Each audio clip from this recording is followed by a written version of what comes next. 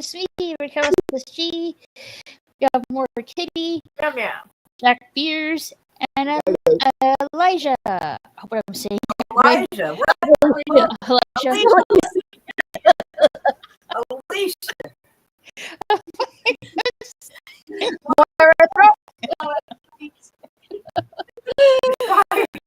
But welcome. Hope everyone's having a good evening on this Saturday evening. Been busy for most of the day, but how are you guys been? How's your guys' day? But other than that, I'm alright. Busy but good. Drink some water. Oh, there you go. That's a big. It's not that big. I just held it up so it looked big, but I don't know. It's probably like 30 pounds or something. But it's I got my sippy cup. Sippy cup. Yeah, an adult sippy cup.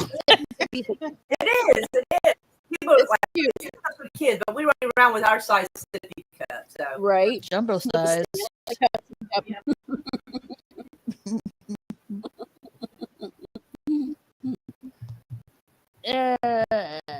Has some lovely. I love chicken sandwich for dinner. Last night I had some spaghetti. I don't like saying pasta, well, I gave her but about I know that the other day. I said, what kind? it's She was not. like, It's regular pasta. I said, honey, there's no such thing. You got your elbow macaroni, you got your spaghetti, your fettuccine, your angel hair. What did you have? Turns out it was spaghetti and meatballs. I'm like, just say that. I know, but I don't really call it spaghetti. I just say I just say it's pasta. Well, it is pasta, but when I ask you what kind, you say regular. Honey, no.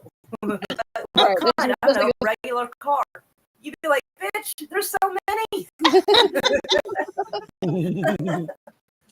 Like, you gotta be specific with me. I do love the spaghetti shells spaghetti. I like that one. My great grandma. There was something about the spaghetti sauce that she made. It was really it was really delicious. I still have the recipe for it, but I haven't made it in quite a while. But yeah, the pasta shells. Nice. Mm-hmm.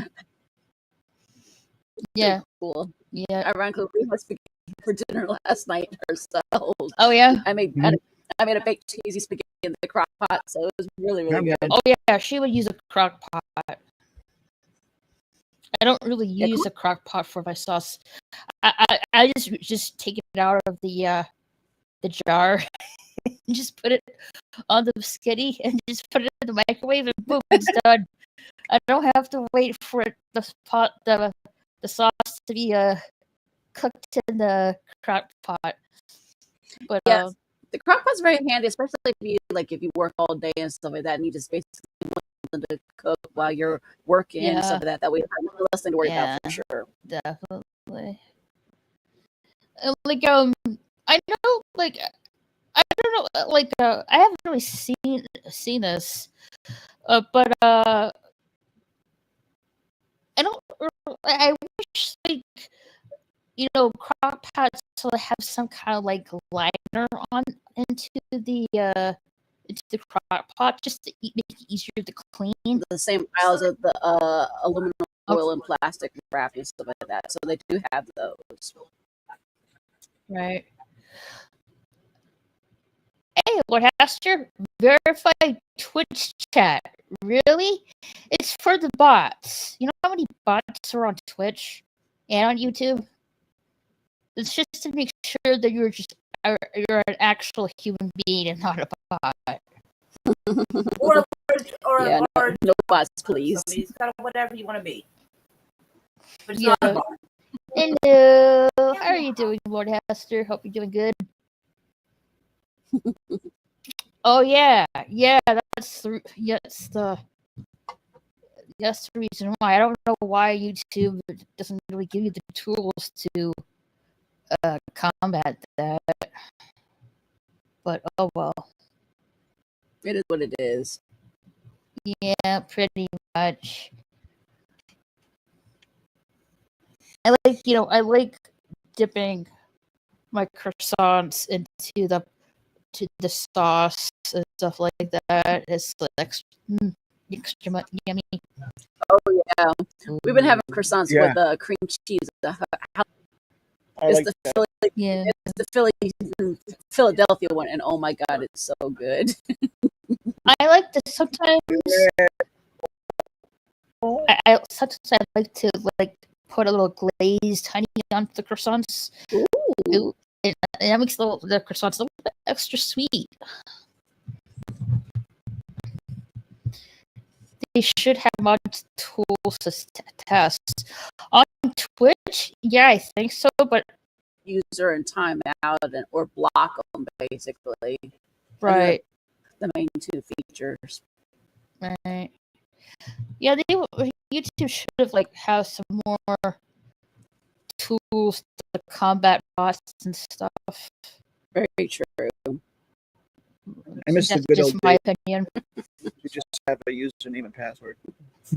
Yeah. Either or, pretty much. Yeah. I miss those days, but those days are soon to be over, Yep. if they're not already. Yep. They're fading away. But yeah, What's fading away? the way YouTube used to be, and the Well, the way the internet used to be, for a lot of these things, they used to just be username and password. You didn't need, anything extra in order to join these sites and services. And now it's, now they want your bank account information. They want your social security.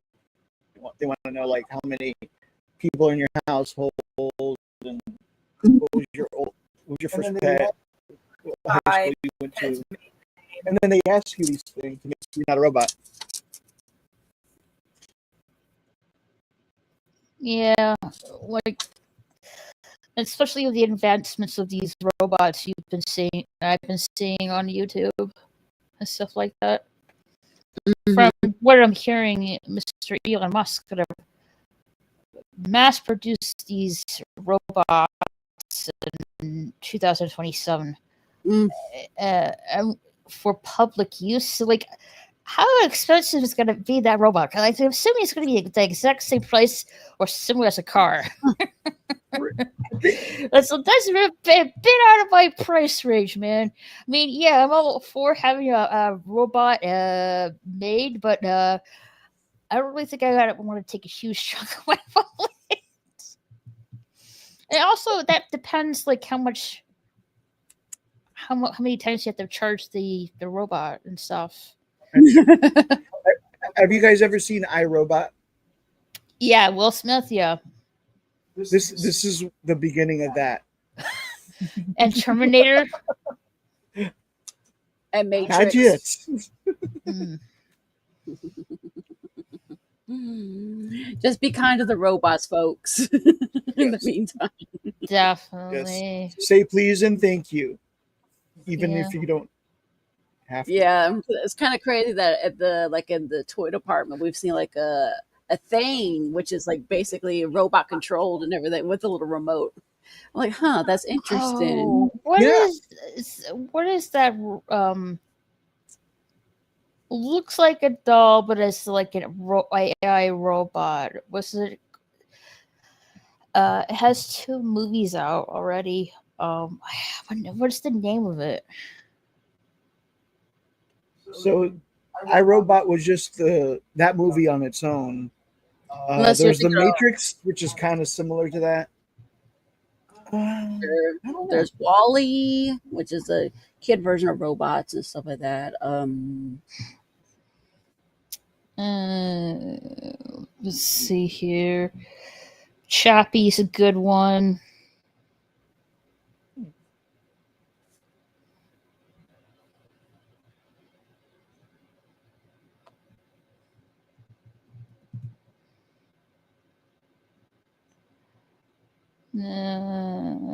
Oh yeah, Megan. Okay, I've heard of those. Okay. Gotcha. We're like almost pretty much there for that, which is kind of scary. That could be. I mean, Yeah. the way I see it is, AI is going to be kind of taking over a lot of things very soon. Well, that's I the think that, worry. Like people are concerned it's going to take out. It's going to take out the working class. right. Yeah, that's. I hope that doesn't happen because, Yeah. Yeah. I'd be out of the job too. Like, Mhm. so I don't know. I mean, as I said, I like the idea of it advancing and stuff like that because I could see that it's the future. I see that Mhm. that is where we're going. That is going to be what they're already putting like billions of dollars of infrastructure just to get the data centers for these things ready. Um, and so, like, it's only going to be bigger and it's going to be so, you're going to be able to make your own television shows, your own movies, your own video games on this stuff. Right. You know what I mean? But I also see high subscription fees for that type of stuff as well. Mhm.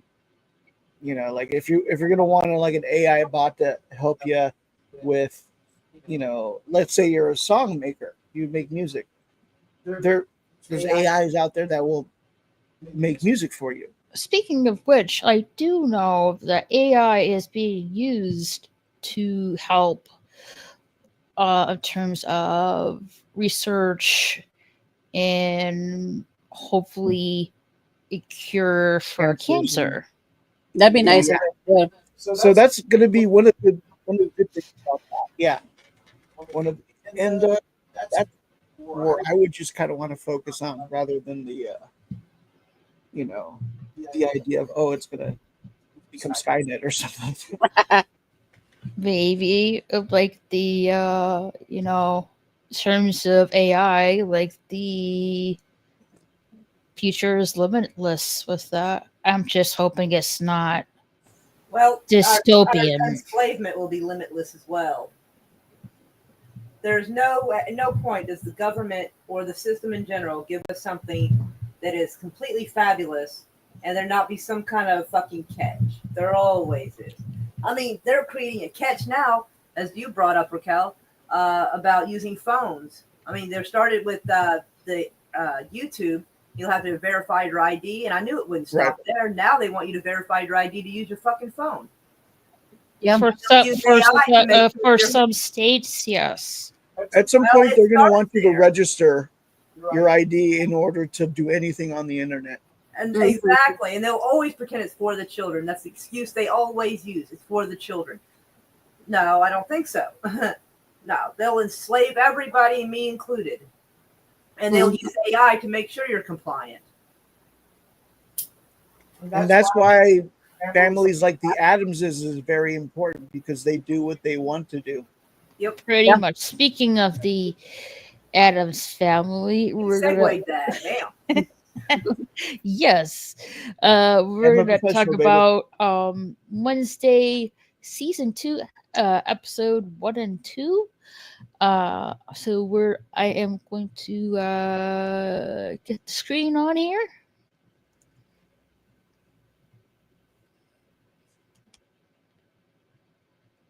Alrighty, okay. Just get everything in order here.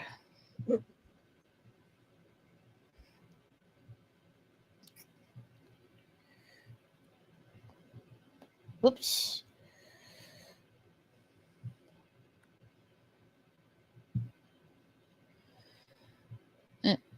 Okay, that looks a little funky. There we go.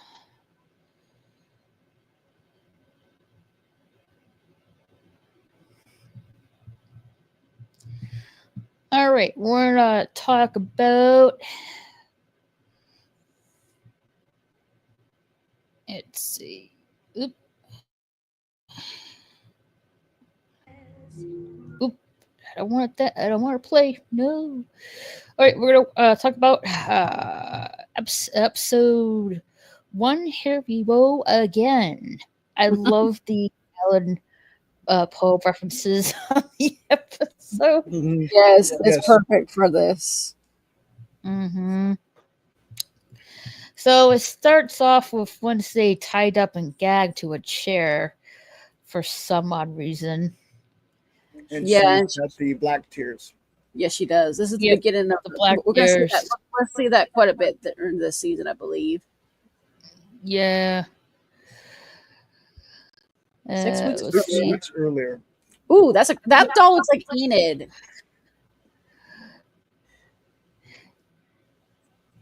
I'm trying to get to it. Yeah. It's tricky. Oh, there we go. Oh, nope. But here are some of the shoots surrounded by dolls. Like it's like a Alice in Wonderland kind of set. A little bit. It reminds me of it. I can see that for sure. Yeah. So She got the six necklace. weeks earlier, she's like holding a necklace with her first initials Yeah, the W. on it. Yeah. And there's a little song playing in the background. Right. You know, how did this song go? Raindrops on roses. Here's my few favorite things kind of song. Yeah, that one is actually from The Sound of Music, which is kind of trippy. Yes. It has a crippier vibe to it. I'm like, wait a minute, that song doesn't go with Wednesday, does it? These are you. Not really. So she says it's been an eventful summer, and she's tied up in a serial killer's basement somehow. Yeah. And who says nightmares don't come true?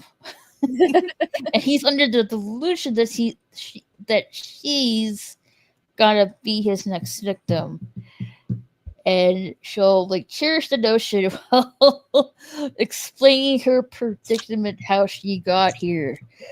So fast forward 6 weeks earlier, she spent her vacation mastering her psychic ability. Yes. Mm-hmm. And all There's the a book. answers, yeah, and all the answers were in goody books of spells.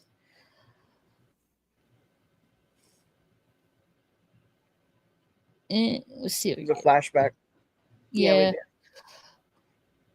did. and she thinks her ability is under her control, but how much under control? Say, and she wants to set her sights on a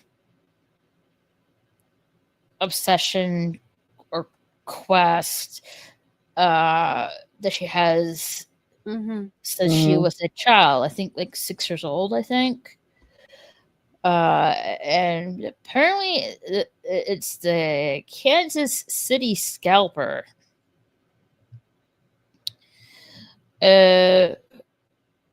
So this is how her ability works. She Okay. needs to physically locate him with an object from one of his killer crime scenes, Mm-hmm. and stuff. And you can see she's done extensive background Work. Yeah. knowledge Yeah. work on her on him. She's. I don't know why she would title it my My- favorite serial killer. I think- Why? I think because Wednesday's quirky like that. She doesn't follow the norms. Like she. So this No. is kind of the movie, the Addams Family. The first one, because the We just teacher- watched that one yesterday. Yes. So the Mhm. teachers has them say, tell us who your favorite, who one of your heroes was. And we see a picture of Barbara Bush. We see a picture of her husband. And then we see a black drawing. And it's like all goth, basically. And the teacher's like horrified. And she says, Oh, yes. Her great, I think, aunt Calpurnia. And it was like this black and white drawing of a woman getting burned in steak. Yes. Yeah. And the, Mhm. and the teacher's just horrified. So it kind of reminds me of that when she's doing this here, when she's saying my favorite serial killer. So it kind of Mhm. goes with the same vibe, saying, okay, Wednesday's into the weirdest stuff that most kids would not be involved into, basically. Yes. Yeah. A doll on top of I saw that. the I think that might be the same doll presentation. that could be the same doll that she has later as a child that she takes the head off and keeps in her bed. I don't know. Yikes. And you can see it which says scalper claims 11th victim. So there's been 11 Oh. victims Yikes. and stuff. Oh no. Be careful, Wednesday. Yeah. Yep, not good. But this is when she was 6 years old. Mm-hmm. And you know, the teacher her peers were just horrified. Right. Yes. To this presentation she's giving out. Or the fact that she's like also like very well organized for a 6-year-old. Yeah, she's smart Yeah. in many, many ways. I mean, He's extremely intelligent. she's ahead of her peers in many, many ways. True. Let's see. I can get a better. Oh, I like that bowling ball with the rubber ducky. I thought that was kind of cool. I do too. So you so again, to physically locate the Kansas City scalper, she needs an object from one of his killer crime scenes, and then you'll see like flipping his fingers at the bowling ball, which is like the rubber ducky. Yes. And like I don't know how they got that, bowling. Like first of all, how they got the rubber ducky in it, and second of all, how they made it so clear. And What I notice is that is a type of resin. yeah, it is. Yeah. You pour it around there into a mold, Yes. I do believe. Mm-hmm. Correct. Mhm. Yeah, and you had to probably drill the holes at the top if it was going to be an actual bowling ball that you would use. I don't think there's holes in the top, but There is. You can see it right here. Yeah. Okay. But the rubber ducky itself, my hypothesis is that that's a callback to the Tim Burton Batman Returns with the Oh, penguin yeah. and the rubber ducky. okay, I could see that. I could also see it being part of his. So Like, it's playhouse, like too. what's the word I'm looking for? Homage? Homage and like a mini tribute, like a callback, basically. yeah, but Remember that's not the like the word I'm Easter egg. Yes, Easter egg. Thank Easter egg. you. Easter Okay, egg. Okay. Literally in an egg.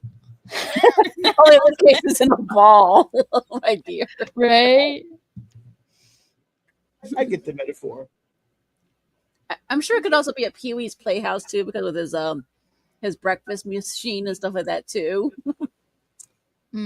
Yeah. He had the bowling ball that kicked off the wake up machine kind of thing that he had too. Oh yeah, it was a bowling ball that did that. Okay, maybe.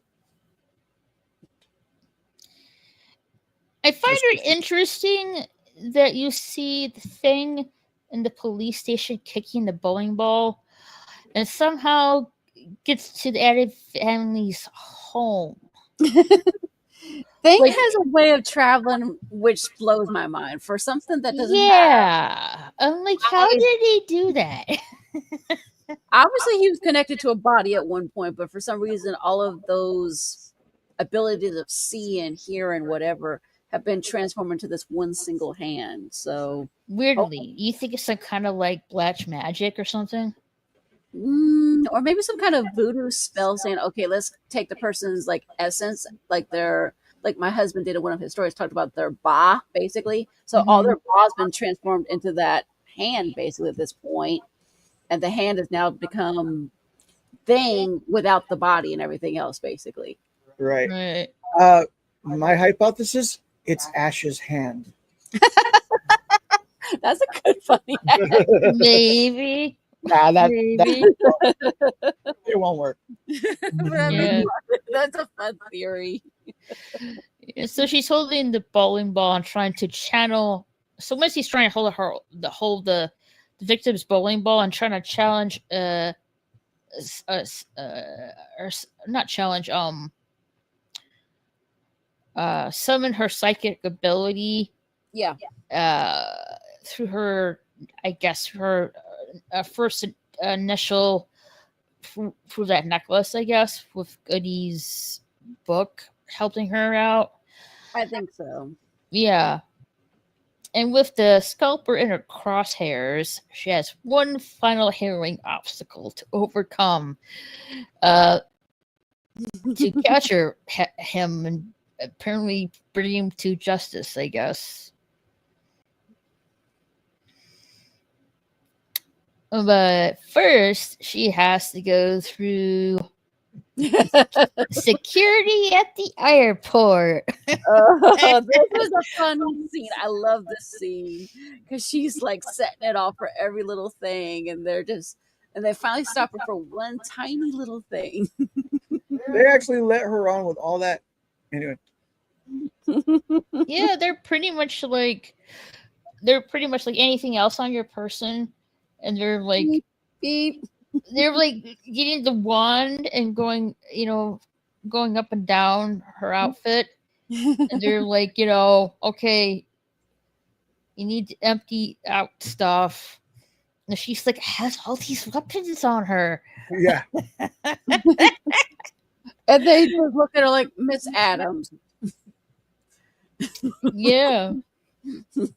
Oh my fucking god! I have a rat in here. I'm gonna have to take a picture of it. Oh, no. I heard the cat playing with something, and it is straight up a rat. It's beautiful, but it's a big fucking rat. No. I am fucking dying right now, y'all. Master Splinter, where have you gone? Raquel, I'm gonna send it to you on Messenger. You have to show everybody, girl. I'm not playing. I Can got we- we can show it after. Okay. Oh my goodness. Oh my god, girl. I don't know how to make it bigger, but So he brings out.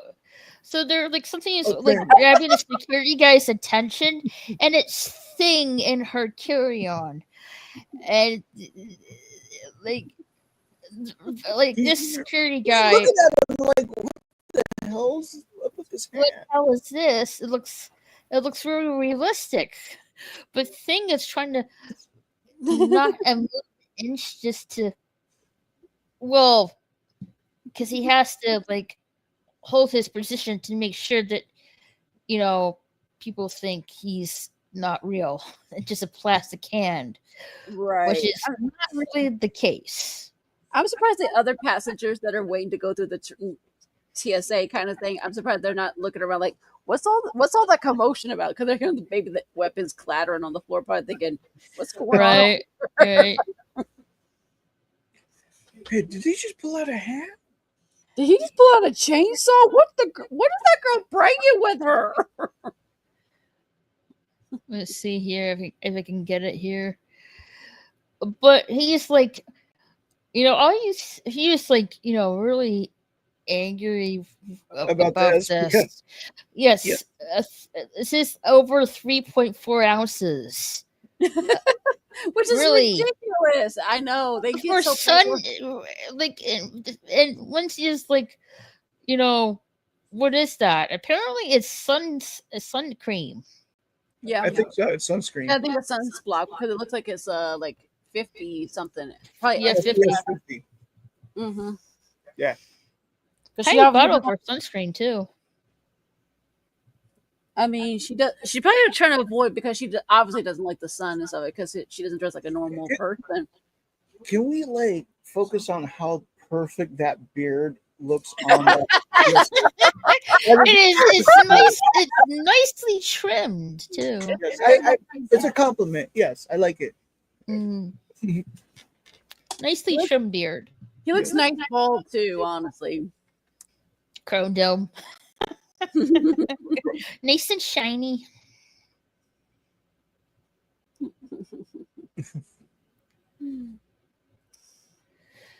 So let's see.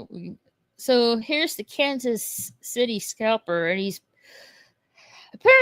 masquerading as a pooch pampering service for Mhm. pooches. Mm. Yeah, which what trips me out is this is Haley Joe Osment, the same kid that was in the Yes, Sixth Sense. Haley And Joel Osment. I'm just like, wow. So he has gone like full circle from being a kid that was like haunted by ghosts to where he's now That is the haunter. That is a good. That is a good observation. Yep, Look- Haley look Joel Osment. Yes, from the haunted to the hauntee. Weird how that works. Crazy juxtaposition. Yeah. I Wednesday love the role. with the Sandy.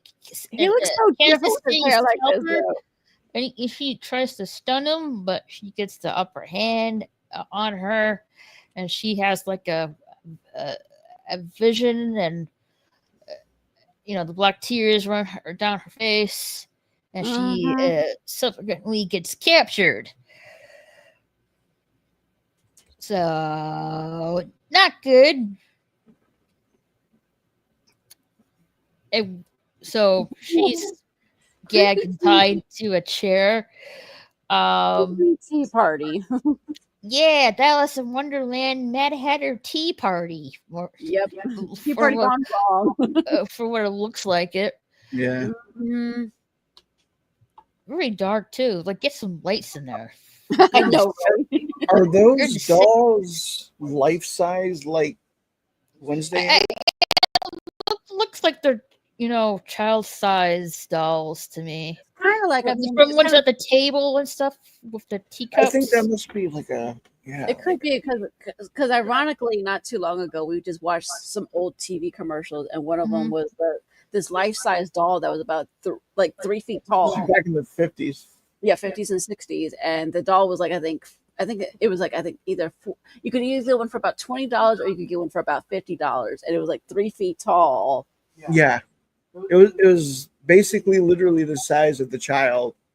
And they could have sleepovers, they could dress each other in each other's clothes because they could fit, Yeah, and it was crazy because at the very beginning of the commercial, the doll almost is at the door, basically greeting the child.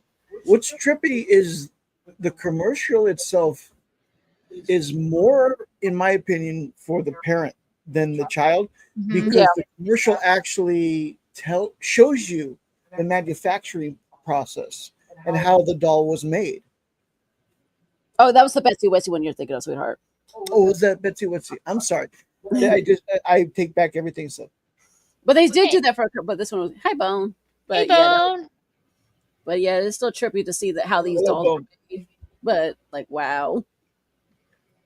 That they have these life-size dolls. Yeah, child-like size dolls at the dinner table, apparently, or the tea table. Either way, creepy. Yeah, and the Kansas City scalpers yeah, bring a table in with all these interesting tools. Yes, he's sitting right across from Wednesday, just waiting to make his move. Yeah. Those tools don't look very so friendly. No. Creepy. Yes. And he brings out a little doll of Wednesday, saying he likes to have a little memento of his victims, so to speak. Right. Which is not even that. Which is like extra creepy. Yeah.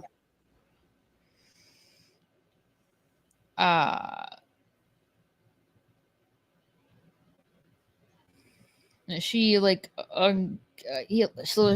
ungags her, and she says, "Let me show you my handiwork." And she turns to the doll on her left, and the Kansas City scalper looks at the doll, and you see the doll's head turning open its eyes, and a Mhm. boom, thing just pops out of the doll's head. Like, like, like if I ever saw that in real life, I'm like, I would scream bloody murder. Very true, because it was definitely startling you. Like, what? Where did that come from? Yep. Right. So there's thing, Yep. and he's like, hitting the Kansas City's helper's head towards the wall. It's like, Yeah. stop Being- hitting yourself. Stop hitting yourself. Stop hitting Exactly. Yeah. It was so freaking funny. Well, before, like, actually, he grabbed his jelly jewels, and then he did, like, stop hitting yourself. Like, bashing his head against the wall, so to speak. Mhm. And, knocks the guy out. That was funny. I'm surprised that, Thing, for just being a hand, is that powerful to Right. knock someone's head against the wall like that. I mean, sometimes I wonder how can he jump as high as he can with just these little fingers. You can't really jump with these things, you know. That's true. Your appendage just cannot do that. Yeah, but I just let it go. Exactly. Yeah. Hopefully, we'll find out why Thing's able to do the stuff that he's able to do one of these days. Sounds One like of they these want to days. use sounds like when they want to bring in his background in the next season. Yeah. Either that or hopefully sometime of this season. We'll see. Yeah. No, Thing points out she has black tears on her Yeah. face, and she's like saying it's a minor glitch, and not to be a word about it, especially to her mom. I guess what she doesn't want her mom to know. And she grabs this knife Oof. and then says, "Let's play dolls." The Kansas City scalper, he's just screaming. Yes, that's a jagged edge of a blade of a knife. Oh my goodness, almost looks like one that they use for like a gutting fish and stuff like that. Right? Or like, some like a game and stuff. Yeah, exactly. Not exactly sharpened; it's just jagged. Yeah. Yeah. Either way, ugh, I would not want that to cut me. No, thank you. No. Look here, he's like just screaming, like, "Help me!" Well, you had nothing to blame but yourself, dude. Don't cross Wednesday Adams. She may end up cutting you. Mm-hmm. Yeah. At the so you see let's see, like, Yep, the scalper. scalper's been scalped and somehow loses his hair. Or wasn't that like, or that, was that his real hair, or it was just like a wig? It might have been a wig then, or she just. I don't know. Or she could, or you do bring up a good point, AVP. Mhm. She cut his hair with the knife and just giving a really, really close buzz cut. Yeah, that's a very true. From what it looks like, it looks really painful. Yeah, Oh no! especially when he's got the cuts above his forehead and above on both sets of his eyes. Is like, okay, she must have cut him with that knife then, By accident. or on purpose, like as a Or, warning yeah. thing, saying, "Hey, I know who you are. I could kill you if I want to, but I'm not gonna. But watch yourself, Mhm. basically." Pretty much. She has the newspaper framed. Like, she got her goal from, when she was a kid. She has accomplished it. Mhm. And if I remember correctly, their family motto, at least in the movies, were we would gladly consume those who would consume us. Yeah, So that's kind of following that family motto. Nice. It seems like Wednesday's, still working on her novel Mm-hmm. and stuff. Her mother, Matricia, comes in, saying she shouldn't be late for her first day of school. And apparently, her mother was hoping to spend more time with her, during the summer, and because she's barely even hasn't even seen her. Mm-hmm. I guess when she doesn't like to hang out with her mom too much, which is understandable. Teenagers, they think they do everything. I know, right? And Yeah, they definitely butt heads for sure. She and her mom. I mean, yeah, definitely. Well, they're both really headstrong kind of women, so yeah. they tend to butt heads, so to speak. Yes. And Wednesday is like, you know, I think she said to her mom, like, writers should refill their creative cups before they begin again. So she indulges in her favorite passions in terms of torment, humiliation, which we already seen what she did with the Kansas City scalper. So I guess that's her kink. I think so. She Interesting. loves to mess with people. I agree. That is her kink. Yeah. And her mom's like wondering when she can read her novel, which I guess puts Wednesday's guard up. Well, I mean, here's the thing. As a writer, because I've written a lot, so people are always like wanting to know what are you writing, and then they want to read it. Mm-hmm. I think, and then they sometimes want to give you the cookie cutter mold, saying, "Oh, I loved it; it was great," even though inside they might have hated it. But basically, they're just trying to say, "Oh, how are you doing?" And then they want to compare it maybe to some actual writers they have read from other authors, and they'll say, "Did this person sound like someone else I like or admire?" Maybe, I don't know. That's something I can speculate. Yep. DJ Playnice, hello, how are you doing? Chat, be safe, have fun, take care of your crew, and rock. Thank you for being here, DJ Playnice. Hope you're having a good evening. Yeah, like I think she's just on edge because she's still writing her novel and she doesn't want anyone to see it Mm-hmm. just yet.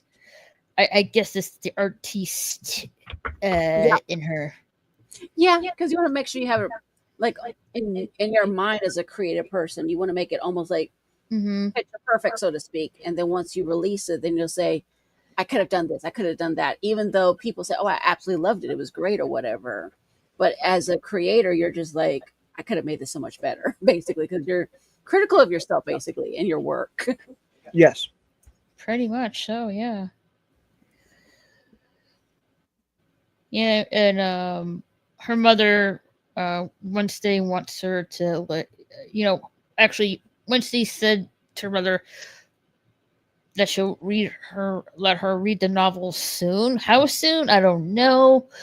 And her mom is like telling her to hurry up for school, and she turns to like Thing and says, "Remember where his loyalties lie."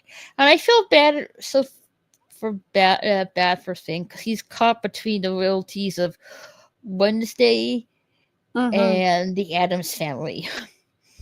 So he's like pinned on both sides. Yeah. Which is unfair, in my opinion. No, I can see that for sure. I mean, he loves Wednesday in one way, but he also loves the rest of the family in a different way too. Mm-hmm. True enough. So they're like the Addams family is going back to Nevermore Academy, and this is going to be the first year of Pugsley's coming. going to school. He looks great in his uniform, and this color looks so great with the purple and the red and the black and the green of the scenery that's behind them and in front of them. It looks really great together. It's actually really well framed. Yeah, no, cinematographer, like, well, worth it.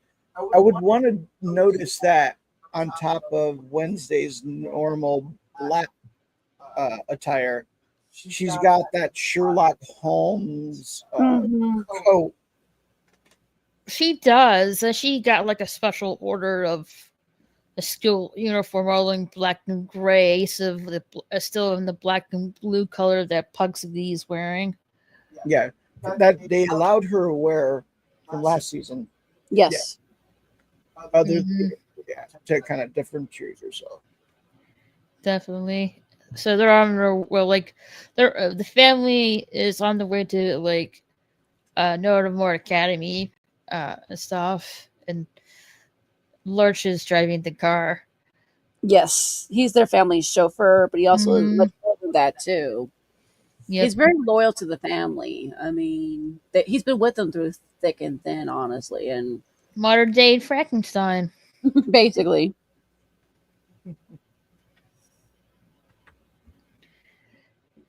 Oh, like they look really beautiful like together. And Oh, stuff yeah. like They that. do. Very, Wonderful here with the guy who plays Gomez. They do a beautiful job here. mhm, Yes, definitely. I don't really. I know, like in the Addams Family movie in the early variations, Gomez is pretty much this skinny guy. But I Mhm. really, I don't, I like if people were like griping, like, oh, he's too heavy set, and I'm like, I don't really mind it. I don't really see what's the problem here. No, The there's dad bod is in style for one, and two, the original cartoon in the 30s, he was short Yes. and thick like that. So Mhm. I was gonna mention that. Yeah. So I mean, I remember initially like being like, I don't know about it, but then it was like, well, that's traditionally how he's supposed to look. So I was Mhm. like, I gave it a chance. Actually, this guy's good. I like him. Yes. I approve. I forgetting his name. Um. Oh, Gomez. I don't. What do they call I him? know. I know the actor's name. It's the tip of my tongue.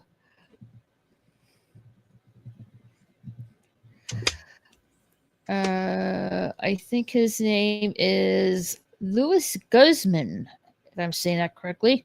I think so. Yeah, sounds right.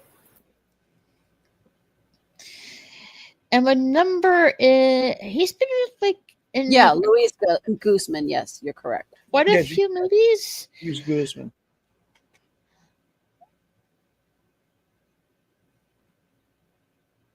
Let's see. I think he was in. Let's see here.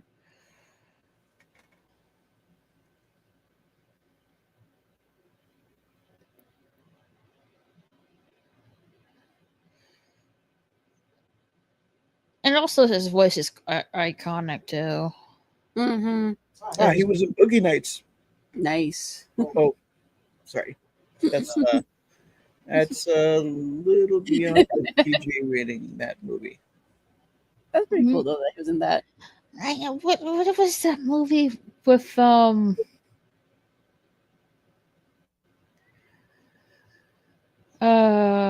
yes, the movie Waiting with Okay. with Ryan Reynolds. That was a funny movie. But yeah, he's a really good actor, in my opinion. Yeah, Eh, he's been at it since 1977. Wow. His first role. Yeah, so they're like, heading towards Jericho, which is like 5 miles away. I can't really pinpoint it, but they did pass the sign in this scene right here. And uh let's see if I can get it, but I don't know if I can get it. But yeah, and this right here, Pugsley uses his electric ability to hit the Jericho 5 mile sign And Gomez is like, "That's my boy. You and Uncle Mhm. Fester with the same ability." Yeah, And- he does something Yes. similar before in the movie, Mhm. actually, with the stop Yeah, sign. Yeah, and he did. Yeah. Pugsley thinks it's weird that that ability was skipped from his dad. Apparently, his dad doesn't really have that ability. His dad doesn't have that. He That is instead interesting. have the strange ability to sword fight like the best of them. True. Sure. Well, that's that's also a good ability. And Trisha, the mom's like, being an outcast isn't about what you can do. It's the state of mind. What Mhm. you can do with your ability, of what you have. Right. Which is, words of wisdom here. But in Wednesday's point of view, she thinks her brother needs to work on his aim.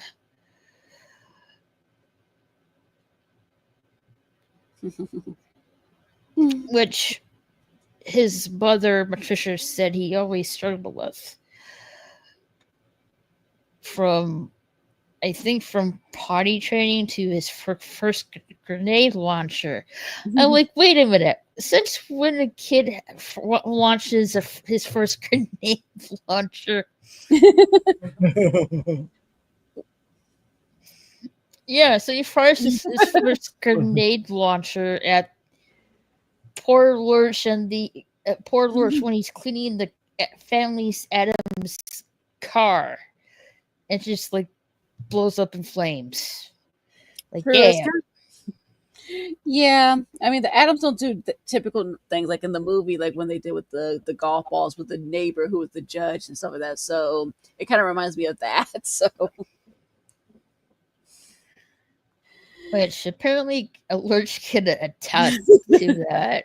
and Lurch is probably thinking, "Oh, don't remind me." Yeah, he just got the car out clean and then just goes up in flames. He's almost glaring at him and seething underneath his breath while speaking. The story is if only Lurch could talk, could tell us more. Like, it's pretty funny. Like, but poor Lurch. Wednesday's mother, Patricia, is glad that Wednesday's taking interest in her brother. I don't really think that's for that reason, though, because she says so herself that she's taking a mental list of how his ability can serve her needs. That's not very sisterly. No, that's very true. I don't know.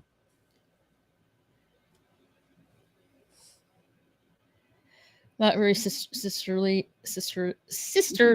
at all.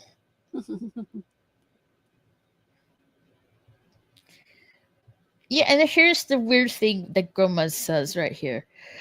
Saying to Wednesday, "That's my little spirit bombita. There is no family, only an I." Like, wait a minute. That is completely the opposite. Yeah.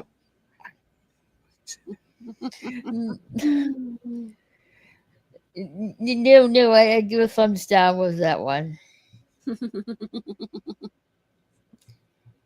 And I don't know how, but once they predicted there was a stop sign coming up, or I guess maybe she knew that it was there before. I guess she knew the route. She probably remembered, from traveling. Yeah. I guess. And he tells her brother Pugsley to hit the center of the O, but Pugsley doesn't think he can. And Wednesday threatens that if he doesn't, she's gonna hit the eject button. Right. which publicly retorts that only Dad can. But to his, I guess, surprise,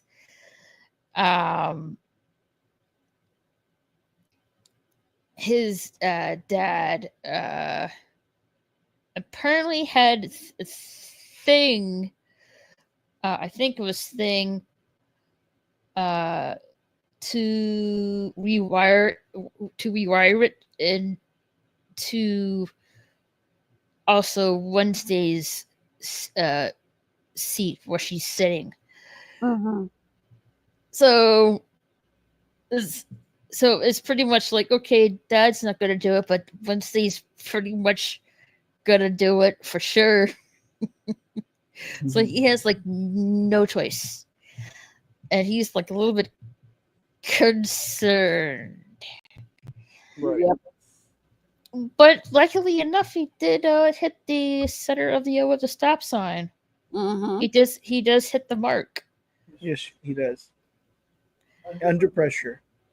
under pressure, yeah, and it causes a huge traffic accident. Yes. Which they don't care about. They just really drive away from. Mm-hmm. Yeah. Yeah, get rid of the stop signs. You're gonna have a major traffic accident, and you just see in the background. Well, I hope you can see in the background. Yep, flames because of the, the aftermath of chaos they just created. Yes. But I think everybody survived that 4-car accident. Mm-hmm.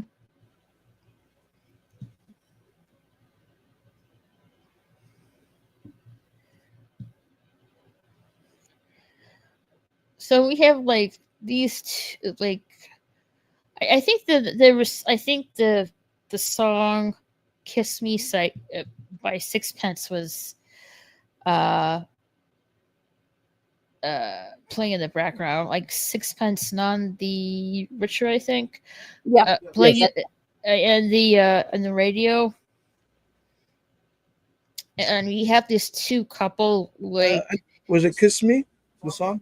yeah, "Kiss Me" by Sixpence None the Richer. Kiss me. Yeah, that one. Yeah, yeah, pretty Mhm. much. So these two couple are meeting, and I guess at the park for a picnic. I guess because you have the wine bottle and a boom box right here. Mm-hmm. Here's the basket. Seems really lovely. Yeah. And then for some odd reason, you have this weird guy looking in the woods, taking pictures of the couple. He might be like a private investigator kind of thing, because that seems to be a traditional Mhm. kind of thing. That's Still creepy though. very creepy. And he's like getting concerned because all these, crows are, Yes, which is around ironically, him. which is ironically called a murder of crows, and they're getting ready to Yes. perform a murder. Yeah, and you see a crow with one red eye showing up. Yeah, that's creepy. With that, Yeah, and that crow pretty much cawed very menacingly. yes, And then he's getting concerned with all the crows showing up and stuff. It's like what's going on here? And then the murderer crow starts attacking him, and he has no choice to go to his car and calls someone saying that they're like saying that they're on to me if I don't make it. The evidence is at the bullpen, and he looks the back of his vehicle here.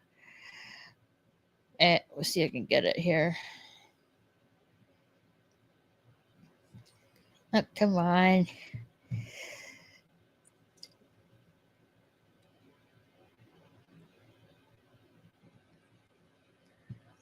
Now, how did so he looks back in this vehicle, there's a bunch of crows in the van, in the back of the van. That Like, how they got in there? We are definitely witnessing a murder. Yeah. In multiple ways, my dear. Do you think they got in through the ceiling window right there? They could have. Yeah. And that's all like Mm, that's all that it makes it's not- sense. And I think the doors are open too. I think there's another right above or like above One that, right there. right at the edge, yeah. But you can't see if it's open or not. Yeah, I think it's like Yeah. a single kind of thing of sorts. Yeah.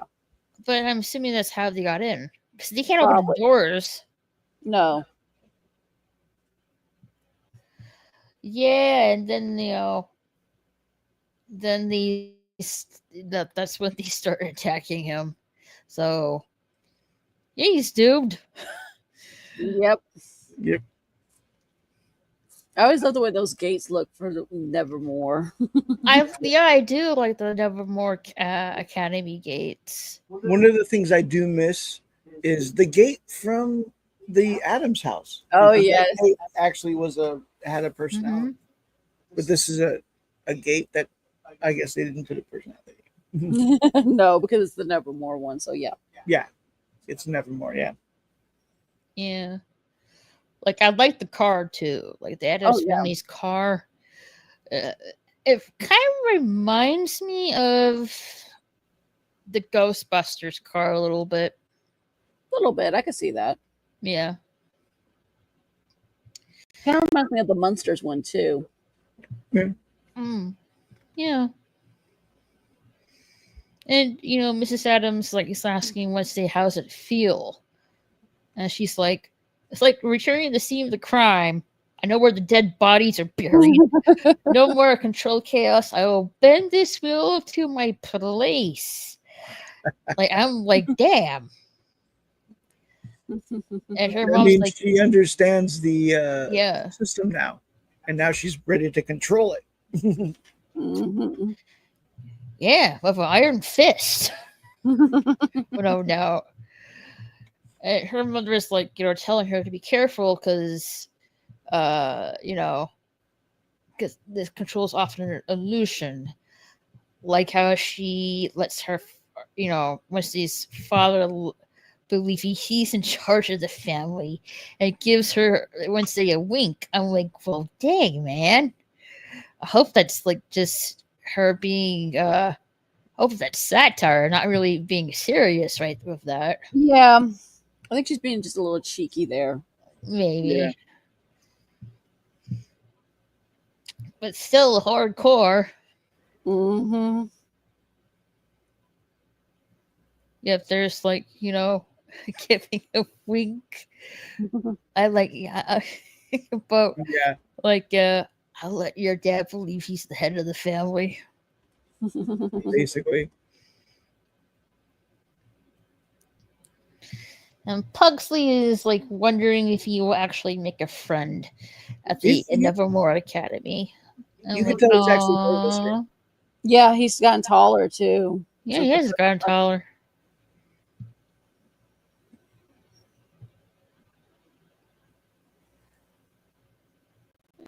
And his dad Gomez is trying to give confidence to Pugsley, saying that he's that he'll make a lot of friends, and the people at Nevermore Academy are their people. Mm-hmm. Mhm. I'm like, that's really nice. Yeah. And the parents are going to help Pugsley getting settled in, and of course the mom Patricia is telling Wednesday to take care of her brother, which Wednesday says she will always do, and we pretty much seen that from the first season when she when he was getting bullied by when Pugsley was getting bullied by his peers from the last season. Yeah, that's when she You know, she'd bring a bunch of piranhas to the boys swimming team. Yes. Yep. Hello, I don't know how to say your name, but hello, Eo. Say Eo. Hey, hello, Eo. How are you? Yeah. So that was like so. That's pretty. Like it was pretty. A little bit grisly. Mm-hmm. Mhm. And you know, we see a flashback of like Wednesday. I don't know if I can show it. Oh, no. Let's see if I can get it. Yeah, we see a flashback of young Wednesday and Pugsley, Yeah. and Wednesday's putting Pugsley in a coffin and sealing this coffin shut, like he's like crying. Aww. Whatever. I don't. She's like. I don't know. So Pugsley and Wednesday would do these things to each other. Mm-hmm. You know, they would kind of play torture with each other. And this is just one of those with Pugsley. Yeah. So he's literally the guinea pig. Basically. Yeah. But somehow they all survive in the end. And, Yes. and they become closer as brother and sister. Mm-hmm. Weird. It really is. Yeah. That's why that whole family is weird. Like and none of it really makes sense, but it works. Either way, it's crazy. Yeah. It's their own Yeah. closeness in their own weird, crazy way. Yeah, and she's like giving her brother some ground rules. Like no eye contact without permission. Bullying assistance requests must be submitted through writing, and that thing reports only to her. Like really, you're not gonna let She took- you're not gonna immediately let took control Thing of help poor Pugsley. She immediately took control of things. Remember, Thing is like, you don't treat me like a slave. You know, and here they are like negotiating his control. Damn. Yeah. Very sorry. Like, dang, like Thing's not a prop to be used, even though he's a hand. True. And later on, he actually like says something about that. You know, like Mm-hmm. he does. You Up know, a fan club of Wednesday that see is there. oh yeah, that the fan club. Yeah. Yeah, Yeah, with the one that reminds me of Annabelle. Yeah.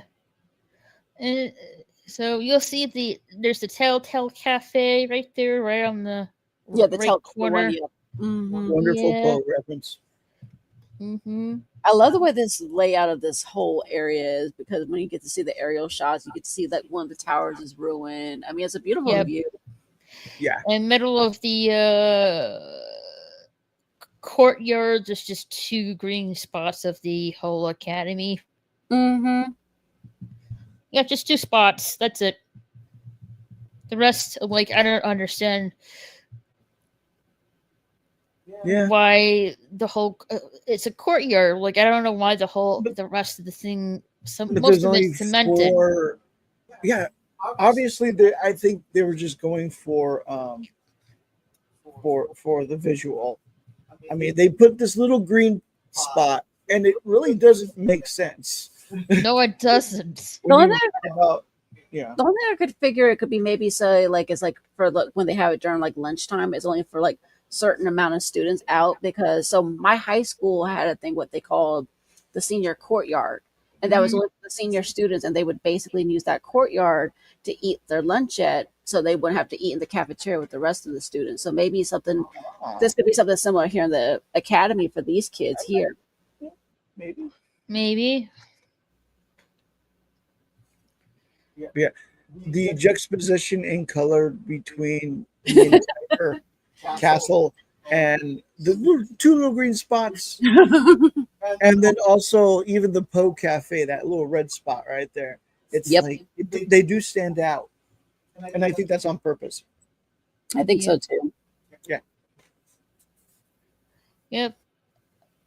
Wednesday's uniform is totally black and gray, and everyone else's uniform is Yeah. blue and black. So now she's dressed as Sherlock Holmes, as you see. She's got that Sherlock Holmes. Yeah, the snoot, I think they call it. Yeah, exactly. Snoot or a cape or something, I think it is.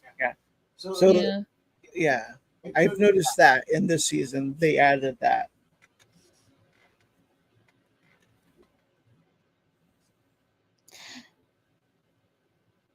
I don't really think she realizes she's sticking out as a sore thumb among her peers with that entire black outfit.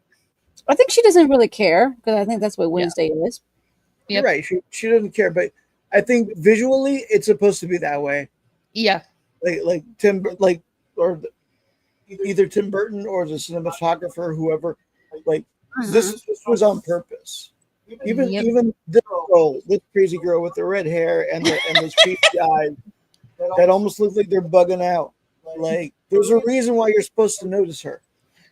I think in a way we're supposed to be like from Wednesday's perspective, because she's the outsider, so we're the outsider looking in, basically. And so I think that's the reason why they do it that way, because Wednesday's the outsider. We're the outsider that's watching her and her. We are watching her perspective. True. Yep. Yeah, and these, apparently everyone in this, apparently her peers are excited to see her and taking pictures of her. Yeah. And the redheaded girl here and her friends ask for Wednesday's autograph. And she's definitely the Annabelle look, and also she looks like the original Wendy's mascot. Yeah, the Wendy's mascot. Yeah.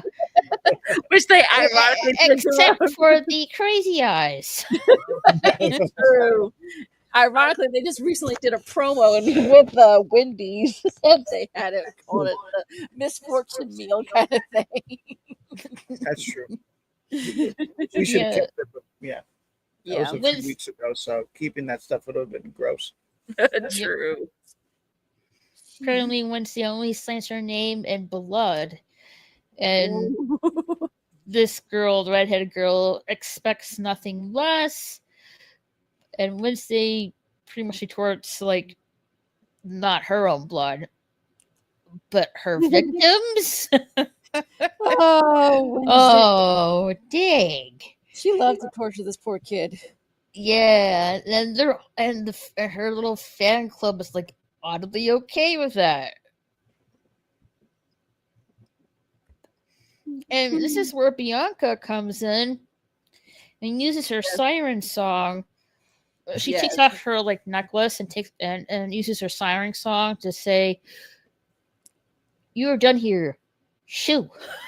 I love Bianca and her eyes because they're so cool looking, honestly. I know they're probably contact, but they're so cool. Yeah. Once they find that whole fangirl meetup disturbing, and Bianca's telling her she has to get used to it. You're a big deal with the whole saving school from the Demon Pilgrim thing from last year, last season. Mm-hmm. And Wednesday doesn't understand why anyone still cares about that. And Bianca's you're not much of a clout chaser, are you? popularity doesn't play the laws of physics. The harder you repel, the harder it comes to you. I'm like, she does have a point with that. Yeah, I agree.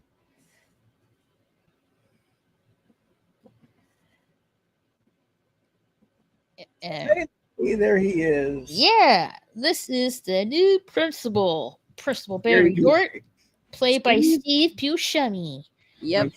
I know some of his movies, not very, not a lot of them, but I know some of them.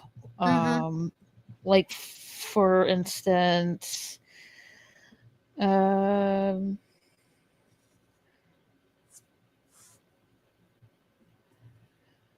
Armageddon, for example. Yeah, he was part of the crew that went to the asteroid. Yeah.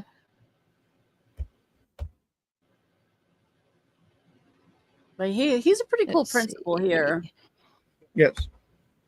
Pulp Sort of. Fiction, Escape from L.A. Let's see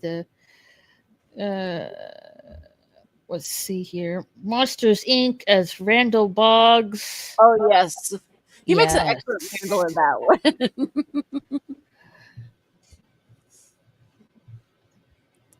He was in Fargo. Yep, he was. So he's the new principal of Nevermore Academy, replacing Larissa Weems, who was the principal shapeshifter.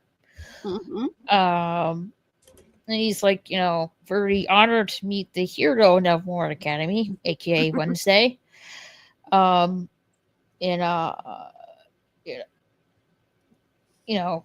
doesn't know how to react to this. And the principal Barry Dort is going to reinstate the founder Pyre Santa Mary. That is an old outcast tradition. Big bonfire, and he wants Wednesday to be the student of honor with that, which Wednesday doesn't really want to do. Yeah, she doesn't like being the center of attention too much, honestly. No, No. definitely not. Because she said she would rather be burned at the stake. like, dang, it's like, how dangerous that is. She was thinking kind of like tis but a flesh wound to me. Yeah, but a flesh wound. Principal wants her to reconsider because he wants to have Nevermore to return to its glory days. Which I'm curious, what kind of glory days did you mean here? Right. I think it was the glory days from when, like, Morticia and Gomez Yeah, went to that school. that's a good possibility. Yeah, I could definitely see that for sure. Yeah, definitely. But also Barry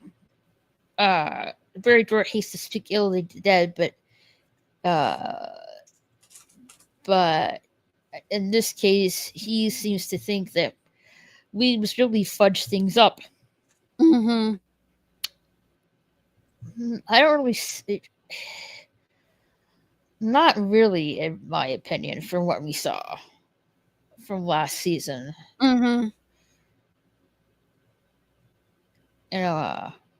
Wednesday apparently doesn't like to speak ill of the dead, either because it's much more fun. It's much more fun to demonize the living.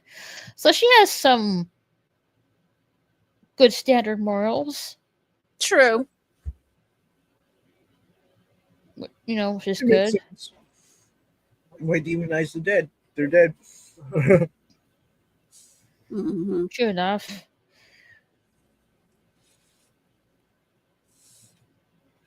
Let's see if I can get so first of all, this pics and fan mail off the door, of the dorm room. Those are pretty well done, some of them, especially the one on the far right, the one above the one that says "We love you." Mhm. Wednesday, we're your biggest fans. Those are really, really well done. I wonder if they're actually ones that the fans sent in. Maybe, I don't know. I mean, let's see if I can get. I don't know. I can get it. There you go. Our hero. Yep. One of the fan mails on the door.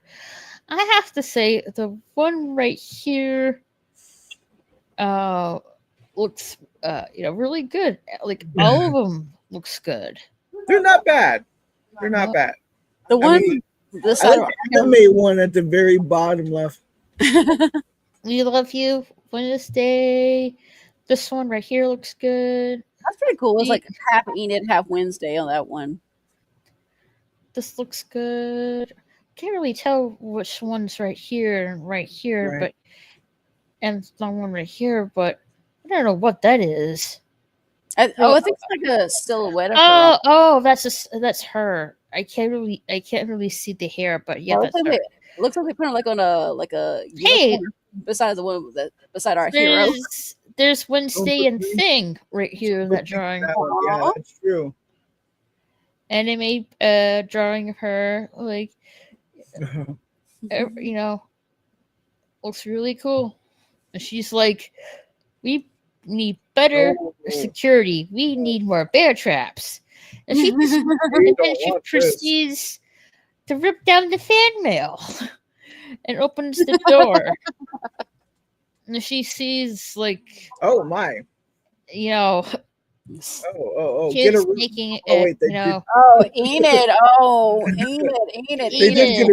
Enid. Like, someone, two people are making out, and then there's seems like a party is going on in the dorm room, and there's Enid saying, "Howdy, roomie." Welcome to the party. Good to see you again. I missed you and everything.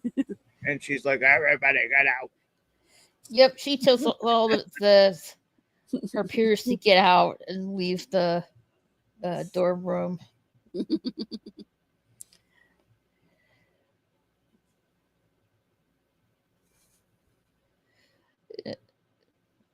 So they're leaving.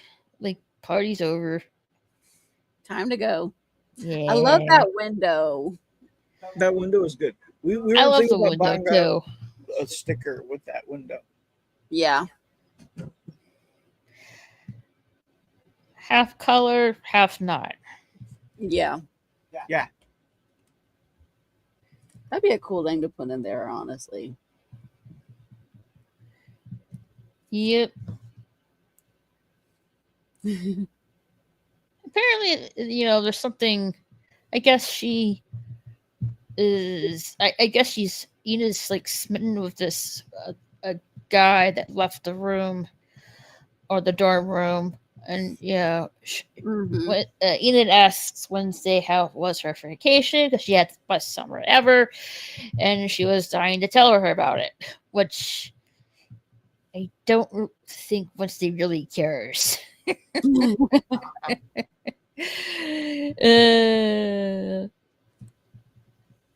She brings out her typewriter case. Yeah, those are pretty cool. I like those cases. It reminds me of like a music case as well. Yep. And apparently Enid got her a gift at the Lupin Palooza in Golden State Park. So obviously she went to California. Yes. California. It's been a long time since I've been there. Went to San Francisco. Nice. Yeah, she got her a Beowulf Madness t-shirt. Which I don't really think Wednesday's going to wear. No. Probably not. No. She is not a billboard. She's not a t-shirt type of person. No. And Wednesday got a gift for Enid too, and it gives her Like I the said, that doll reminds me so much of Enid when I see her. And it obviously reminded Wednesday of Enid because he gave it to her. yeah, it gives her the big doll that has apparently real human hair on it Oh my. with a What? tiara. Oof.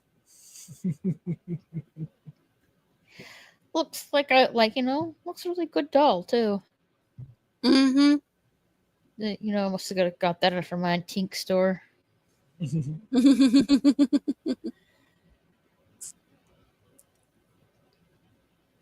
Yeah, Edith's a little bit weird with the doll, but accepts it anyway. And she expressed to Wednesday that she wants to secure her place in the pack and become the dance troupe captain, and to finally join the Nightshades, which I guess is the Wolf Pack. I guess. I think so. Mhm. Like a secret Yeah. society kind of thing. I think so. Mhm. And Wednesday just wants to avoid people and work on her Viper de la Muerte novel, which is her novel. Yeah. And Enid, to her, sounds like doesn't sound like much of a personal evolution. Which when Wednesday says she doesn't evolve, she cocoons, which I can totally see from Like that. Wednesday's perspective. It totally makes sense the way she would say that. So that makes sense. And Enid it's wondering if Wednesday got that pebble or she was interested in. Look at all those little bookmarks. Posting them, yeah. Bookmarks. Yeah. Yep. How Wednesday. did you find the right one? I have no idea. You think they would be like color coded? Like they are. I know, Wednesday but with did. different colors. Totally I mean, yeah. Definitely. I guess the page that we're looking at is called. Wednesday says it's called "Death by 1,000 Notes," and Enid points out there's a typo, and which when she says there's not, it's just an English word for dismemberment. Mm. Really, that's interesting. Apparently, that whole novel took 2 years of her life, and people have to pry to her cold dead hands before it's changing a single thing in that novel. Yeah. Understandable. Yeah. She purposely wrote everything to set up for whatever future chapters were. And of course, what they wanted to do is just remove all that shit. It's like, why would you want to remove the context? Yeah, exactly. Yeah.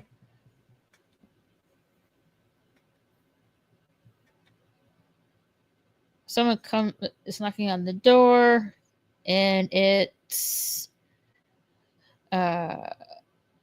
Enid hides, and let's see if I can get. I believe it's Xavier. Yeah. No, it's Ajax. Sorry, Ajax. Yes. My bad. Yeah, and he has like a very cute pink unicorn plushie. Which matches Enid. Perfectly with her hair and stuff.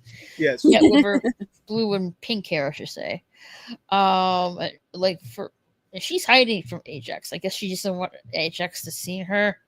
Yeah, because she's in the process of trying to break up with him unofficially, basically, even though she hasn't told him yet. Ew. Ooh, awkward, right? Very. Yeah. Yeah, her and Ajax are like Wednesday and Ajax are like catching up with each other. Like, I was just summer, like, and Mm-hmm.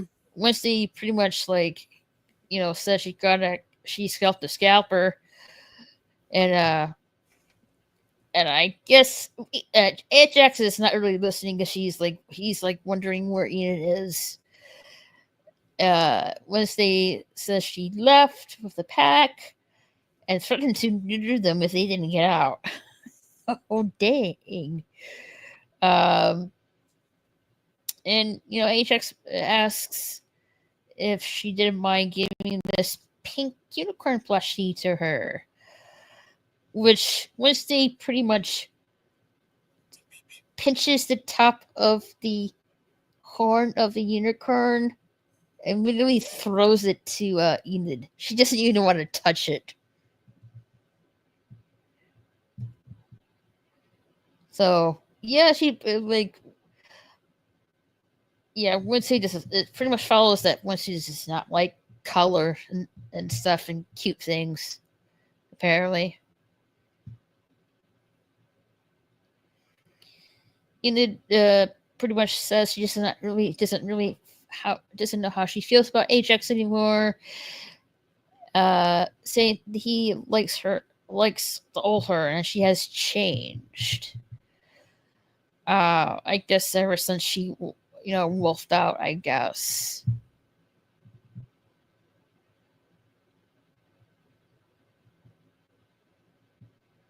And once he's telling her to just talk to him and get over with.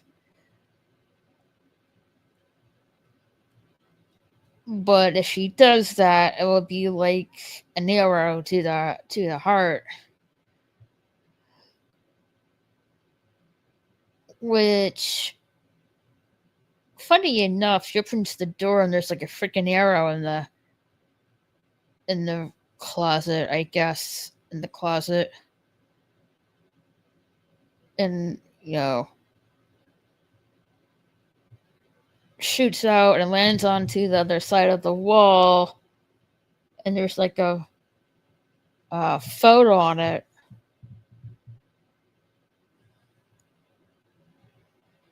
Saying, "Welcome back, Wednesday. I'm still watching." Who exactly? Not really sure.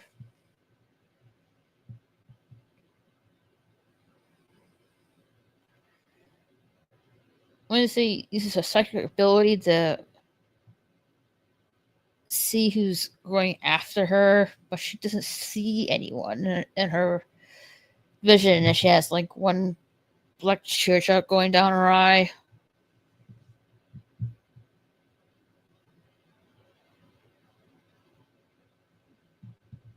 And Edith points it out just so she has a little something, and when she says it's nothing, and you can see that things getting concerned.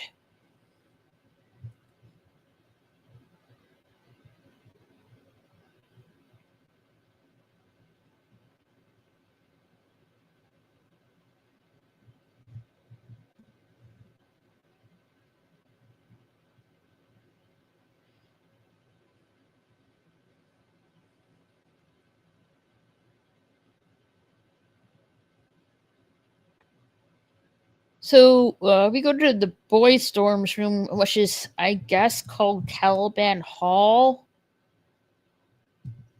And we see Eugene there, which is the B guy.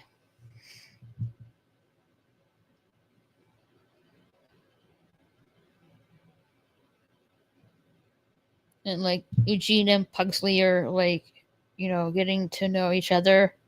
And that's Eugene's mom. I think her name is Janet. Right. And of course, Eugene is in for a big surprise hanging out with Pugsley, because they're going to learn a lot about how zombies are made. Yeah. Apparently, Gomez is just taken back in nostalgia of being in Caliban Hall again. And Pugsley and Eugene are shake hands, and I don't know if it's accidentally or on purpose, but Pugsley electrocutes or stings electrocutes Eugene's hand. I mean, I think it was one of those like introduction to like, hey, this is my power. Mm-hmm. I shock things. You know? Yeah. I think that's kind of what it is. And then, it makes sense later on when you watch later on. I don't want to spoil it yet. It's okay. But yeah, there's a zombie that it's Yeah. We'll get to that. There's Eugene's mom, Janet, and Miss Adams, and yeah. I guess I don't know I've what always loved her, Eugene's last name is. right. Yeah. I don't know either, but I always loved what they always put on Morticia and Gomez, the clothing on both of them. It always made sense. But I always, even in the comic version, from the comic version to even to how they're doing it now, with Morticia, they always have the gown going all the way down to the ground and kind of dragging a little bit. I mean, obviously, practically that would not make sense at all. But I always thought that was a nice look, and they always even in this version they do that. I appreciate that. And with Gomez, they keep this like kind of like Jack Skellington red and black stripe look for him that actually started in the Addams Family movies in the 90s. I think. Yeah. So his last name is Ottinger. So I guess that's Mrs. Ottinger. Okay. Janet That's Ottinger. okay. Yeah. So Eugene Ottinger.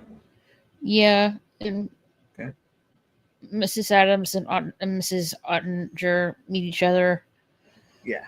And Mrs. Ottinger, aka Janet, says she wasn't sure that she wanted Eugene to come back to Nevermore, but Eugene insisted. And Pugsley, not reading the room, Nope. asks Eugene what it was like to get gutted by a Hyde. And says Eugene says he sometimes wakes up screaming, which is horrible. And Pugsley is just amazed by that. It like brother like sister, I guess. Have the really weird hobbies.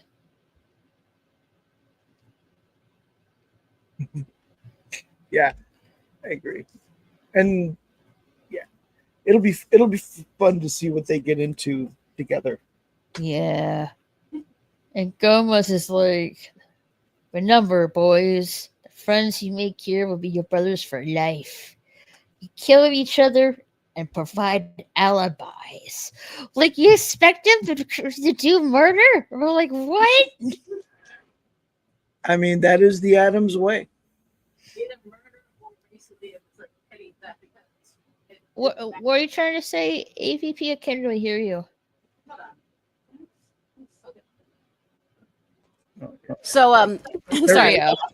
Okay, sorry about that. So basically, back in the movies, we find out that basically that Gomez and his brother Fester were in like a juvenile camp kind of thing. So it didn't have to be basically murder. It could have been just like theft, or it could have been like robberies, or it could have been like a stealing a car or something like that. So I think that's what he means when he said just the allies, not just murder in that kind of case. Well, they even pulled just pranks together, like going into lakes with shark fins. on Yeah. their backs. Yeah, just to scare people. Mm-hmm. Yeah. Yikes.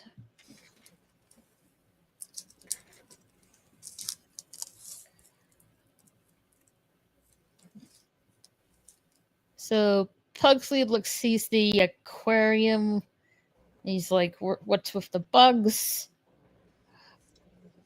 And we all know Eugene can control bees, but now he can control other bugs, which is like caterpillars, I guess.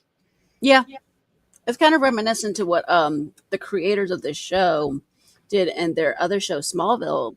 They had a character that was involved with bugs and stuff like that, and that was like reminiscent of that. Basically, it reminded me of that because that particular character was obsessed with bugs and basically transformed into a bug at one point, which was really weird.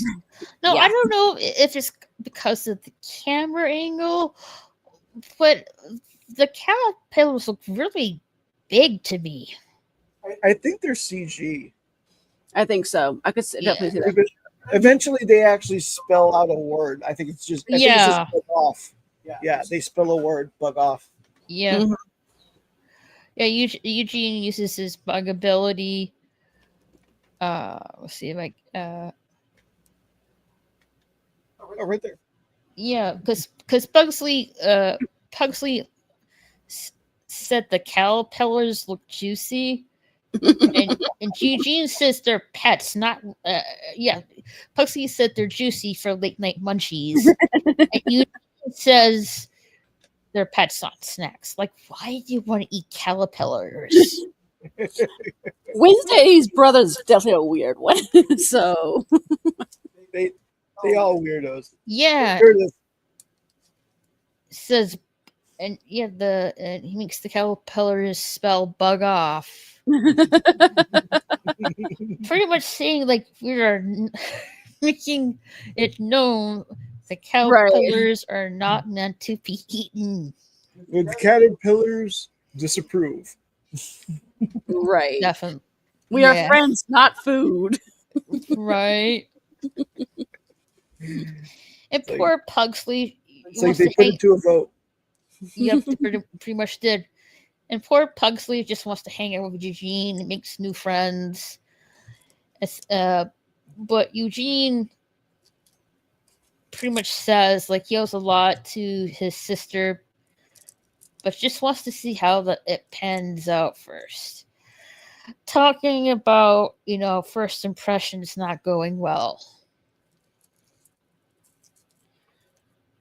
And poor Pugsley just feels, out of sorts.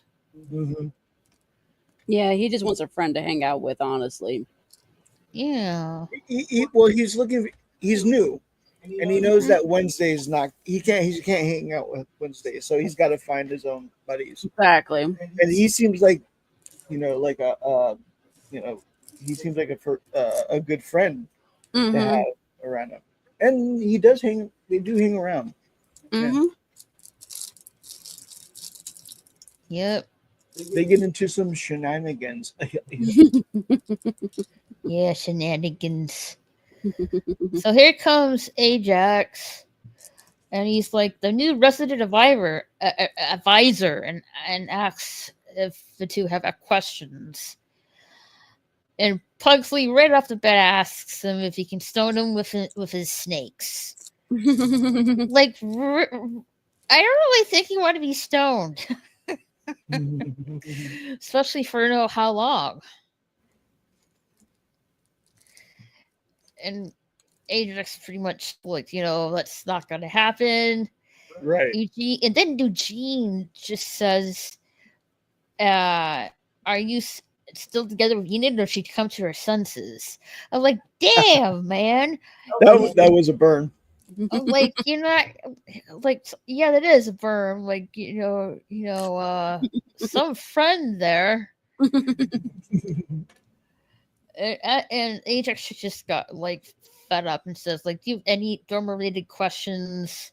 Which is like pretty much a no.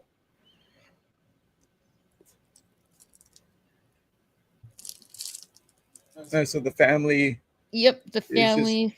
Yep. gathered here in front of the principal. Mm-hmm. Principal Barry Dort. And And apparently Lurch too. what? Yeah, Lurch is in the right there. Lurch is in the Yeah, the background. Lord's just right there. Yeah, he's right Yeah. there. That's And, why I said family meeting.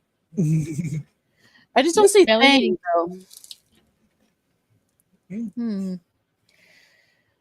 Maybe Yeah, he's in a little house. I guess.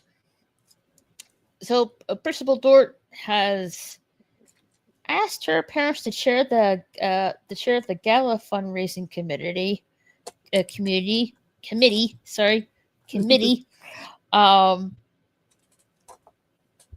And apparently Vincent Troop that we saw from last season chaired the last 3 years, but after Xavier was falsely accused of murder, he pulled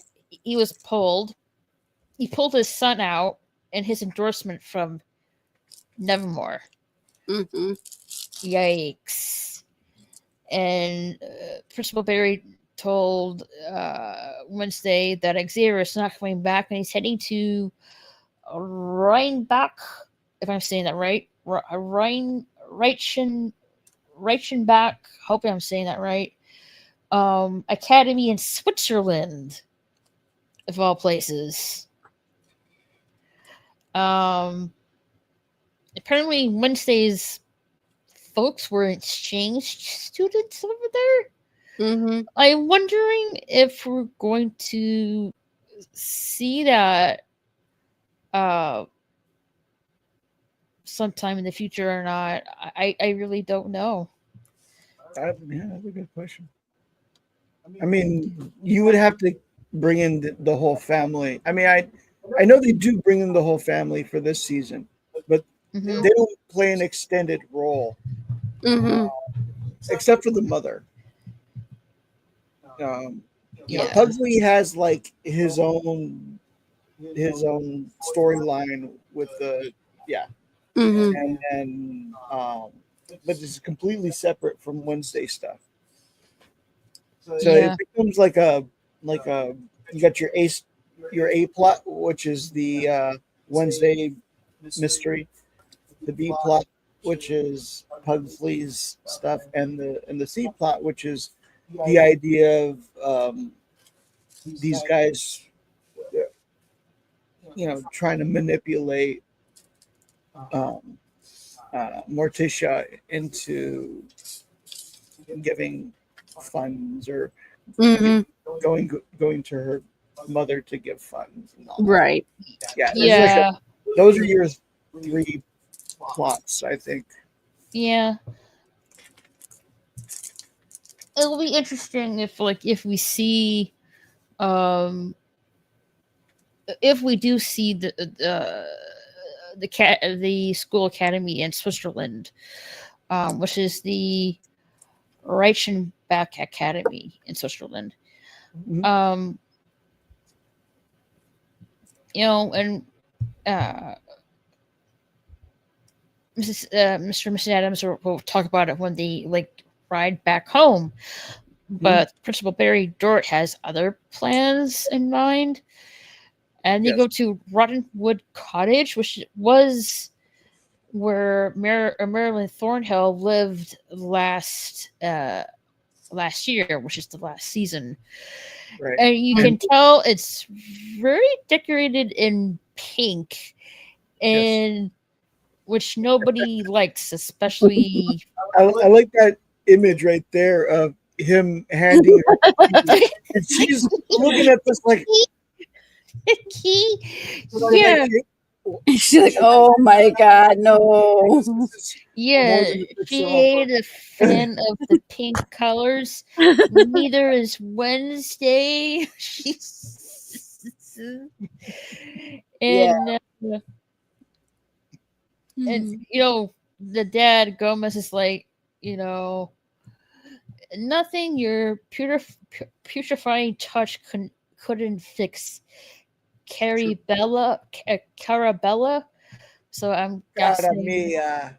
yeah, mia, mi amor. yeah. So yeah,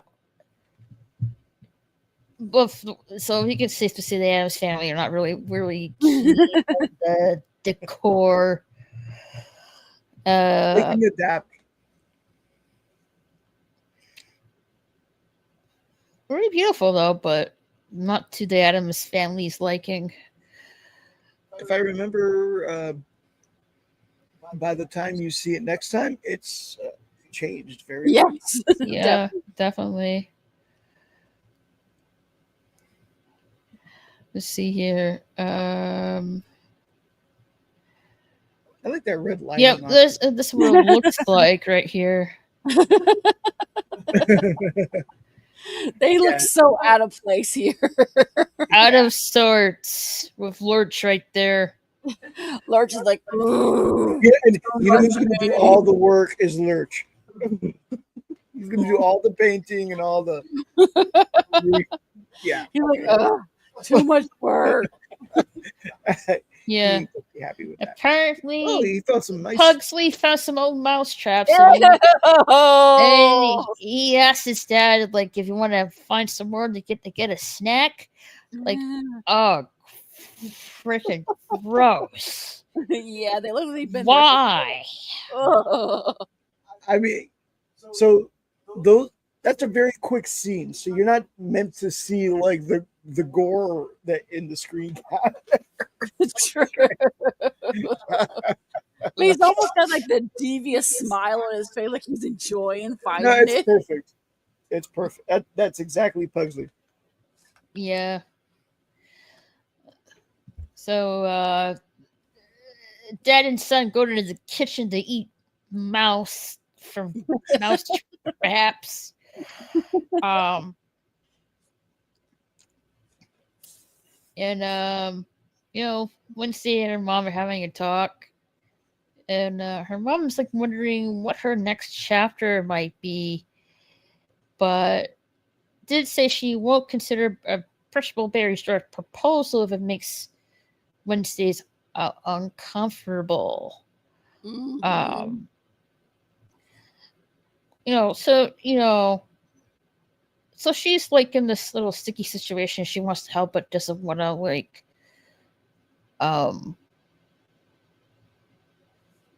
make Wednesday uncomfortable, Yes. which I applaud her for.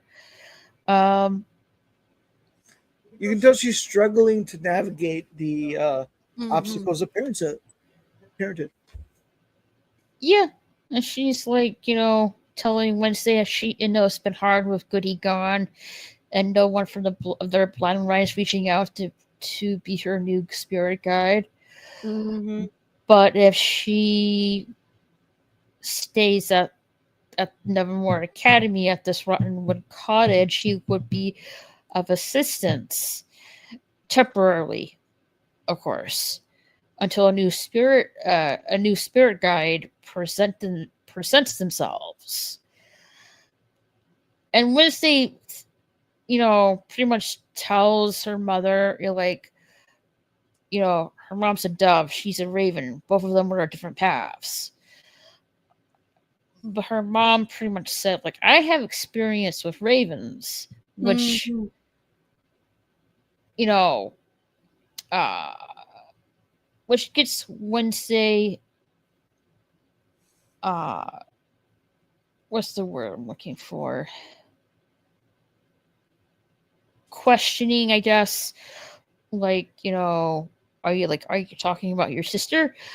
You had never been really forthcoming about her Aunt Ophelia.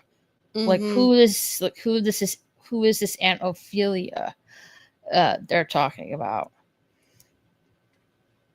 And Mushisha says Wednesday reminds a lot of her sister. No, like, I'm like, okay, so who is this Aunt Ophelia we haven't seen?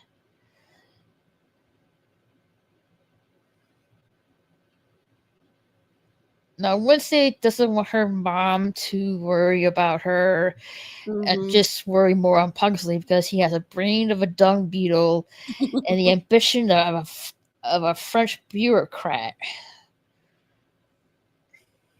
Yep. And Wednesday, has enough and takes off. I think this is her being a teenager and just kind of like, I got to get away from my mom, and she's hindering me in this way or Mhm. that way. Yeah, she does feel like, her mom's like hindering her. And Gomez is like wondering what is it? What was the word he used? Querida? Some kind of Spanish word. What does that mean? Querida.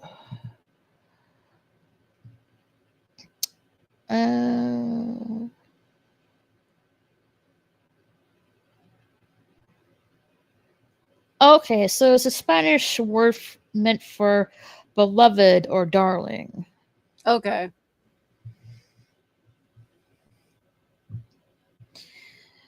And Matricia knows that Wednesday is hiding things from her and says that she will not let history repeat itself. Hmm. What that exactly means, I'm not really sure about that.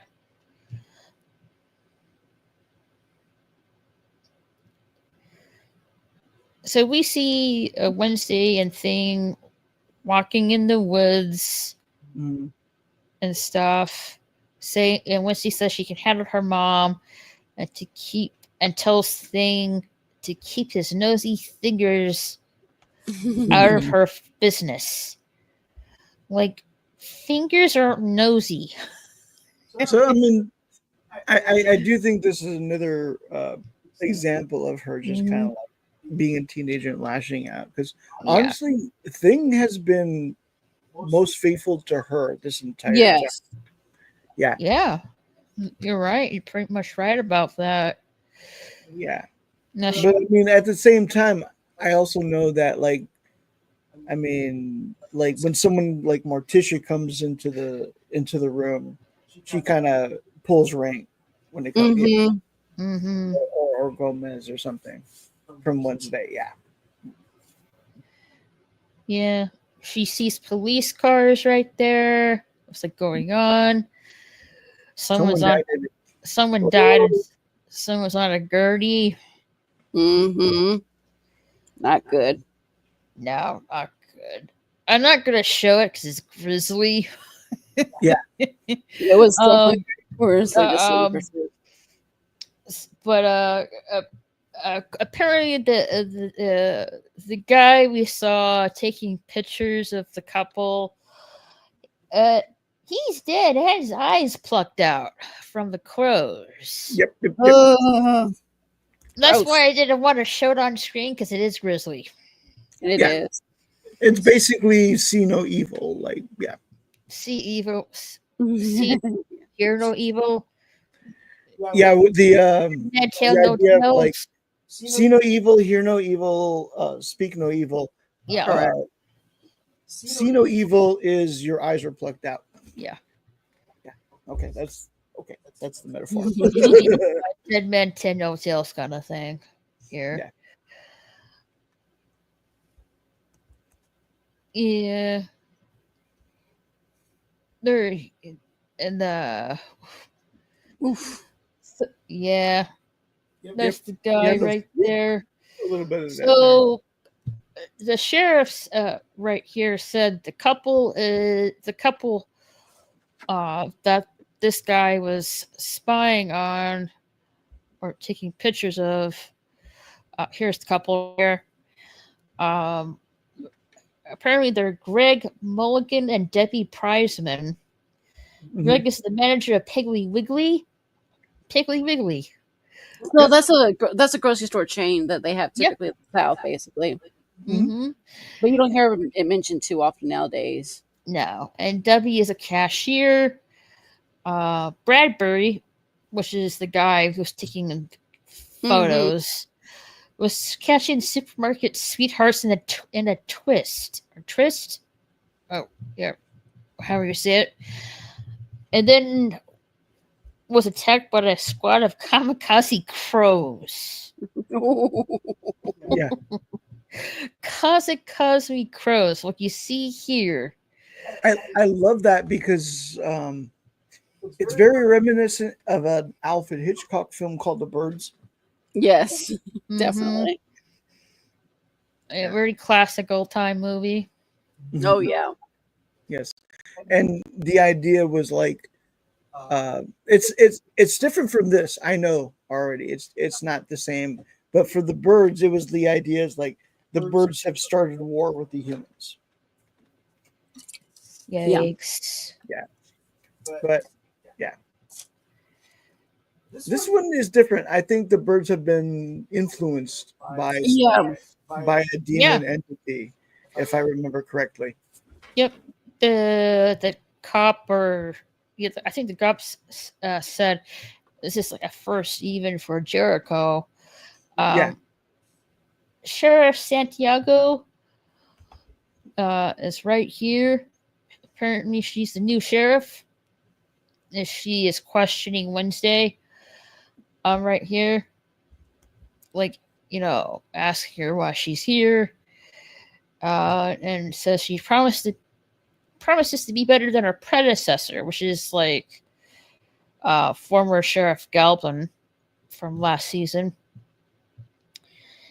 And Wednesday said that that's going to be exceptionally low bar. So she's doesn't really feel intimidated by this sheriff at all. Mm-hmm. And like, yeah, man.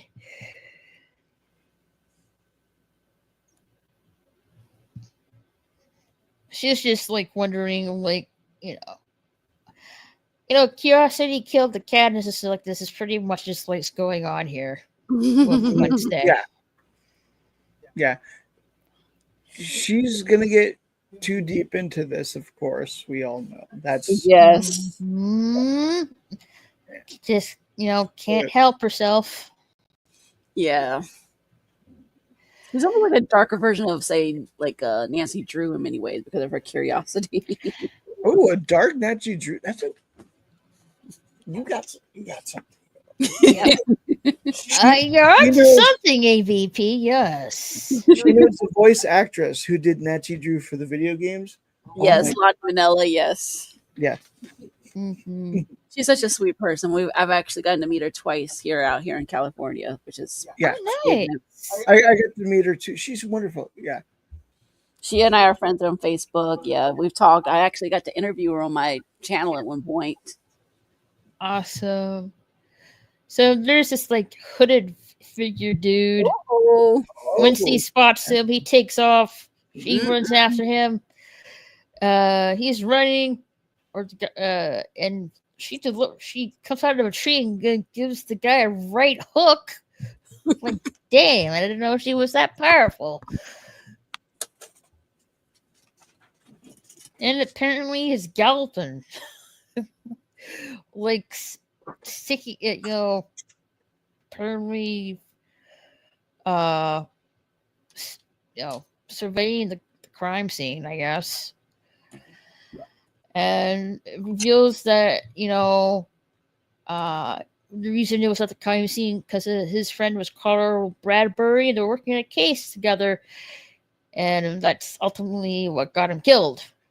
Mm-hmm. So he's saying that he has a target on his back. Like, not good. Nope.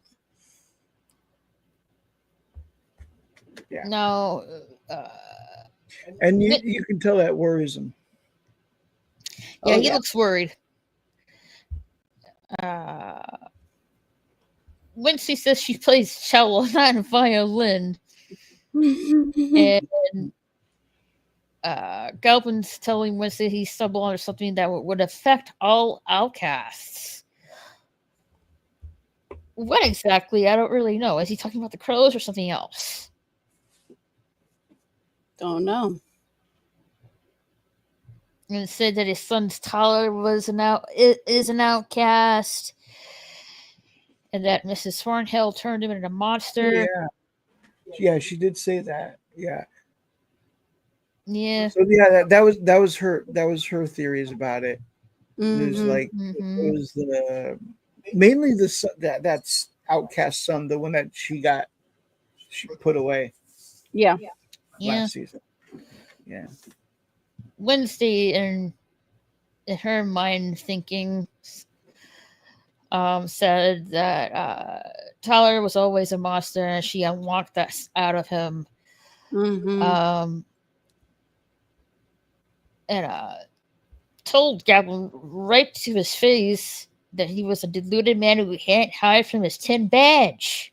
Like, damn. And Gablin pretty much retorted that, like, the badge never stopped her, which is true. And is asking if for her help, saying she didn't stumble into that crime scene by accident, and she was drawn to it like a moth to a flame, which is not good for Wednesday. Nope. She has a particular habit drawing herself to danger, so to speak. And Wednesday says it's a shame that his physiological insight couldn't help save his son.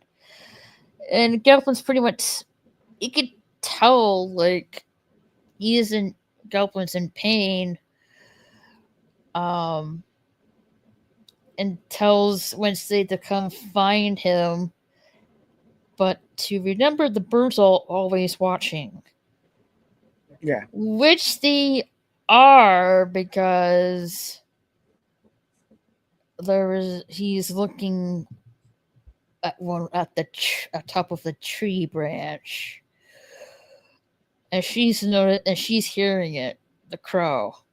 Hey, that's freaking creepy. The crows are watching. There's eyes and ears everywhere in the freaking woods.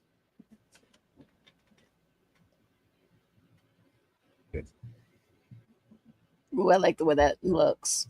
Yeah, it does like give off like Hogwarts, Harry Potter vibes to it.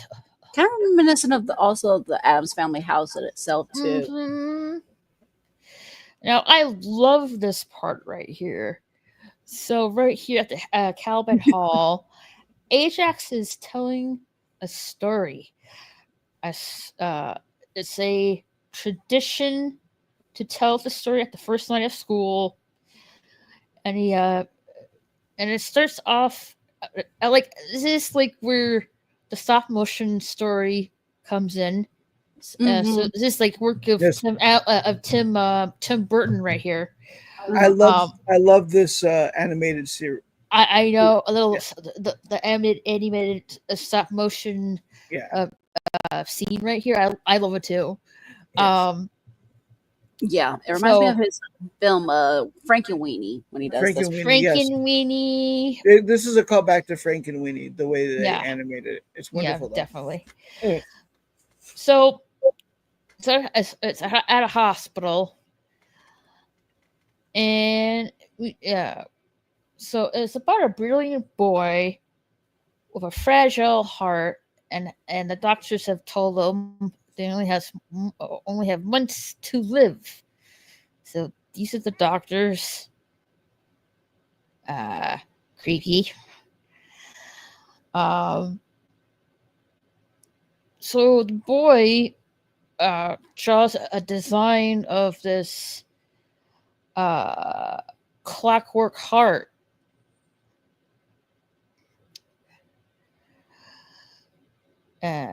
So here's the clockwork heart. That's I guess whoever designed it, or built it. Mm-hmm. Mm-hmm. Now, they removed his fragile heart here, which is oh Jesus. Yes. So they took Oh, they yeah, they took that out. I'm like, oh god. they replaced it with this mechanical heart. Yeah, the mechanical clockwork heart, Yes. which was successful. But mechanical heart changed the boy Mm-hmm. at Nevermore Academy. He has grown cold and driven by ambition. Hailed as the greatest mind to walk the halls at Nevermore Academy. But his inventions became more dangerous. One night, his genius cost his life. And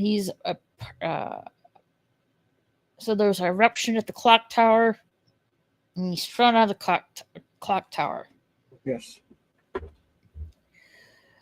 Legend has it, his body is buried at the foot of the skull tree in an unmarked grave. Put your ear to the skull tree's hollow left eye. You can still hear the clockwork heart ticking. Tick. Tick. Only the bravest in Caliban Hall ventured out at night to take the dare to listen to the tick of the clockwork heart. So will you. Tick. Tick. And Pugsley is so enamored with the story. Because I think he sees this as like an equivalent of the Telltale Heart. Yeah. Yeah. Mm-hmm. I can see. Yeah, I can see why he'd be excited for it.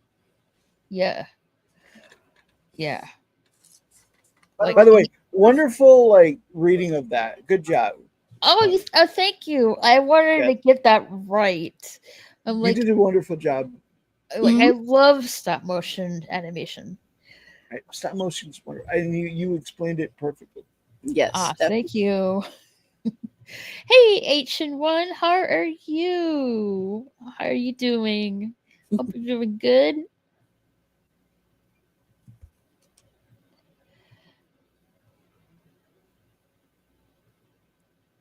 So there's Principal Barry Dort, and he's like welcoming Bianca into the room.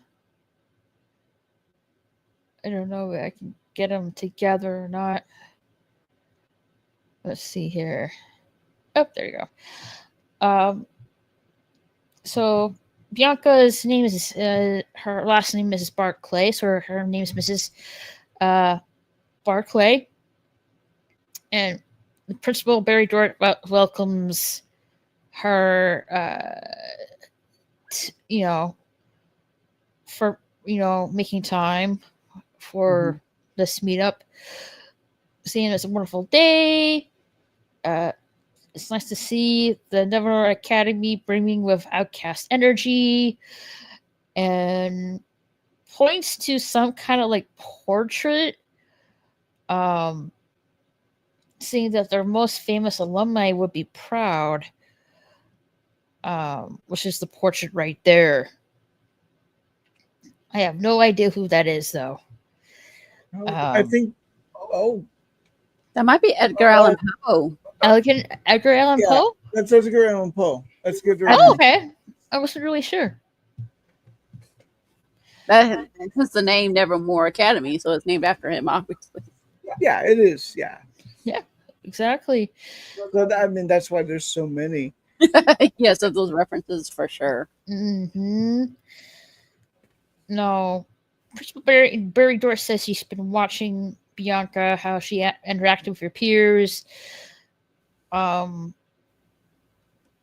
her charisma is something that can't be learned.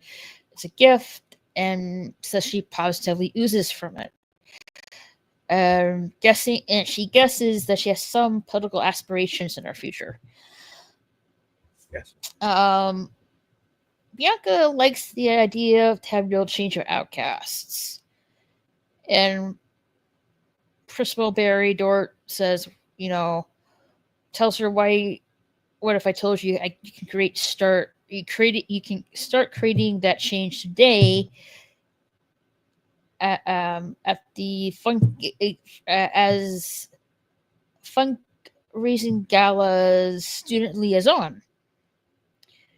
And he mentions that the school, I guess the school right here, said they need to heat things up right here to hit their goal. Their goal, yeah. And that she's the one that he's been looking for. Mhm. Bianca is Bianca is honored, but doesn't really sure she has time. Well, she doesn't understand why. Yeah, because she's going to be used for her powers. Mm-hmm. Yeah. And she's a scholarship student. And right here, this is where Principal Bear Doris being really low key and manipulative right here, saying that school's in a financial pickle, and this school does not meet foundation goals. He might be forced to let some of the scholarship students go. So he's literally pressuring her to make a decision. Yes. Mm-hmm. I'm come on. And then further pushes the envelope, saying he knows how everyone feels about sirens, but he doesn't share that view. Mm-hmm. Yes. Yeah. I was gonna just point out. Yeah. When he puts that out there, her first reaction is to try to use her siren powers to tell him, you will not manipulate me that way ever again. Yeah. And he pulls out he pulls out something that counters that spell. Right. So it's not like this is done against her will. Mm-hmm. This is against her will, and he's saying no outcast should be limited or shamed. So he's trying to cover up the fact in a very conniving way that he to make it seem like he's not really forcing her, but at the same time he really is. And it's very apparent. And she's wondering, right off the bat, she's wondering, are you asking because she's a siren? And the principal is use your powers of persuasion for a good cause that should be applauded. That everyone wants the best for Nevermore Academy. And ask her to take another look over her schedule. She can see if she can squeeze this in, and to give her decision to him by tomorrow. Dude. They want they want the results quick. Yeah. He really wants to meet this goal for the fundraiser gala committee. For what reason, I have no idea.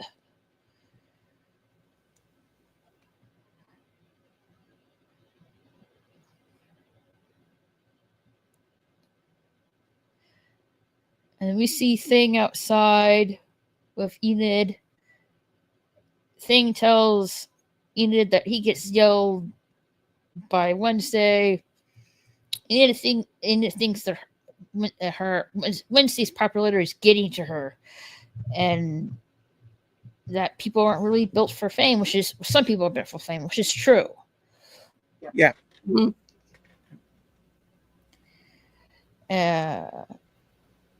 You know, I like how much Enid has accepted thing. Oh yeah. Yeah. definitely. You can tell they're very close. In fact, Enid makes a little house for thing. Yes, which was very Yeah. sweet of her. Yeah, she's like pretty much says like, you know, when people get stressed, like relatives can be easy punching bags and in things case, sparring gloves, and yeah, That's a good one. and she knows how it feels not belonging, but Thing does, which I agree with, Mhm. and you know, brings out this. I love It looks like a chest suitcase. yes. Yeah, I think she like took a dollhouse and just completely redid it for thing. but it looks like I don't know. If it looks like a chest Yeah. suitcase to me. Yeah, she just modified Yeah. it. She Yeah. Or probably maybe it is a chest. Maybe it is a chest. You're right. Yeah, maybe because she I see it combined- right. I see it right there. So maybe she combined the two, the dollhouse, and maybe found a way to squish it into Well, that suitcase. I'm Mhm. using dollhouse parts, obviously. Right, of Yeah. course. Okay. Right. I understand. I understand. Yeah, definitely. Looks very homey. Mm-hmm. A place that He looks comfortable. That's a big. Oh, so for a hand, I'm just thinking you would need like hey, a look, really a little big chest. shower right there. That's a huge chest. Oh, there is a shower. Nice. That is so cool. But yeah, it would be a huge chest. Anyway, A place to call his own. Mhm. Well, I like it. This little bean bag right there, a little bed Yes. right here. Mhm. Looks really comfy. Looks like you got like a little toiletry cabinet on the top shelf on the top left somewhere. Right there, Lo- right here too. Yeah, right there. Yeah, like lotions and creams to keep them soft. Yeah. Maybe right here is like some kind of desk or something. Maybe. Yeah, little plant right there. Like a little bed too. Right here. Yeah. Yep. Mm-hmm. Yeah, I can see it. Oh my god! So like, I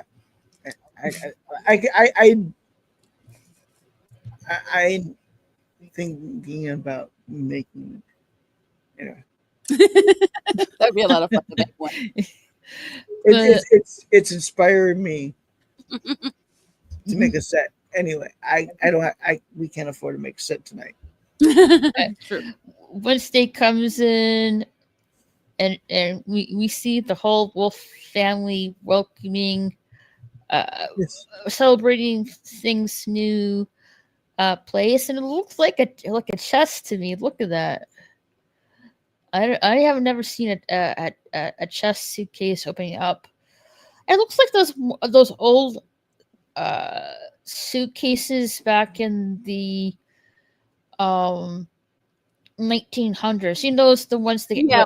opens up on like another layer within. Yeah, they're like One- the spring loaded kind of thing. So I know what you mean. Yeah, definitely. That's what it looks like to me. Like one of those steamer type trunks that they used to have, kind of thing. That was Oh yeah, multi-layered. definitely.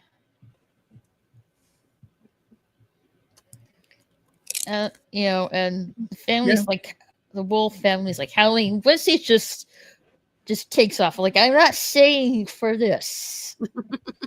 And it's like, nope, I'm gone. And she goes downstairs to play her cello,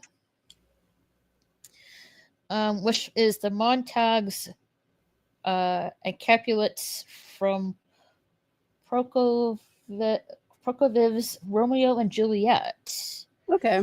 So that's the song she's playing. Yeah.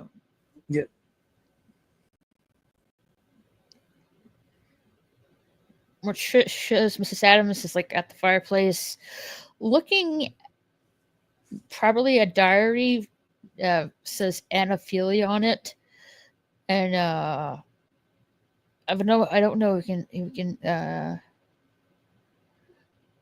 yeah, I believe, sketches. I believe that's her sister's book, if I remember correctly. Her sister's book.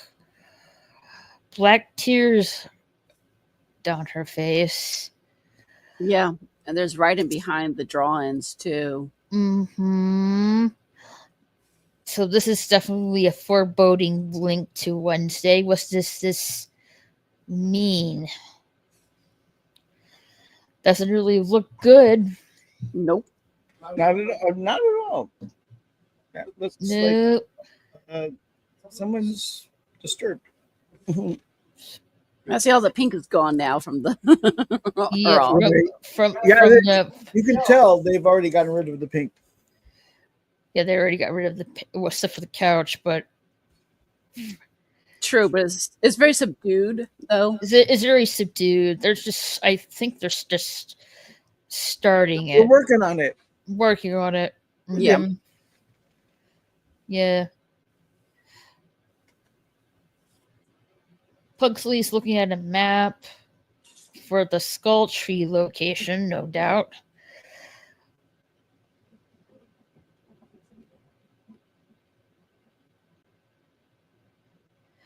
And he revives the spider here. Ugh, gosh. Mm-hmm. I don't like spiders. Oh. Thing puts a ring on, has the knight chess piece symbol on the ring on it. I don't know what that pray tells though. Not really sure. Mm-mm. Yep. You can Galpin. see he's being watched. Galpin, yeah. I was looking at an old video of his son. And then Principal Barry Dort opening a package and sees the portrait of Principal Weems, which, to his, charn. Yeah. Yeah. Like, what is he supposed to do with the portrait? You know what I mean? I mean, I guess you could put it away in storage. I mean, like, I don't, he probably won't destroy it or whatever. I think he would just put it away in storage. Someone with gloves is taking pictures Oh of my. Wednesday and cutting her eyes out of her picture. What the heck? Oh my, that's a little creepy. Yeah. Wednesday's playing the cello, then I guess her hand got stiff and she didn't finish the last part of the song. And then you see She comes in and kind of like inspires her. yeah, this is Miss Capri saying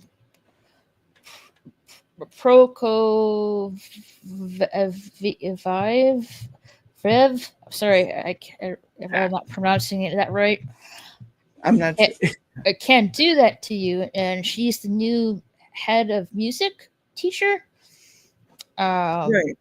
She wanted her to come, audition for a part or something like that. With her cello. Yeah. And, yeah, and she finally does here. No, actually, she doesn't. She comes here to do her cello thing and just kind of relax, and then she comes in and sees her in here doing the cello thing and says, "Hey, thank you for finally coming and joining us," or something.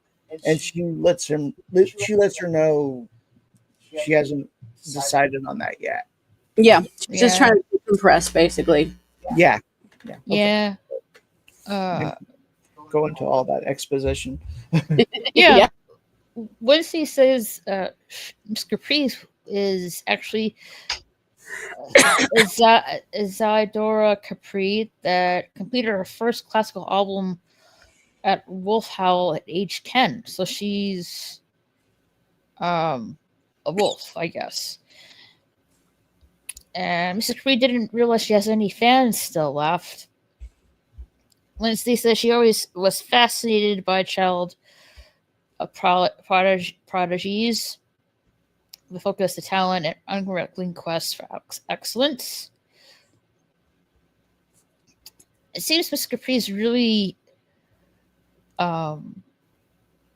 really involved in music because she said she was lucky to break that before it suffocated her. Mhm. And once they thought teaching was the preview of those who can't.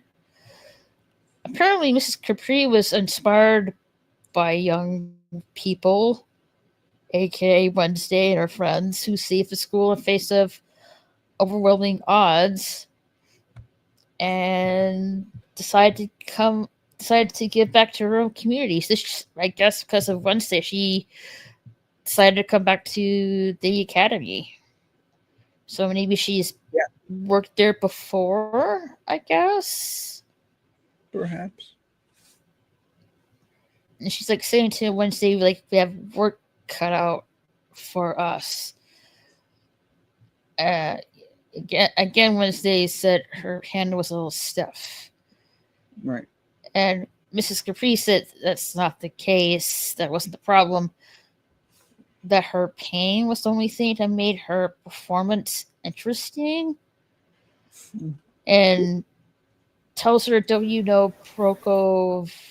was a chess master. His concertos are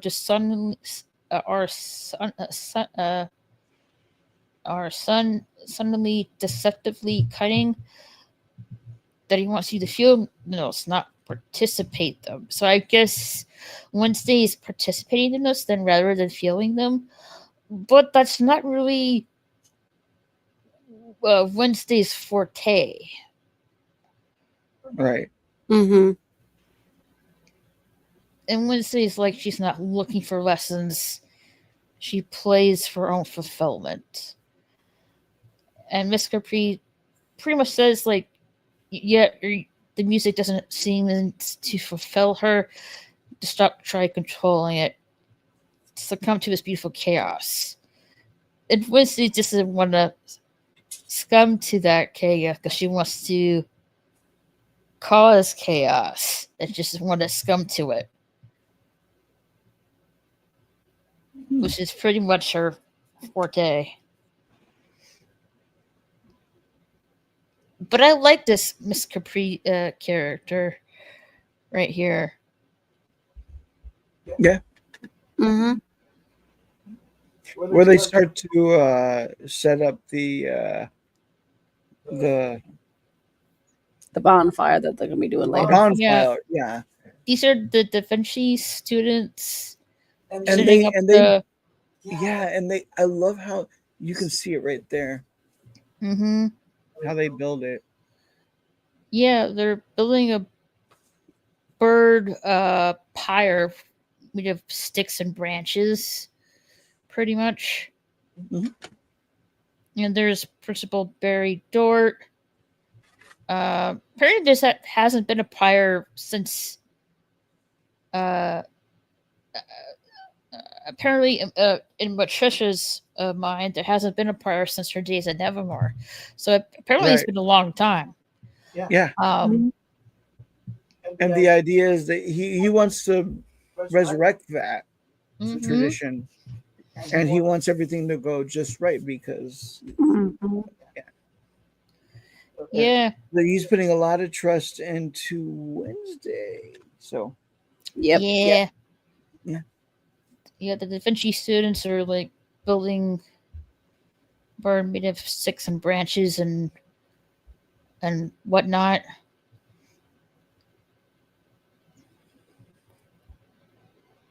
Apparently, Principal Barry thinks that Da Vinci's have creativity in the right pinkies that he has in his entire body. Okay, I'm like, okay, pinkies. hmm Oh, Pinky.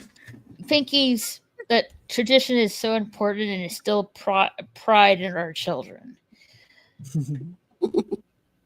Yeah, that's and the that's what he says. students. So, yeah, that's what he says. Mm-hmm. Now he says right here that Principal Weems was all about fitting into the normie world. Of course, he doesn't mean any disrespect because Patricia and Principal Weems were old friends. Mm-hmm. And that the Adams family is a prime example who don't bend to normie culture, and that is a testament to Mrs. Adams. And right here he's like asking if Mrs. Adams, Patricia, is like Yeah. made a decision about the sharing the gala because he's like really trying to push for that. He, if I remember correctly, he had made the siren call for the grandmother. It didn't work apparently. Like it worked for her to like call the mother, but then like nothing came out of that specific interaction. He's trying to force Bianca Yes. to help with this, Which she scheme that does. Principal Barry Dort has. Yeah. She does participate in it, not unwillingly, but then once she does, it's like the consequences, which ultimately fail, is not her fault. Like Right. I understand that part. It's like I really thought that that character was a dick for making her do that. Right. Because, yeah. Yeah. So he's wondering if Patricia made her decision about the cheering the gala, and she's pretty much like still pondering that because she wants to do the best for Nevermore, but also her family. And Principal Barry Dort understands that. She's wise, looking for a student liaison. And that's when Bianca comes in and saying, he's hunting for a liaison student to his sister, and he's on the hunt for that person. And that's when Bianca swoops in, saying, "Look no further. I'm here." So she changed her mind. I don't know what changed her mind, but anyhow, and introduces Bianca Barclay to Mrs. Adams as the best and brightest. And Bianca said, pretty much said that it would be an honor to work with Nevermore legend. I guess that could be the reason why she changed her mind, I'm guessing. And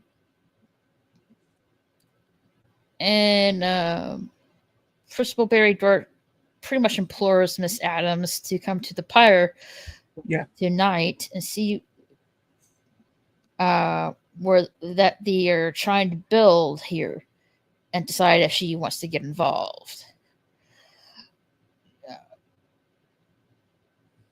So they're like he's trying to really push for it, but not too much to overstep his bounds in terms of Mrs. Adams.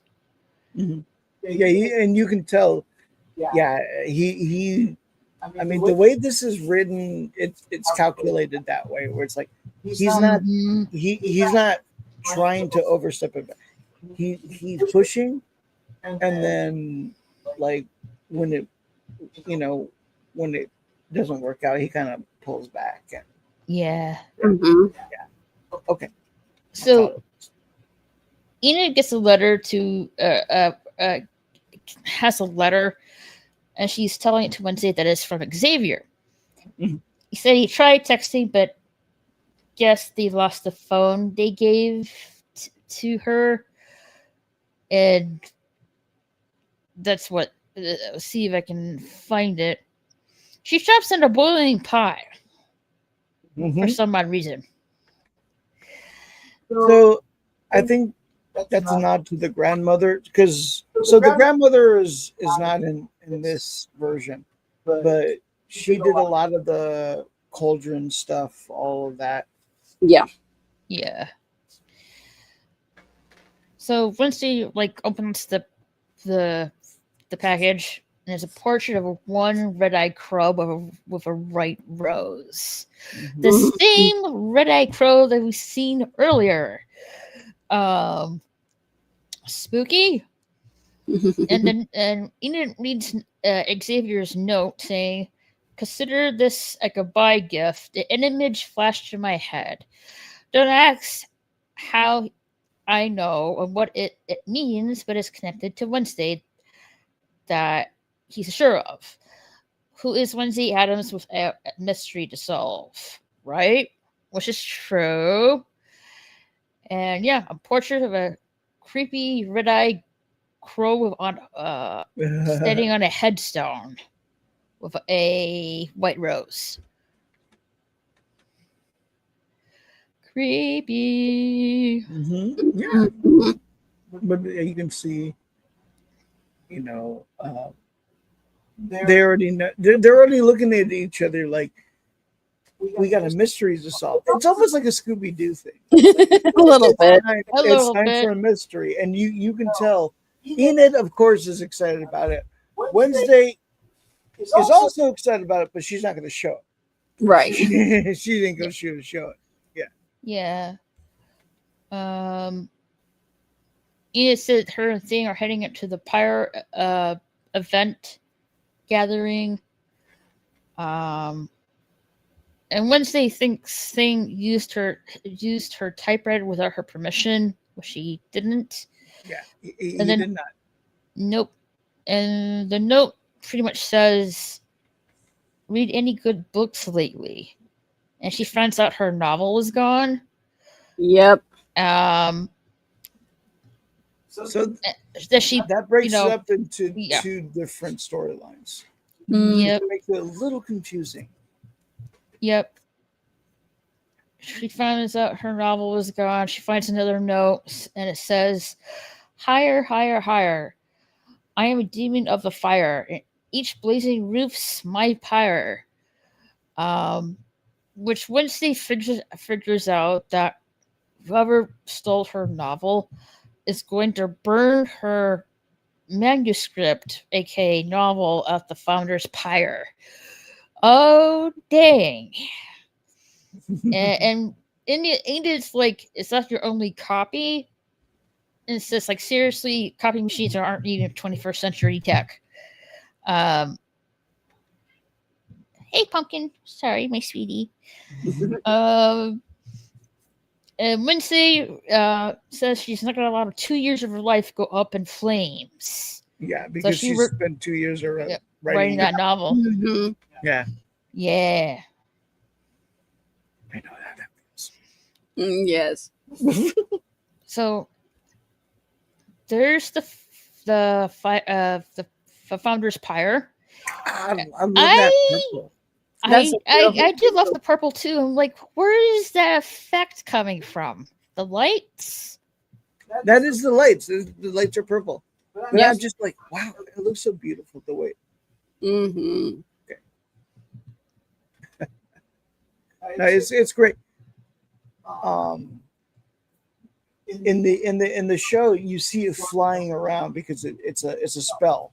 You see it flying around the area, Mhm. and it's just like it just shows you just how beautiful the area they're flying around is, or they're camping out is. Yeah, and you can see Pugsley and Eugene. Eugene. There's They're still yeah. hanging out. They're buddies, and they're gonna stick together. Mm-hmm. Yeah. She's trying. Yeah, she's trying to like be all social right now. Yeah, Of course. Enid's taking Selfie. selfies and pictures, and then you see I don't know if you can see her, but I'll try.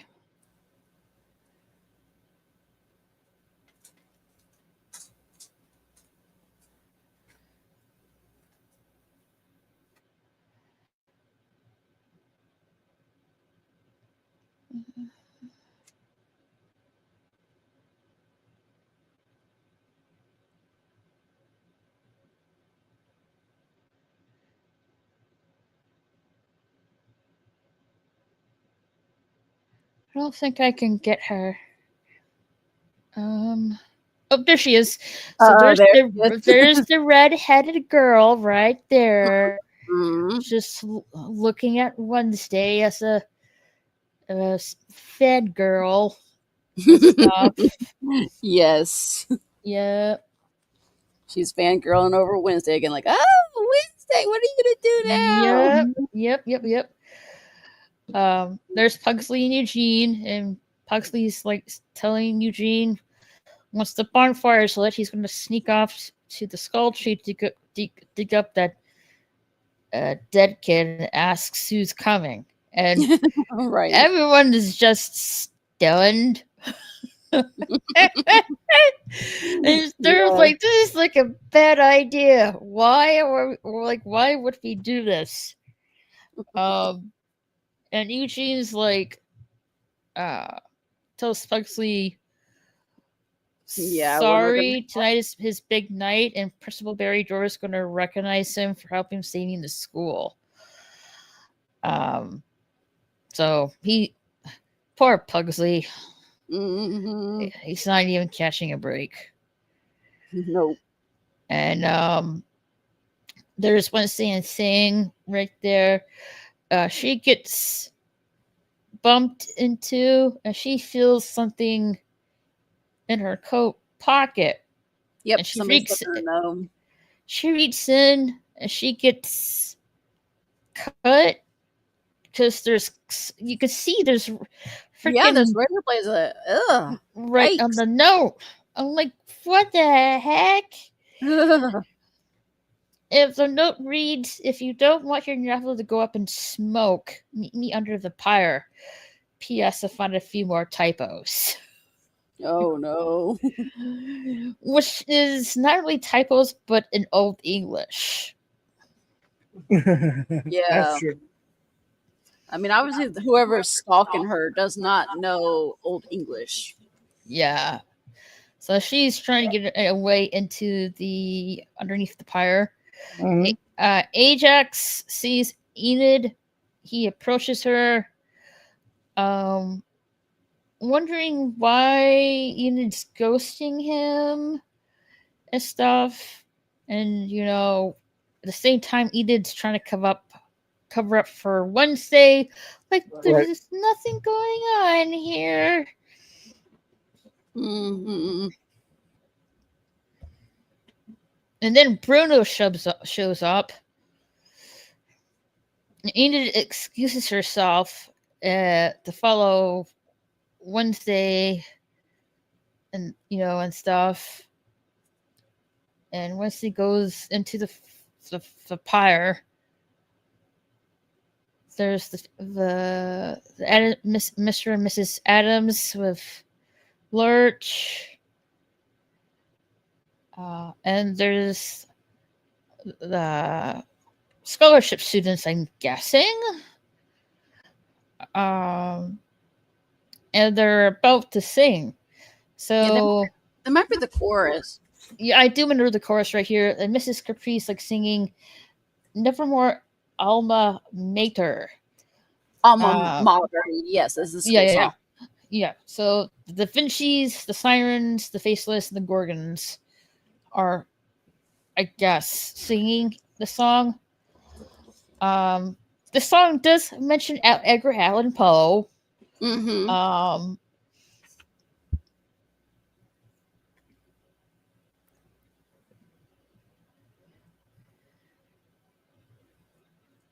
And I find it so funny. This guy is trying to octave his voice higher because he's really feeling the music Miss Capri is singing.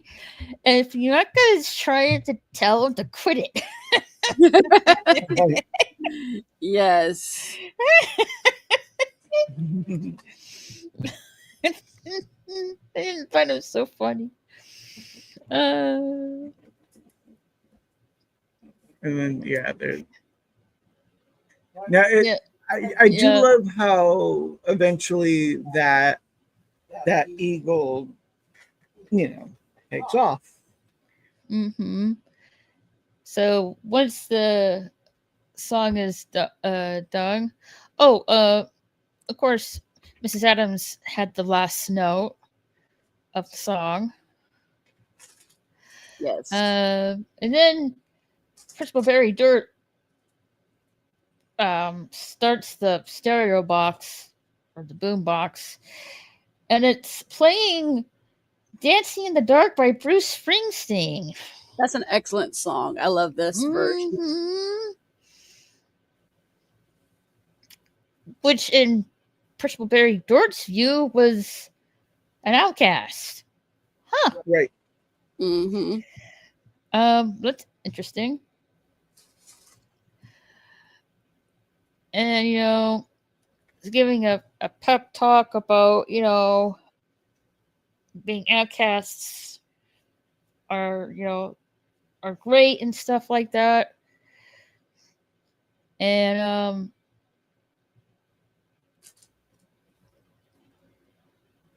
Enid's telling Wednesday to get out of the pyre because they're gonna lit the pyre. I remember there's a huge applause line, Yeah. and she's yelling out there into that abyss, yelling at Wednesday, "Hey, come out! Like they're gonna light it! They're gonna light it!" And Yep. she hasn't come out yet. And that's when Principal Barry Dort fires Yeah, he just fire fires his little handgun, off this finger of his little powers. finger, and it flies right to the fire. Mm-hmm. Boom. So apparently he has fire abilities. And that's when things starts to get Yes. worried. Enid starts to get worried. Pugsley Pugsley doesn't know. out of sorts. Once she sees her manuscript, she gets the manuscript. And there's when the Fidency students use their ability for the bird to take off, which looks like a freaking phoenix. Mm-hmm. Right. Lovely, by the way. So Whoa, Wednesday is like beautiful on her way to get out of the pyre and stuff. Looks really cool. It does. It really, really The does. bird And the on Mhm. fire and stuff. it's almost like a phoenix there when it does that. Mhm, definitely. I think that's the point. Yeah. I think so. Yeah. Looks pretty cool. And it explodes into the air. But Wednesday's like still in the pyre, and Wednesday's still in the pyre. She barely escapes. And Enid's like calling her name and calling for help. Of course, the students are clapping. What you saw, like the Firebird going bye bye. Yeah. Mhm. They're clapping at the Firebird. Yeah. Yep. They don't know that Wednesday is in there. Yep. Right. Until Enid screamed help, but by the time she did, Wednesday was already out. She was already out. You could see her right there in the front. Yep. Mhm. Barely saved her manuscript. With her manuscript it had, yeah. Mhm. And apparently, Principal Barry Dork wants to unveil something very special. Oh yes. Oh yeah, This painting. Oh my goodness. yep, it's a portrait. Oh, Jesus. Yeah. I like the portrait, but the only thing that is not Wednesday is that pose. I'm so glad. I'm That so is glad that Which she did what Wednesday she did. is just stunned by. I'm so glad she Absolutely did this. stunned by. not. Apparently, Principal Barry Dort had this commission to commemorate how Wednesday and her ragtag group of buddies saved the school. Oh no. If I would have liked it if it wasn't for that pose of Wednesday. True, and that really cheesy smile of hers. Yeah, definitely. And Principal Barry Dort asks Wednesday to give a few words of inspiration to launch them into the new era. Yes, please burn this fucker down. Yeah, I love that she does. and her parents, like, I can't really find it, but her parents. So Wednesday gives the manuscript to Enid, and you see it's a little bit burnt, saved Yes. but burnt, a little bit burnt. Yeah, on the edges. Yeah, Mhm. for sure. Great. And Gomez and They look worried. Marcia are looking at each other because I think they know what to expect here. Mm-hmm. This is something that they had to deal with their own growing up. If I remember. Yeah. So Wednesday gets the mic 'cause she's saying, like, tonight is the banquet of discontent. That they should gladly feast on those who would subdue us. Our fight That is is just the- beginning, and like people are cheering. So I think I said this earlier. Mhm, That is actually their family motto. We mhm. would gladly feast on those who would consume us. That's Yep. what she says in that. Mhm. I didn't realize that until now. Yep. They Yep. actually combine that. Yeah, I love that. Yep. And people are cheering. And Wednesday's like, I'm ripping the band-aid off the scab of civility and will not cease until our enemies have been vanquished. Again, people are cheering. And then this is when it takes a turn. Mhm. Mm-hmm. And by enemies, I mean any imbecile stupid enough to cheer on some shallow, rabble-rousing diatribe like that. And people are just confused. Yeah. And she said, you thought I was a hero. I'm not. I always play dirty. I never play fair. The only side I'm on is my own. And the only place I'll lead you is off a cliff. So she's actually doing this on Excellent monologue. purpose because she Excellent doesn't like the attention. Yeah. Yeah. She don't want people following her. No. And this is her monologue to be like, no, if you follow me, you're gonna follow me off a cliff. Yep. Yeah. Yeah.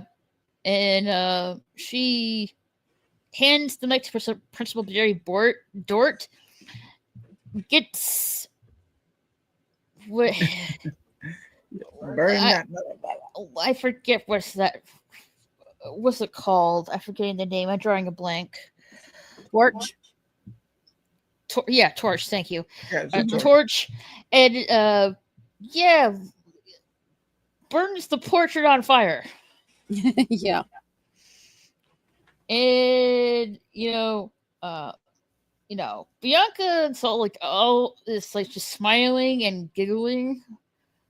What she has done, and Edith's like asking what the hell she's doing, and everyone's just like stunned, and Principal Barry is like obviously disgruntled. Mhm.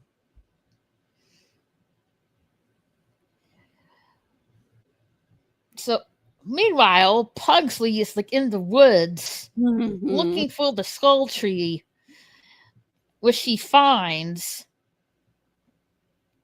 Freaking creepy skull tree.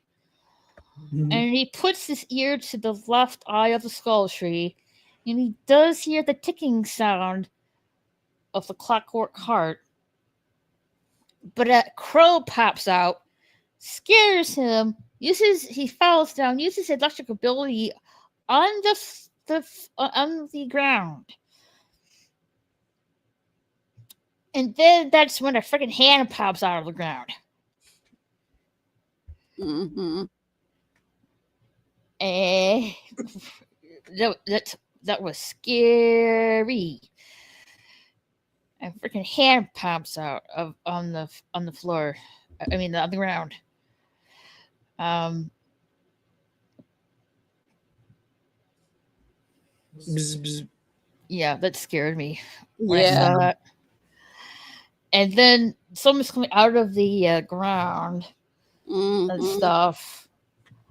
It's It's a freaking zombie. Oh god! it's sort of alive.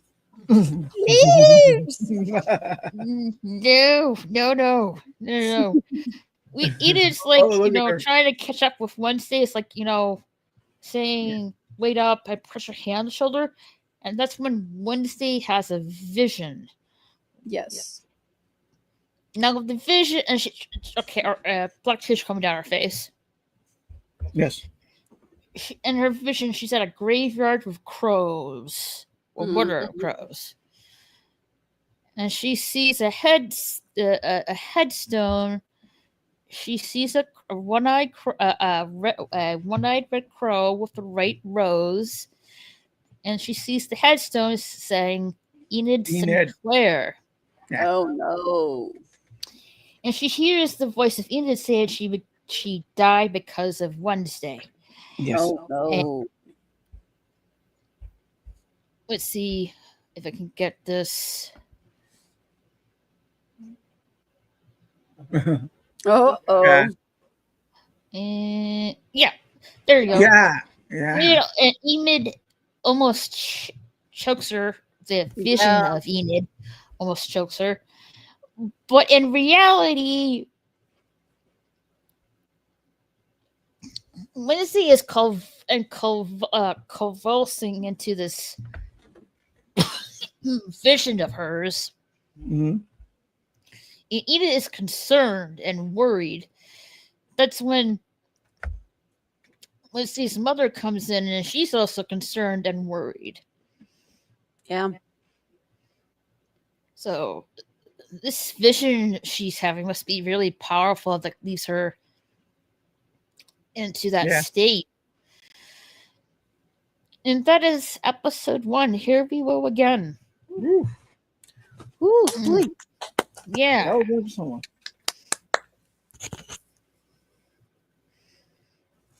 I liked it. That was an excellent I liked episode it too. Sure. Oh, Yeah. I got a frog in my throat. I don't know where that came from.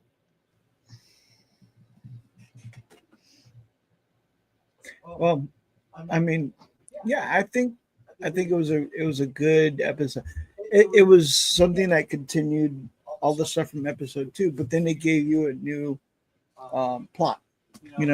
So that the point of that episode, I believe, was to like establish the plot of we got to save Enid, otherwise something is going to kill her.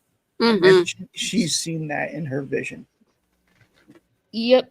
I'm gonna do this in 30 minutes, because it is getting late. But episode 2, The Devil You Woe. So it's it starts out of where we left with Wednesday. And with her vision, and she wakes up for her, I guess, comatose sleep. Mm-hmm. And her mother is not happy that because she asked Wednesday for her to be honest with her ability. And she knows what those tears mean.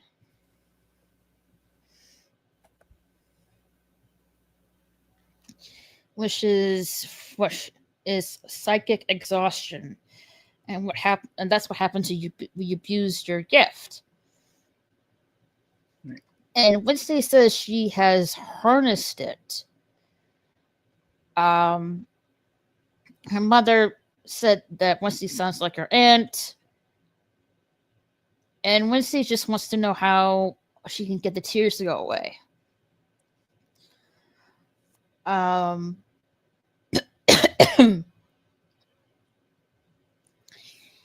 that's when the mom's like, you start giving me the goodie books of spells to her. Because Morticia thinks she's putting her she thinks Wednesday is putting herself into exhaustion with her psychic abilities. And apparently Thing has told the mom, and Morticia is telling Wednesday not to get upset to Thing because he was worried sick about her. So was the mom. But Wednesday feels like the book belongs to her. Wednesday feels like Goody was her spirit guide, and that book belongs to her.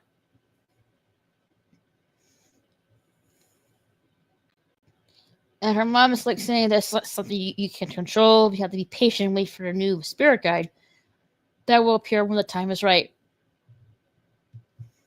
What do you agree? Yeah, I mean, obviously she wants her to, say, "Hey, be careful. I don't want anything to happen," because apparently something devastating happened to her sister that we haven't found out about. I mean, something's happened, and Morticia's trying to shield Wednesday from that. It's important. Whatever happened was important enough for Morticia to actually intervene in Wednesday's life, which she would never otherwise do. So it's got to be important. Yeah. It has to be something important because we saw those images from the book that it was titled Aunt Ophelia.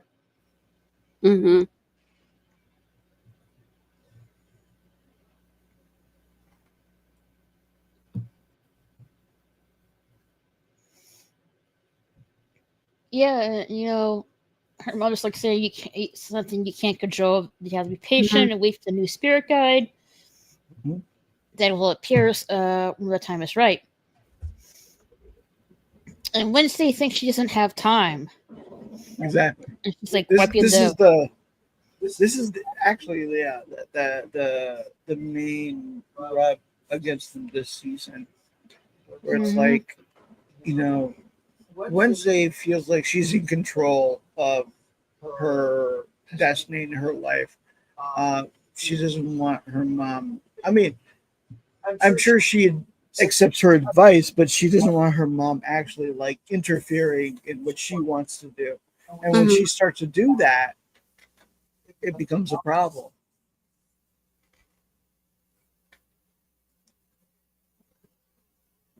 So yeah, that's what I thought was important to this, was just that Wednesday, who's she's trying to find her own identity. Of course, she's a teenager in this one, and in order to find your own identity, you kind of got to push away from your parents. And so that's what she's doing. It's a natural thing. It's any teenager would do this. So it's no surprise that Wednesday would do it either. But yeah, so at some point it becomes a problem because when she's trying to, in the middle of her trying to solve this case, the book gets taken away, and suddenly she's left for the rest of the season trying to figure out what happened without that without that crutch, I guess Mm-hmm. we can say. Right. And in Wednesday's mind, she just doesn't have time. And her mom's like frustrated that Wednesday thinks that the rules don't apply to her, but she does applaud that, but says she can't bend her psychic ability to her will. Which so far that's what's been Wednesday's been doing. Mm-hmm. And Wednesday, pretty much tells her she can't expect her to bend to her mom's, and tells her mom, "You can't tell me to blaze my own trail and put up these roadblocks," Mm-hmm. because her mother is worried about her. Which was understandable. And she's telling her, I'm not your enemy, I'm your mother. Your ability is not a weapon to be deployed, it's a gift to be respected. Mm-hmm. And was just having enough. She's like saying, like, I like you when you're a crystal ball away. In true teenager fashion. And your mother's like, her mom is like telling her, like, well, I won't be here. One day I won't be here anymore, and you can recklessly live your life as you see fit. Yeah.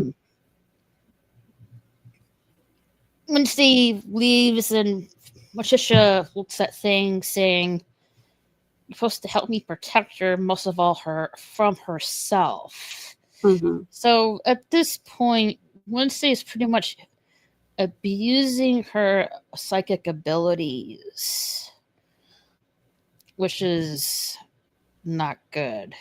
No. Right. No, she is with Thing and Lurch in the car, and she's like, Wednesday's like going through her head, like Gelplin's warning, Xavier's painting, and the vision of Enid's death have all certain one red-eyed black-winged bird in common, which is pretty much the theme we're going for right here. Mm-hmm. And Wednesday wants to go to Galpin's house. And has all graffiti with it on it too.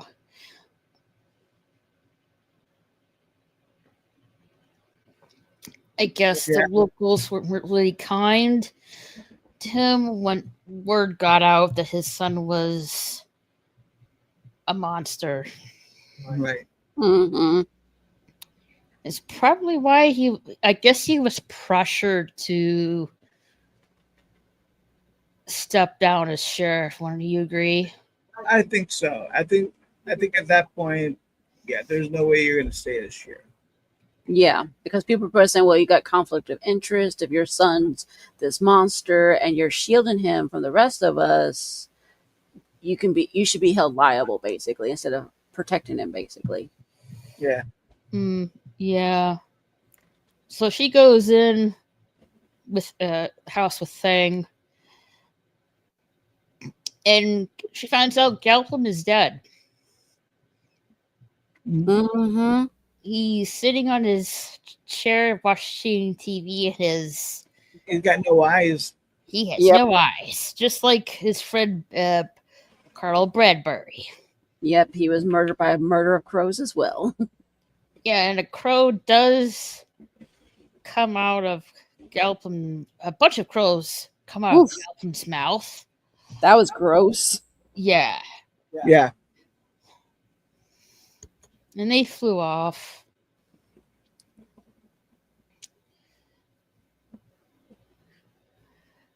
And there's the red-eye crow right there. Yep. Mm-hmm. It takes off. Oop. I don't want to see that. Oops, sorry. So which is like what a perfectly iconic death wasted the iconic no not iconic. What a perfectly ironic death wasted the ironic men ever met.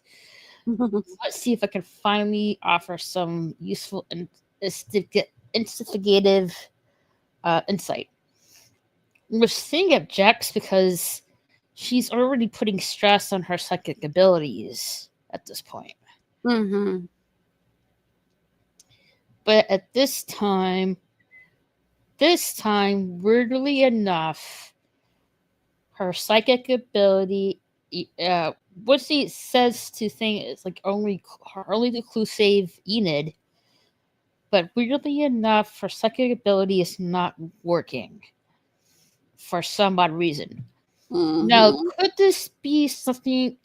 No, my question is it because she's putting stress on her psychic ability, or is it something to do either with Goody's book or something to do with her mother? Could be a combination of all of that, maybe. Yeah. All of the above, you think? I think so. Could be, Yep. And of course, she gets caught by the police. Well, she hears the sirens and tries to get away from the crime scene, but she is caught by the sheriff, which I forgot to mention earlier. Her name is Sheriff Santiago, I think. I think that's correct. Let me double check my notes. I'll see. I think I wrote it down. Let's see. Sheriff.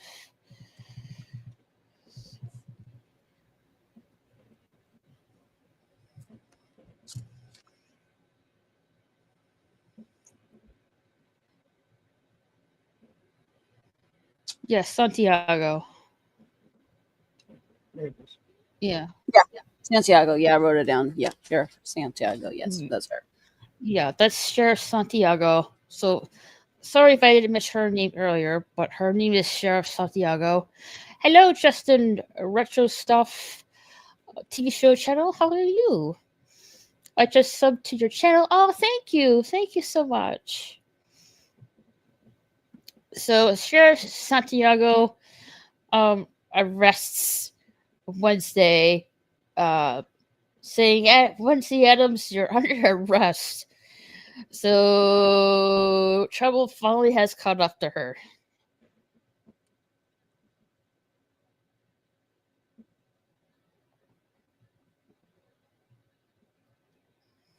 And she's being questioned at the police station. Mm-hmm. And so, like, Sheriff Santiago was like asking why she was at Galpin's house, and she's like telling the sheriff like he asked her to stop by. Of course, the sheriff's like wondering like why in the middle of the night. And once he's like trying to turn it like, what you were doing there, Sheriff? Because she somehow, I guess, got a call. Like, I'm assuming someone called the sheriff, but who? I mean, I guess one of the neighbors. Maybe. Maybe. Yeah, I think so.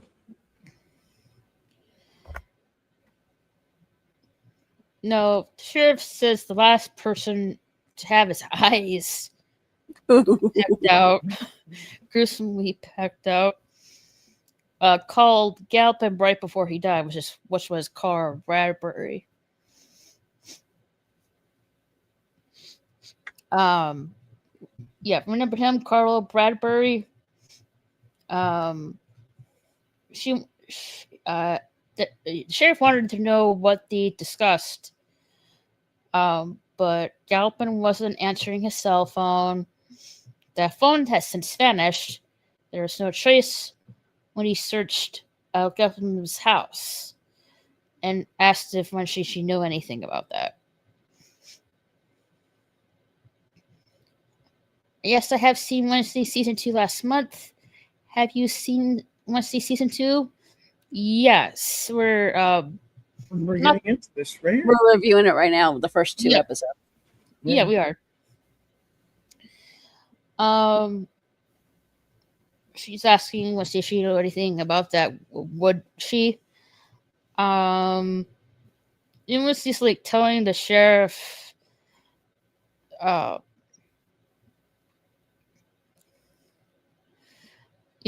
that she didn't take Galpin's phone, and questioning why she's being questioned. That Galpin's son Tyler is a psychopath or hates his dad, and who's to say he didn't orchestrate this whole thing? Which is a valid concern. And the sheriff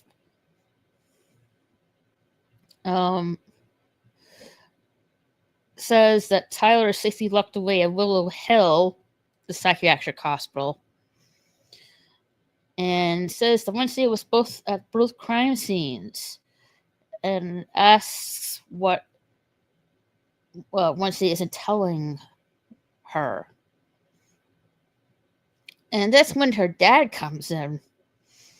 I love this part right here. It says volumes, no doubt. Mhm. You can dangle over her a pit of rattlesnakes, and she still wouldn't tell her secrets. Right. Trust me, I tried. I try. I love that. And the sheriff is just getting annoyed by the interruption right here.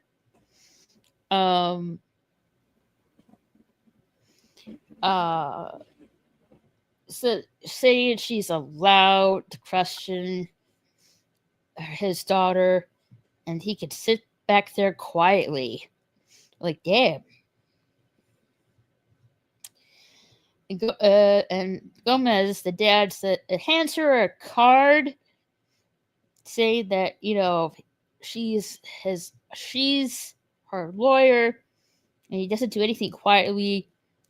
If you wish to speak to his client again, you need a court order. And says, "Have a good night," and winks at her. And the sheriff's like, all damn. I don't know about you guys, but I think that is the most, I don't know, smooth exit, I guess you could say. Right.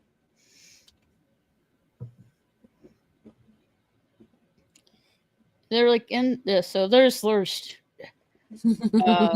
driving Gomez and Wednesday, I guess, back to the house. Or I guess back to the Rotwood cottage, I guess. The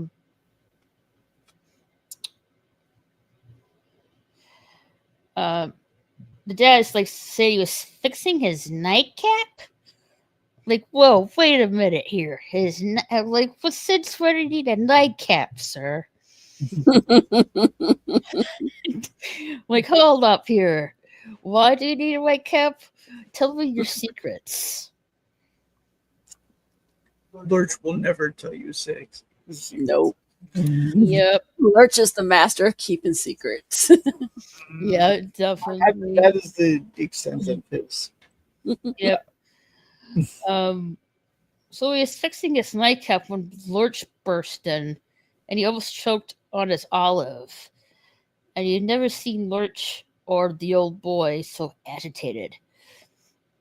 And Wednesday wants to know if her mom knows. And Gomez said that would stay between them two, him and Wednesday.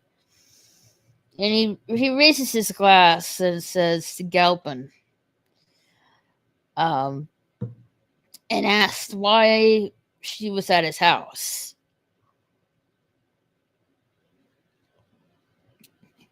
And Wednesday's like, "Are you asking me as my lawyer or my dad or my father Right. or my father?"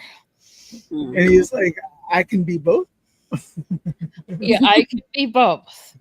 Like, I can recognize when a fellow card player is keeping some aces up their sleeve. I love that he says that. Yeah, I do too. I respect that, but bluffing can only get you so far. Yeah. Are you going to do Halloween live stream October 31st on that Friday? On the 31st, I'm planning to.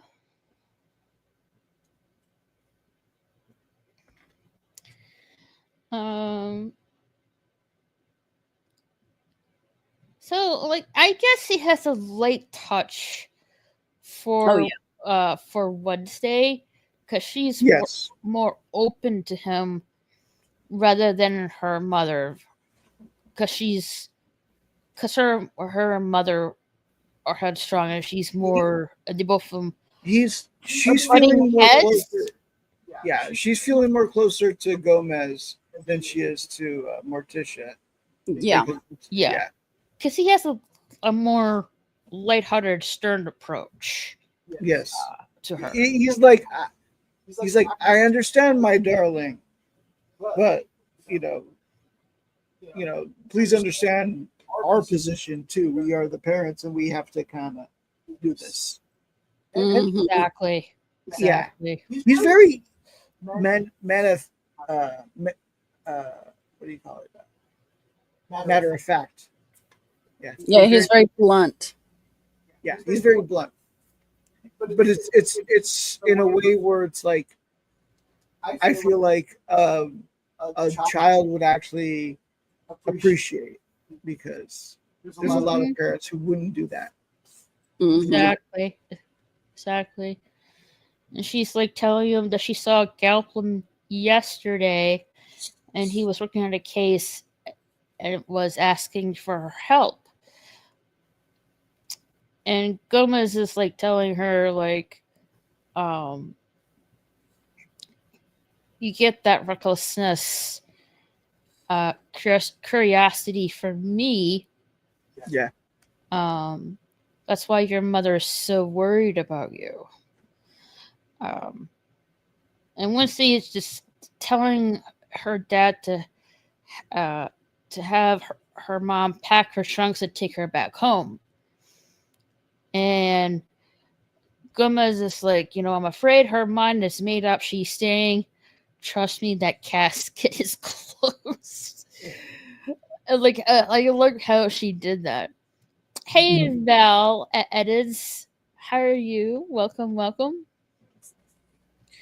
And Wednesday's like, asked her dad what happened to Aunt Ophelia, and her dad says that my little poison pen is not my story to tell. Mhm. And it proceeds to drink the drink and eats the olive. Nice. I have to say, he does have class. He does. Oh yeah. Yeah, definitely has class. We're at Nevermore Academy, and we go to the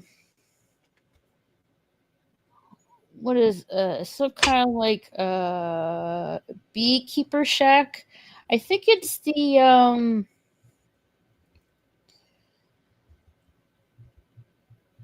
let's see here.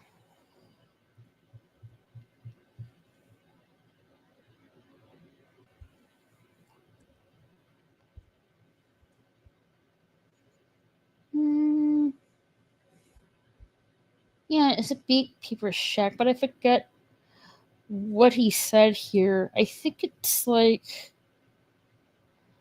let me I know he makes the mention that not Gomez, Vestern used to eat the bees and stuff like that. He's like, please don't be eating the bees and stuff like that. yeah, he did.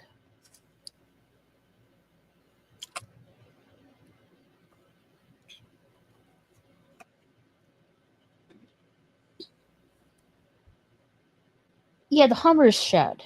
That's what it was called. Okay. The Hummer's Shed.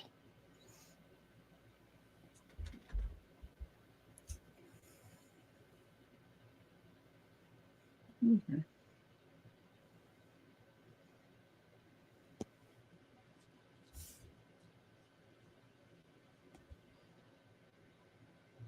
Yeah, so that's the Hummer Shed. I like the I think it's either a hornet or a bee on it on the painting of the shed. Nice Think touch so. to it. Um, and like Juji's like wondering why Pugsley's at his Hummer Shed.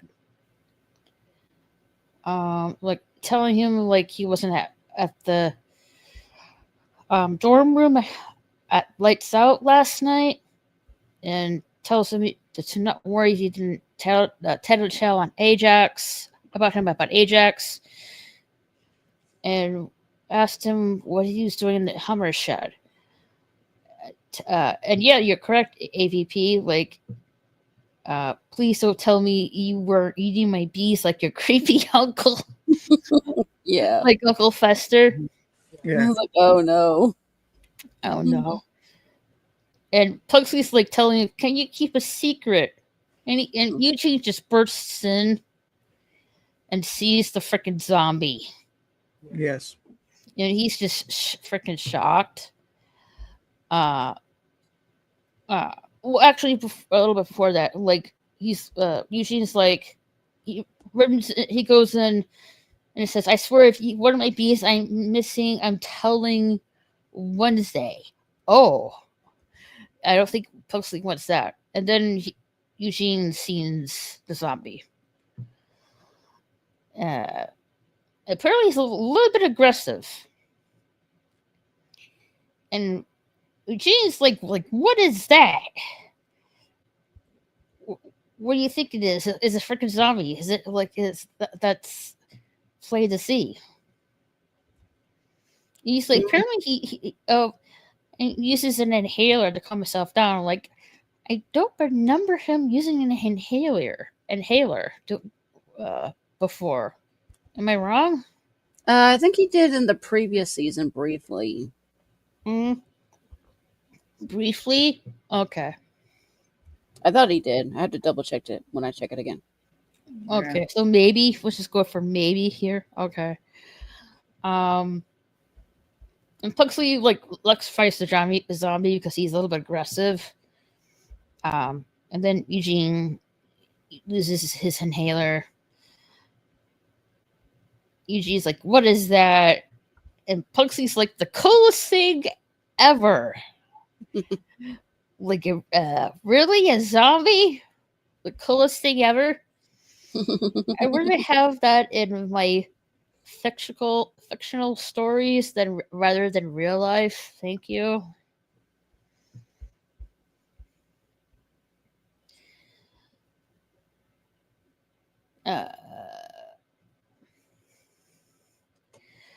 So Pugsley says, now we have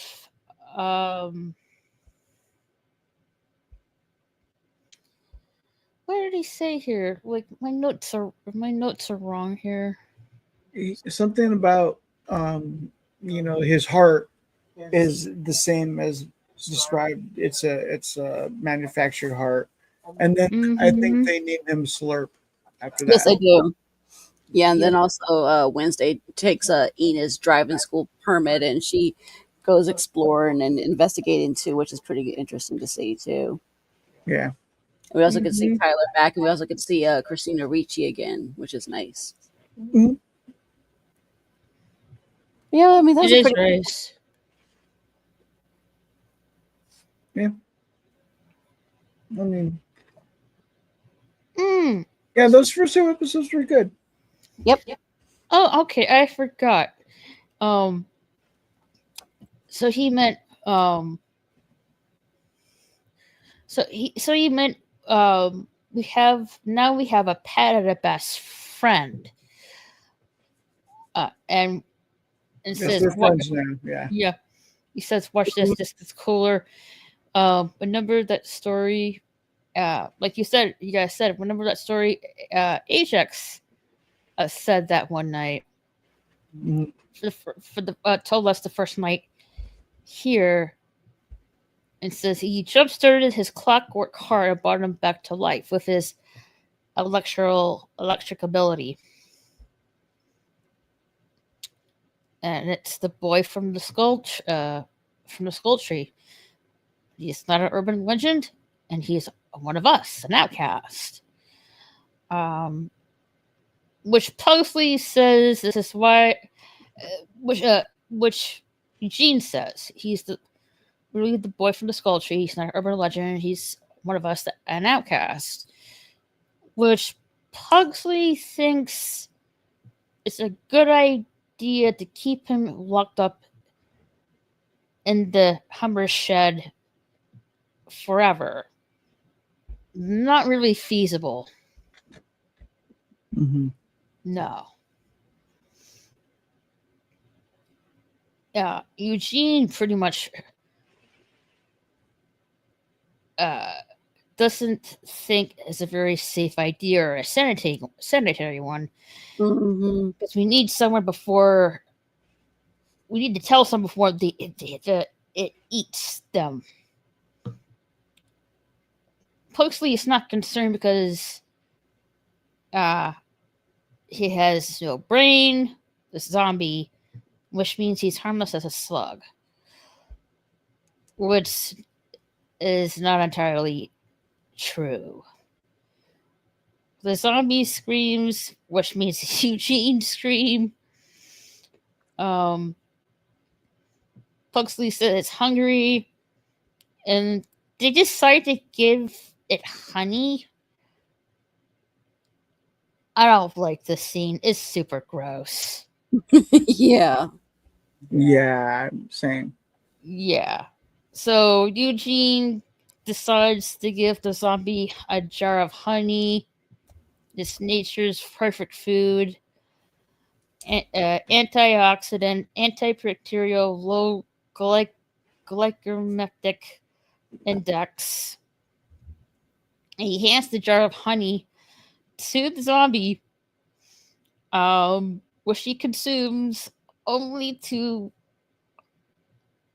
upchuck it back up. Mm-hmm. Lovely. And that's when he names him Slurp. Yep, and that's when Pugsley names him Slurp. He was not bothered by it at all. Not at all. He was fascinated because he's an Adams. He's going to be fascinated by that stuff. He doesn't. Yeah. Meanwhile, his poor. Their clothes are full of honey now, and now they have to get washed. Yeah. Especially with the white honey's clothes. very. Honey's hard to. Yeah, it's hard. Yeah. Yeah. Yeah, man. This disgusting.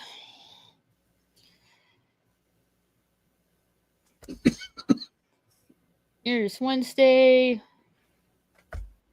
She's with Thing. And that's when she sees blood on the floor. She comes in the doorman and she sees blood on the floor. Mm-hmm. And she sees Enid. This is, yeah. Frank, yeah. Yeah, on the floor. She thinks she's dead. Mm. And she tells Thing to get help. And that's when Enid laughs. And it's and stuff. Oh, before that, Wincy is back up a little bit. So Wincy doesn't know what's happening to her psychic ability. um, there must be an answer in Goody's book, right? Mhm. And in her last vision, Enid dies, and that she feels is all her fault, and somehow connected to those birds. Until thing, no one can know about this, especially Enid, but she's far too fragile to face her own impending doom. I'm like, that could be the case at the same time. She deserves to know. What do you think? Mhm. I think she's trying to protect her because she doesn't want to hurt her though too, because she knows. Yeah. She's actually cares enough about her to try to shield her from that now. Yeah. Yeah, I agree. And that's when she sees, she thinks Enid's dead. Well, she's really not. Um, yeah, she thinks she's dead. She tells Singh to get help. Enid laughs. She's not really dead. And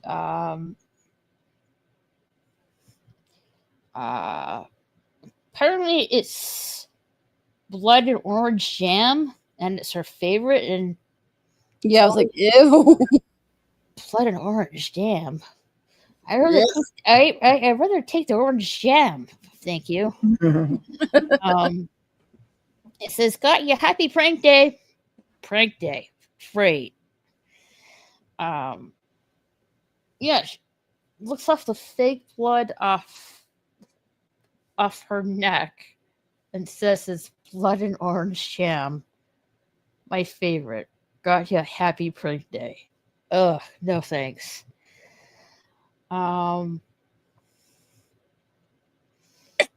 Lindsay's like, "What's prank day?"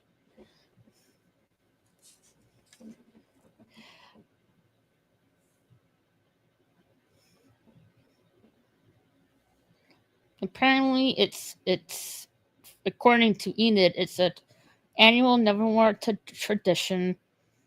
You haven't arrived last year when we did it. And she says the look on Lindsay's face when you thought she was dead was priceless. I carry that memory to my grave. Which Wednesday retorts, "You might end up sooner, end up there sooner than you think." Mm-hmm. Unbeknownst to Enid, that's really could be the case. And Enid says, like, "I was just getting back at you for the fake eyeball on my pillow." Right. And she's like, "What fake eye?" Wednesday's like, "What fake eyeball?" Mm-hmm.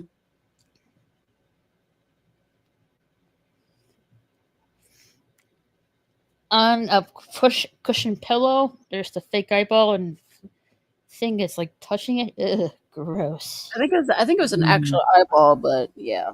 Yeah. So It is. there's an actual someone actually messing with Wednesday here and playing a game with her. Yeah. But she didn't kill. Right. Yeah. Wednesday recognizes the judgmental, beady blue eye anywhere, and it is like, it's really, it looks so real looking. Where did you get it?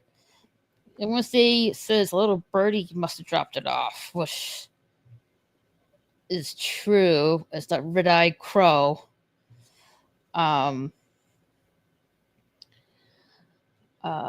Indian wants to talk about what happened last night at the pyre. That Wednesday freaked her out with the fainting spell and black tears. And Wednesday is telling Enid that she's fine. And if Enid said if you were really fine, Lorch wouldn't have to carry her out of there. For someone who hates being the center of attention, you have a weird habit of attracting it. Like I said earlier. Wednesday pretty much says she really attracts with leprosy. Like, I don't really think you really want to get that.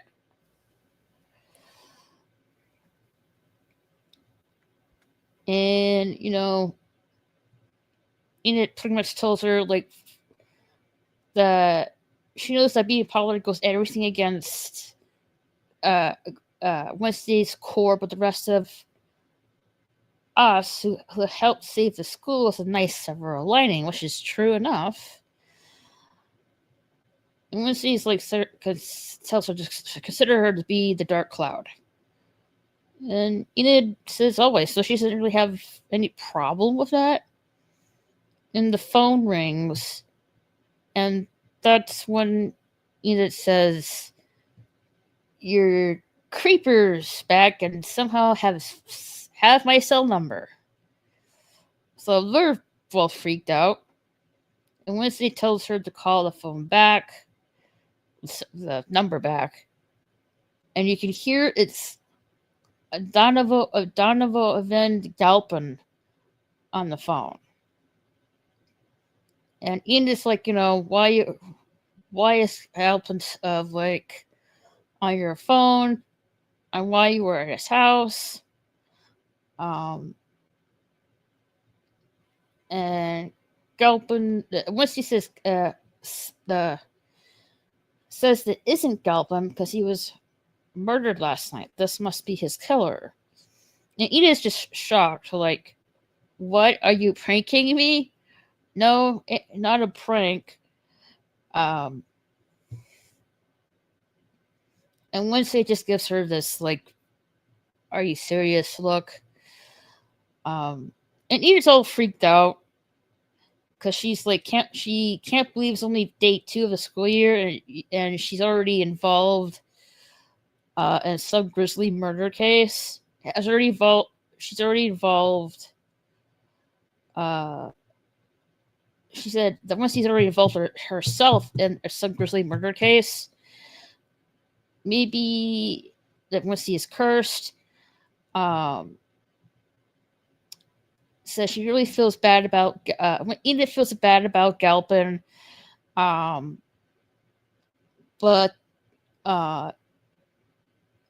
honestly didn't know him that very well. Said that once they could have left her out of this, would have then been great. And this is her fun and freedom era as sort of all dead buddies this semester. So she's pretty much freaked out here. And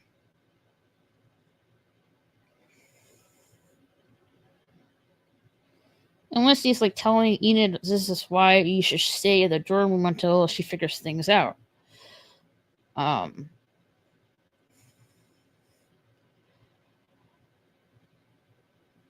Enid is just having enough, saying that, Wednesday's the one being creeped by a killer and that she has sharp teeth and claws. Remember? And also she has her first driver ed lesson this afternoon. And Wednesday's like, you're learning to drive? Enid's like, not all of us have chauffeurs. Which is true. Wednesday has the eyeball in her hand. She tries to use her psychical ability, but it doesn't work. She doesn't understand why it is not working. And tells Thing to stay here, study Goody's book, look for anything about regaining abilities.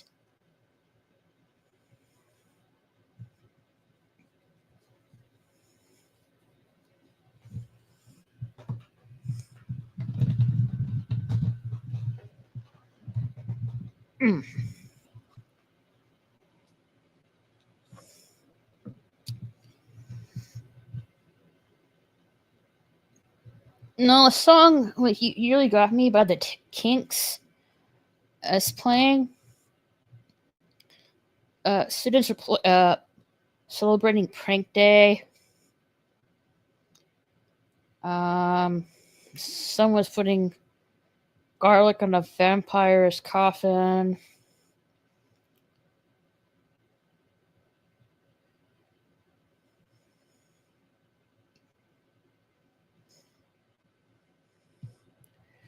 Oh yeah, they're saying putting Prank Day. They're putting either firecrackers or fireworks in the Telltale's Cafe. Putting garlic on top of vampire's coffin. Drawing tic-tac-toe on the faceless.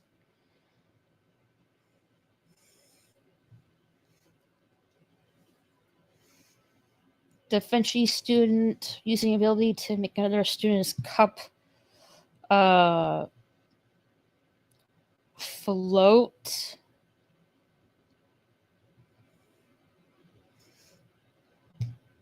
And the cup almost hits one of the teachers. And the Vinci students like run away.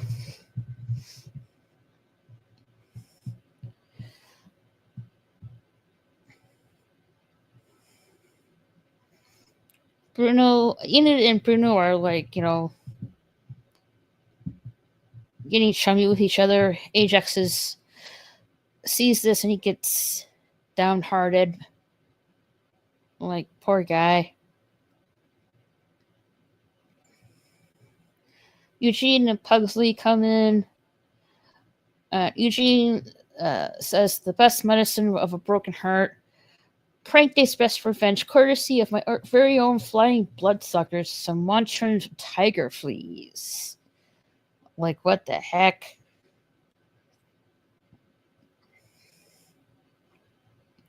And he opens the jar and uses his bug ability to the direction of Bruno. And Bruno is like freaking out. And like Enid's like, what's going on? Ajax is like, pleased about that. And he says, like, thanks, guys. And then turns around and uses Gorgon hair. It takes his spin off and then shows his Gorgon hair. And it says, Happy Prank Day. And stones Pugsley and Eugene to stone.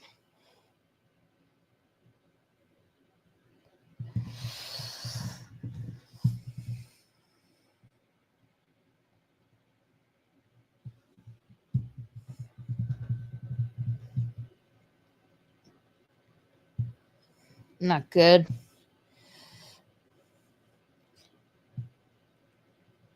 And then he puts his beanie back on.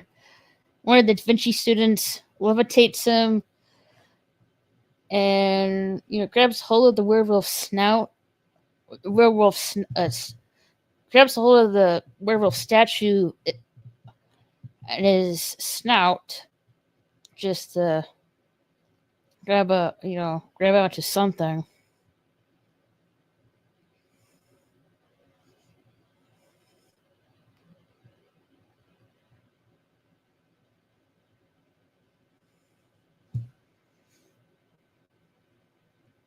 And here comes Percival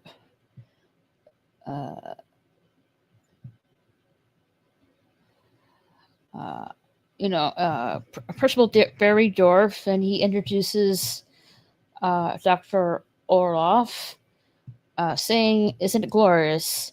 Unadulterated outcast spirit makes my soul sing."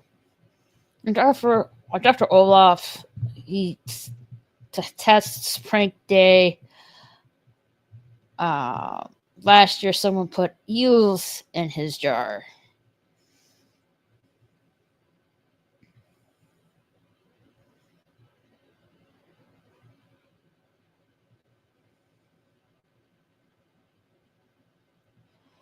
Let's see if I can get it here.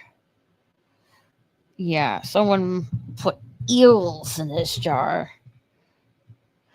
Dr. Orloff is played by Christopher Lloyd, who played Uncle Fester in the the Addams Family movies in the 90s.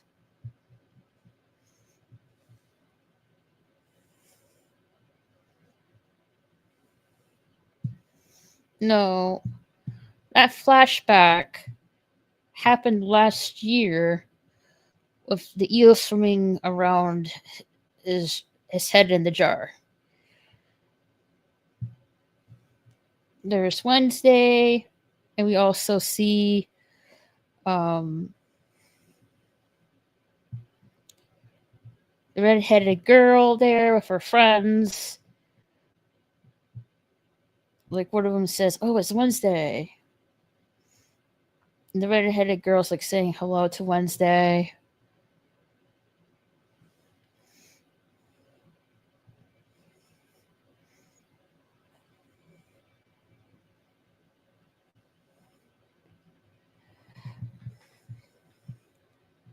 Um,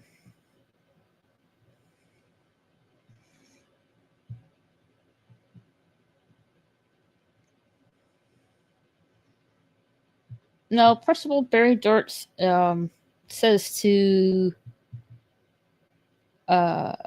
Wednesday, aka Miss Addams, that she certainly know how to play a crowd. Burning the portrait totally caught him off guard, and Wednesday assumes it would humiliated him. But Percival Barry's like, are you kidding? I loved it. And acts of defiance make us outcast. And he turns to Dr. Orloff.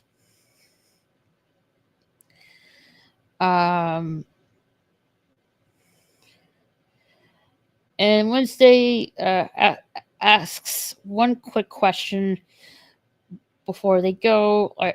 Are you aware of any student or member of staff who control birds? And Dr. Orloff says, "You mean avian?" And why does she ask? And Wednesday says she's working on a project about underrepresented outcasts. Dr. Orloff mentions there hasn't been an avian enrolled for at least 10 years. And the Barry Dort tells Wednesday to have fun. At the Rottenwood Cottage, Bianca is with Mrs. Addams. Mrs. Addams.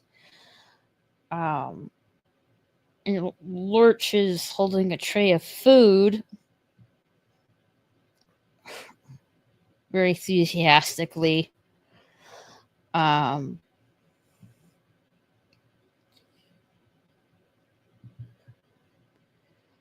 Bianca comments how Miss Addams has done with the place. With Miss Addams thanks her for, and questions the heads on display, decorative heads on display, and asks, "Where do you find those?" Miss Addams says they're from an expedition Gomez's Uncle Vasco led in the Peruvian rainforest. The Uncle Vasco, and pointing one of the heads, that is Uncle Vasco on the left.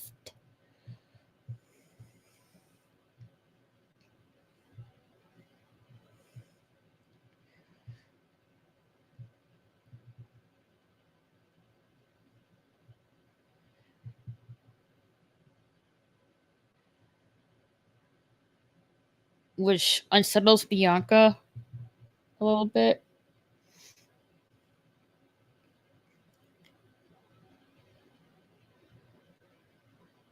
Miss Addams says there's nothing like family to make a house feel like home, and Lurch brings the tray of food with lip like cookie. there were like whip like cookies.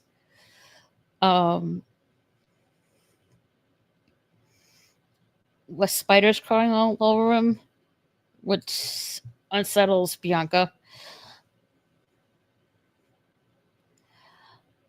Bianca tells Mrs. Adams, Principal Barry Jed was so excited about her accepted the gala chair. He wanted to bring the straight over, which is a folder of list of potential donors.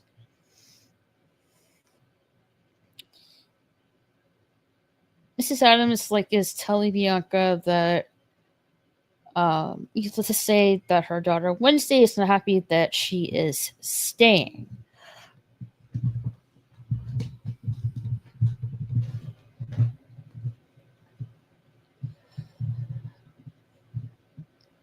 And Bianca quotes, "Well, is Wednesday ever happy about anything?" Which is true.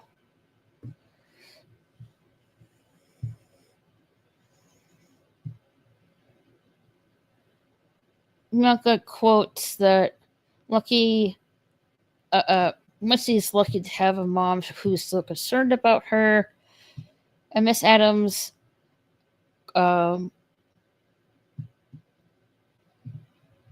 is wondering and says, "Is your mother? Are you and your mother aren't close?"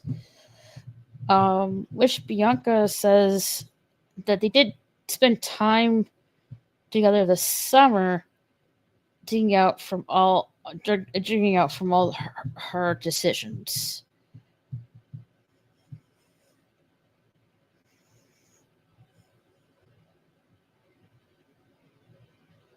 And Mrs. Adams is telling Bianca, perhaps the spirits have brought us together. Understand that need to prove yourself, especially with a complicated mother. And Bianca says she always admired Matricia's mom. How she built from mortuaries into the most successful outcast-owned business in the country, and she would love to do something like that. Miss Adams tells Bianca that her mama was better with the dead than she was with the living.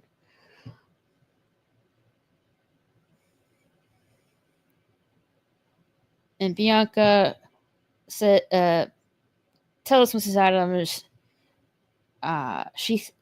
she thinks Principal Barry Dort was hoping you reach out to her for a large donation, which Mrs. Adams doesn't seem really keen on. It creates an awkward situation.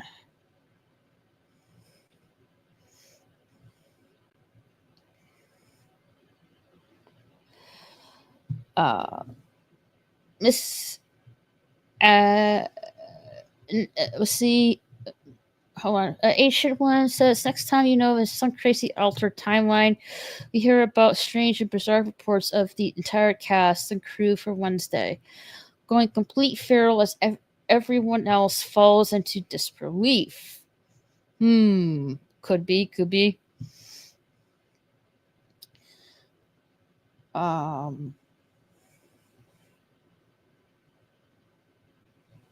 Miss Adams says to Bianca, the last poor soul who asked Mama for a donation died of fright. She sent him home in a casket along with the bill. Yikes. And tells Bianca if she wants a cookie. And Bianca doesn't really want it. And she says she shouldn't because she doesn't like the spiders crawling around the cookie. And Mrs. Adams picks up the cookie and takes a bite of a cookie. and to Bianca's disgust. Pugsley returns to the not the human shed, the Hummer's shed. Sorry, the Hummer's shed. And Pugsley tells Eugene that Slurp, the zombie, is still here. Eugene said, doesn't know if it's the smell of rotting flesh or the after effects of the ungrateful Gorgon stoning both him and Pugsley that's making him nauseous. Most likely the zombie. And Pugsley's like saying that all of this excitement is making him hungry. And Eugene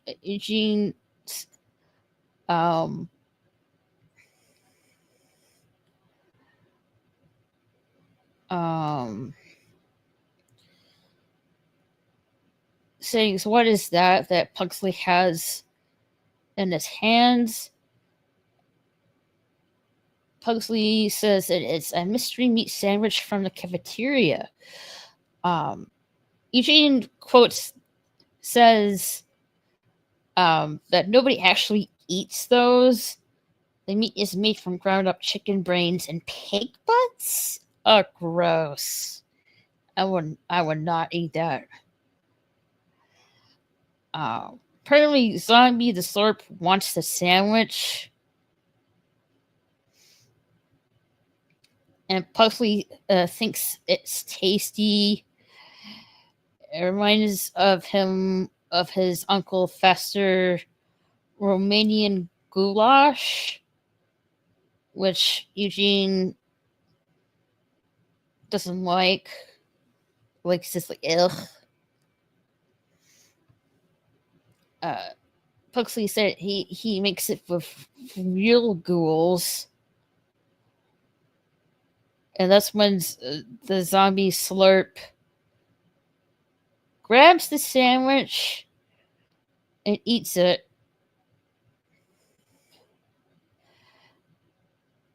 Gets so crazy, Jenna Marie Ortega, while in feral state, has her Wednesday persona amplified in such a way she actually convinced that she is Wednesday.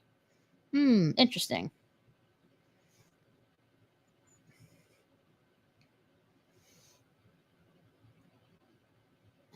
Pugsley thinks that Slurp likes the sandwich. Eugene is like, it's to no surprise that stuff is not made for the living. Sounds like it. And tells Pugsley they're going to be late for class. Pugsley tells Zombie Slurp to not to worry, and after dinner they'll come back with a pack of mystery meat. And Zombie Slurp is trying to break free of his chains.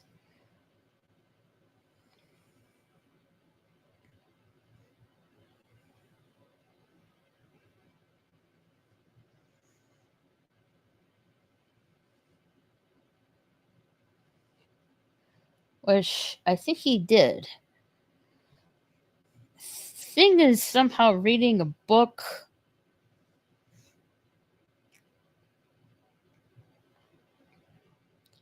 And she tells Thing to watch Enid and that she needs to question Tyler about his father. And she's going to visit the hide in his backwater bell jar. And that she tells Thing she hasn't seen her. Got it?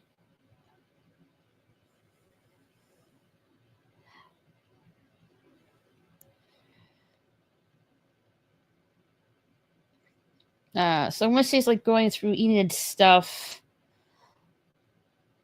to get to the driver's ed paperwork. And Wednesday says she got a ride, so she's literally taking Enid's driver's ed class to go to Willow Hill. And Enid's not able to take her driver's ed class. That's not very good.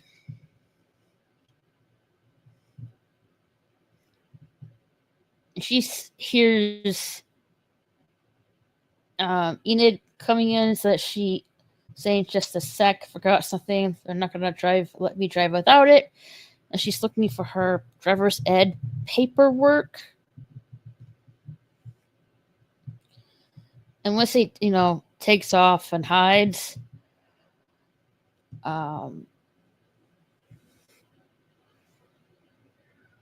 Enid questions thing.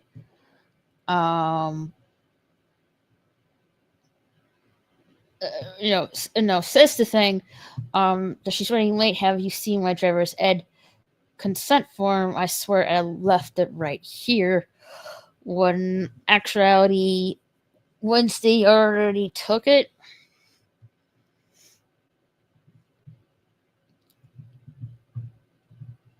Enid turns around, and there's Miss Adams, and how she get there so quickly?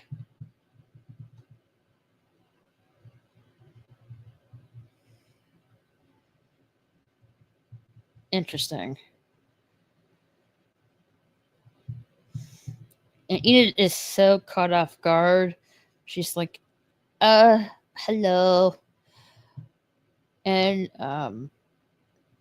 says Wednesday is not here. And she's just like, it's all right. I'm sure Thing can help me find what I'm looking for. And Enid takes off.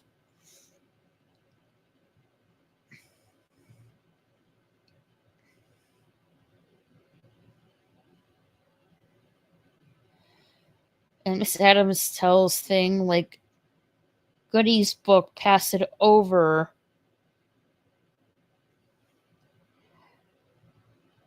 And seems Thing is fed up with something.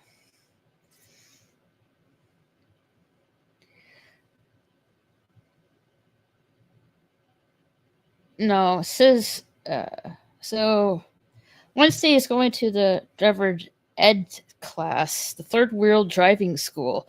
I love this scene right here. What about you guys?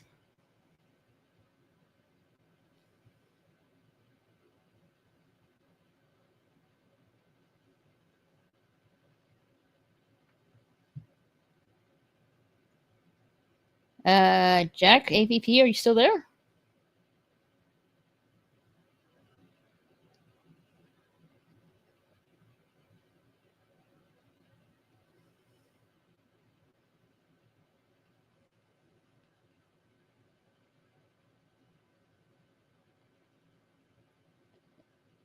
Okay, I think they'll I think they're getting something to eat real quick. I think.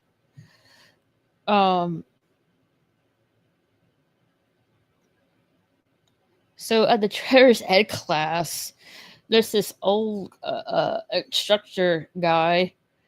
He's like, "Are you Enid Sinclair?"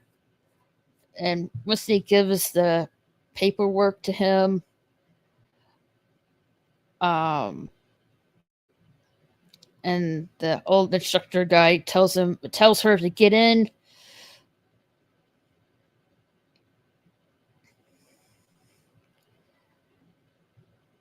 Tells her to put her seatbelt on, which she does.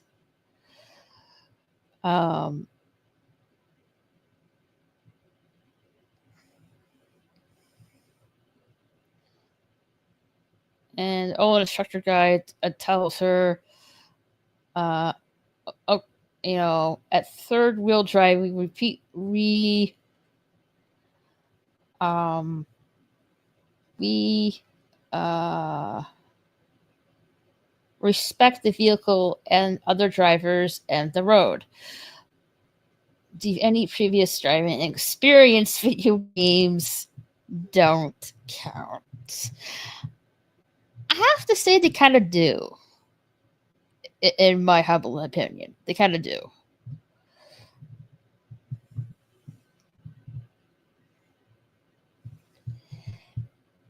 And then we see a flashback of like Wednesday as a kid in the driver's seat helping her Uncle Fester robbing a bank.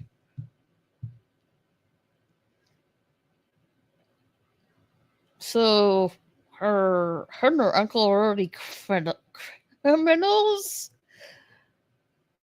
Dang.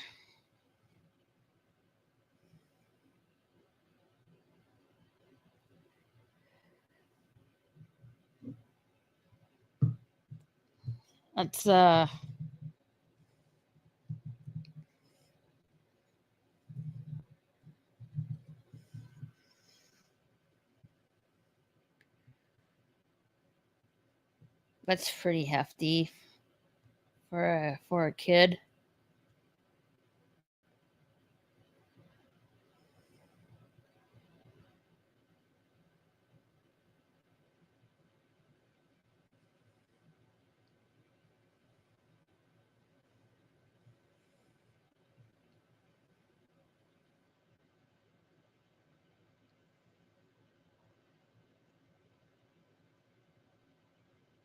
And her Uncle Fester is like telling her to like in this flashback scene, you know,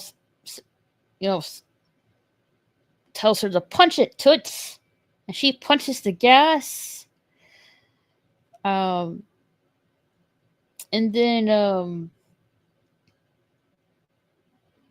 once he tells the instructor guy like her uncle used to let her sit behind the wheel while they ran errands, which is pretty cool.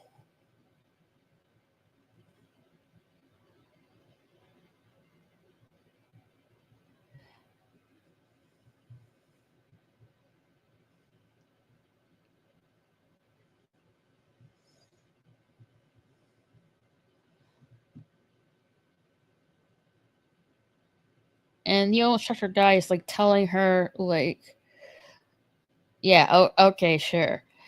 And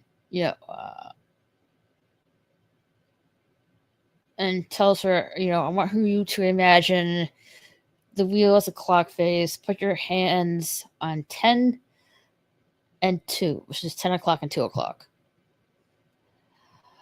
And Wednesday does what she says.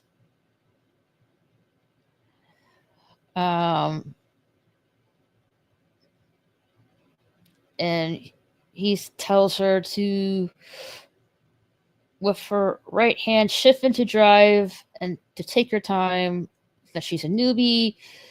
Nerves are perfectly normal. Always remember, caution is your friend. Which Wednesday just immediately pulls the shift down and punches the gas.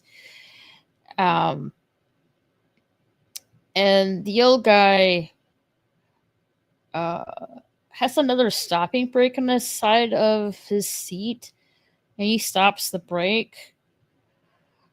And he tells her, we also respect the speed limit. I'm the captain of this ship, young lady.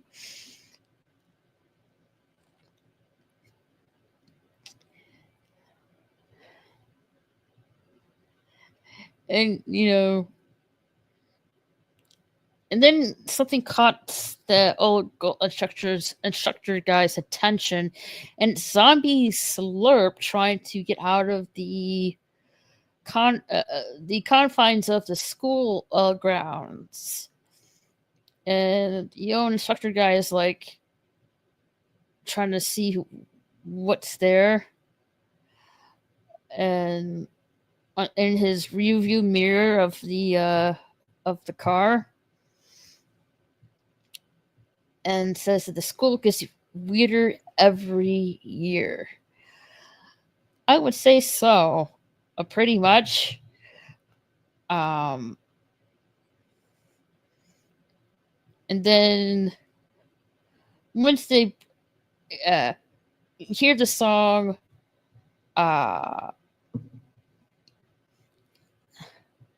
Dies Irae from Virtus Requiem playing, which is very perfectly for the scene. And Misty brings something off, and she cuts the wire for the other parking brake on his side of the old instructor guy's seat. And he looks back at her, and she's like, tells him, and he's in shock, and he's like, in shock. And she tells him, I'm the captain now. Oh, damn. And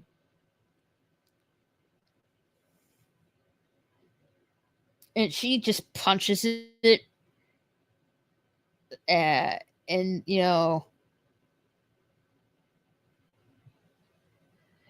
and off they go.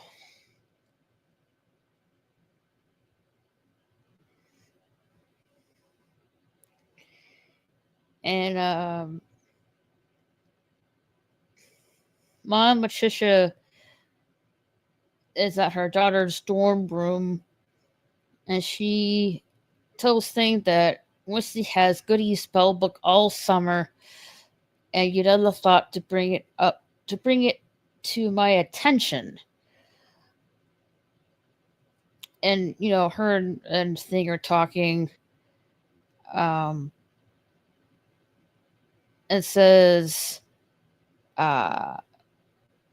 Gomez and her has sent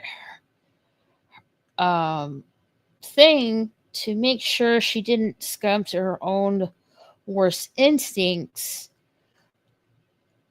Where is your loyalty to us? So Mrs. Adams thinks that Thing is not being loyal to her and Gomez, and that he's only being loyalty to Wednesday.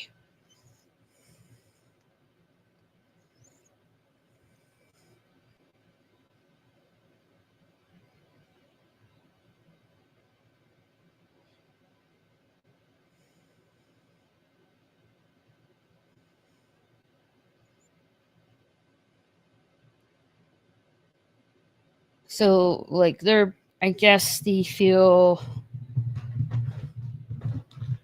I guess she feels really frustrated.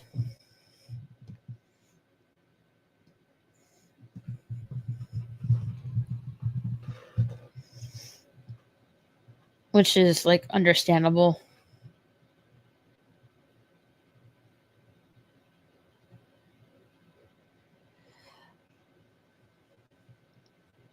And, Mrs. Adams is, like, telling Thing that he's a member of his family.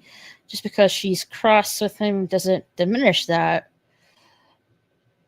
And,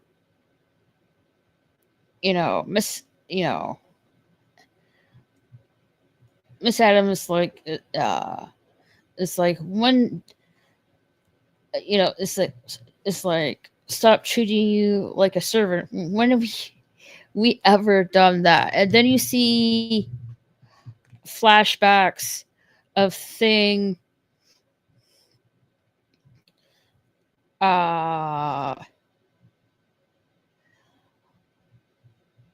putting wood blocks on the fireplace.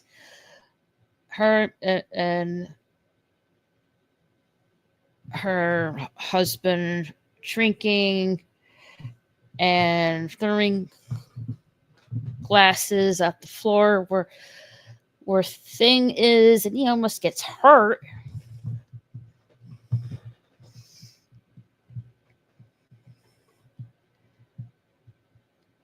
Thing is pouring some alcohol for Mr. Gomez. And he's pouring a little bit too much. Because Mr. Gomez is telling him to pour a little more. He pours a little more. And the Thing is just getting annoyed here.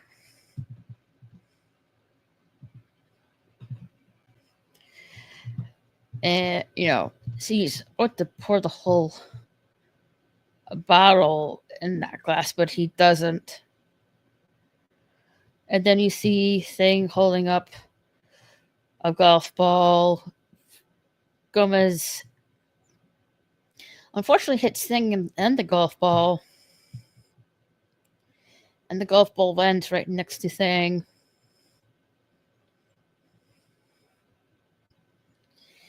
And Mrs. Adams realizes, Thing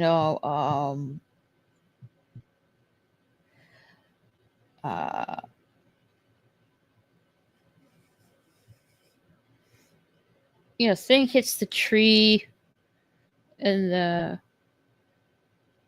golf ball lands right next to him.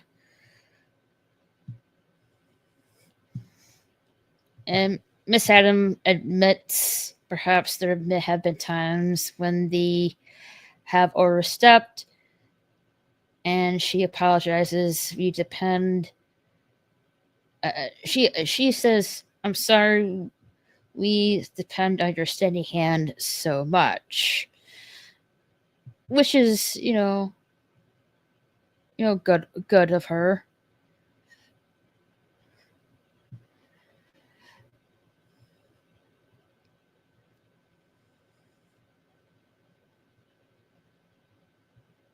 And Thing is telling her something.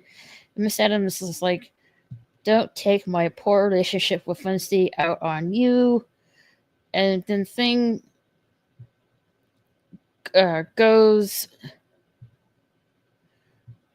to his chest suitcase, and Miss Adams is like, it's not poor, it's fraught.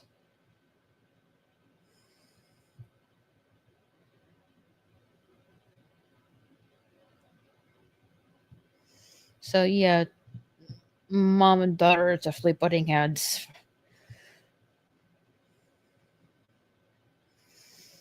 Back to the yellow instructor guy. He's being taken from a ride. And Wednesday's speeding along, and she gets to Willow Hill Psychiatric Hospital.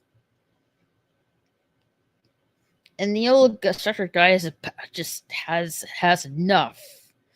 She approaches the security gates. Before she approaches the security gates, she tells the old instructor guy she looks forward to their next lesson. And I think, I think he doesn't want that. So once he approaches the security guard and says she's here to see Tyler Galpin. Of course, the security guy, tells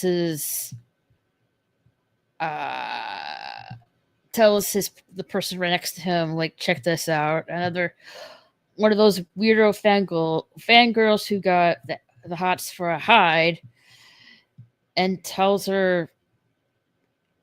Miss to quit wasting their time, find someone else to obsess over, boy bands or puppies. And Wednesday slams paperwork at the security guy's, I guess, windowsill desk. And it tells him to call the supervisors and tell them Wednesday Adams here. That is Adams with 2 D's, like a padded room. And the security guy picks up the phone and I guess calls the psychiatric hospital.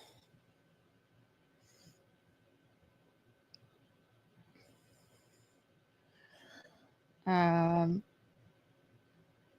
she heads inside in there and she meets the administrator.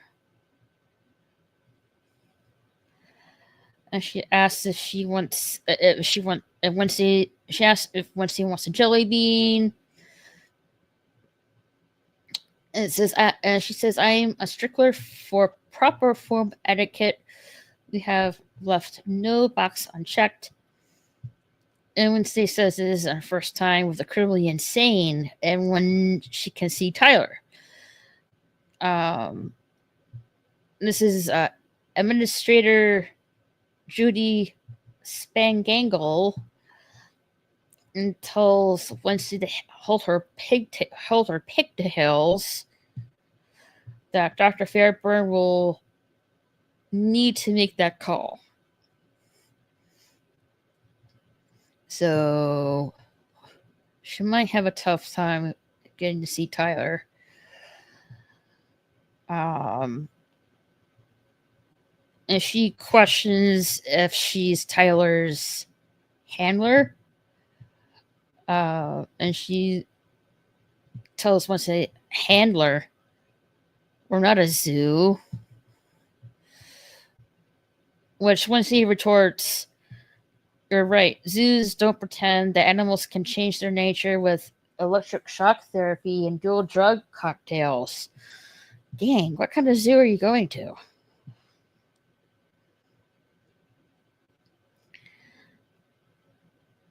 And Administrator Judy Spangle says that Dr. Fairburn is the chief psychiatrist and pioneer in the field of outcast mental health. I have her book here somewhere. She gets the book. It is called Unlocking Outcast Mind by Dr. Rachel Fairburn. Administrator Judy Spangle says her book, Unlocking the Outcast Mind, is required reading in medical schools around the country. And she opens the book and says she even inscribed it.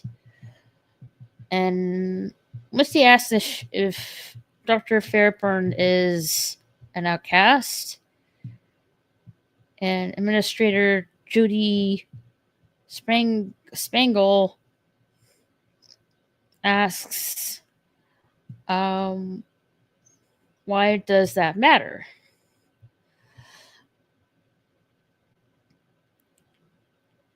And Wednesday says it's like a vegetarian writing a book on cannibalism. Always been skeptical of psychiatrists. A weird way to put it.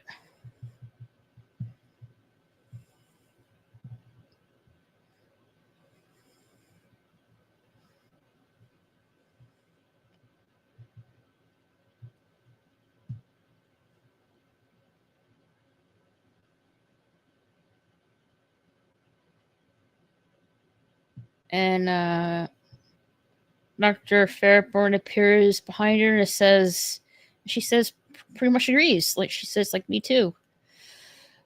And she introduces herself as Dr. Fairburn. And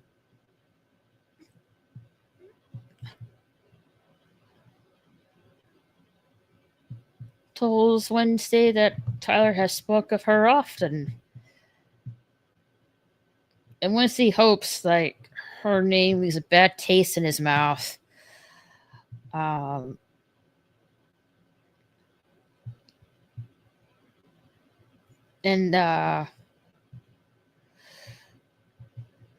thanks Judy and tells Wednesday to walk with her. And Dr. Fairburn questions why she wants to see Tyler. And, Wednesday said, pretty much wants to pair it to, no. She wants,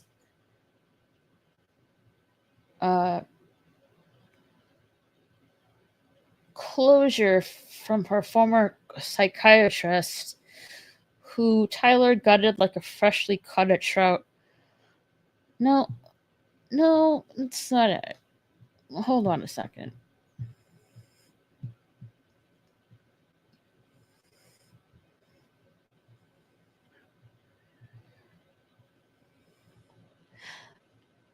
Oh, okay. I thought that was...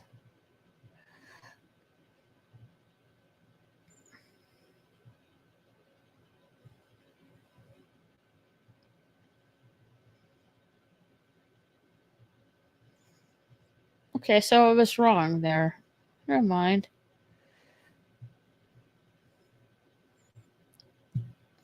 So, yeah, she just says she wants to parrot my former psychiatrist, who Tyler gutted like a freshly caught trout. I need closure.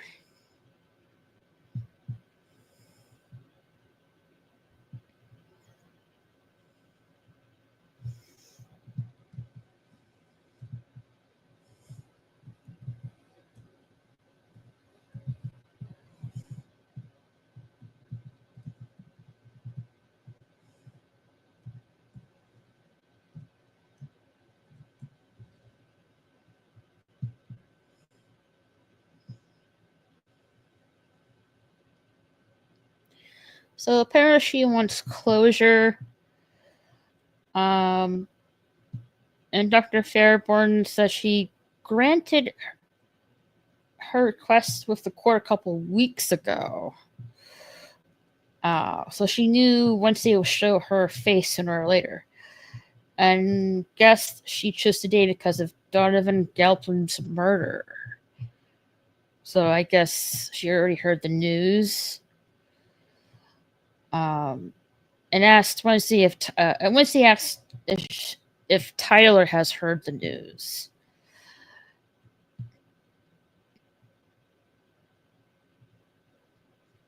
And she tells Wednesday that Tyler has proven to be particularly manipulative and uncooperative patient. Of course, she never dealt with a high before, so this is uncharted territory. That doesn't sound good.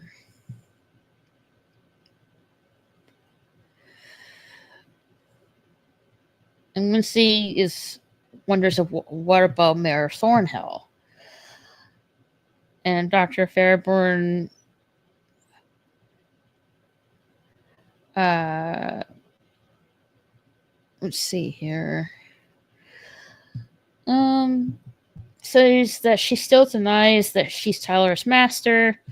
She's being held at a different facility. That she's working off the theory that the longer they're separated, the weaker the bond becomes. Which I wouldn't count on it, to be honest.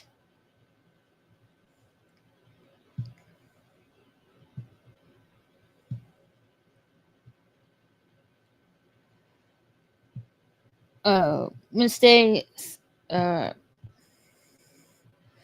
summarizes that she and her are speaking because she needs her help.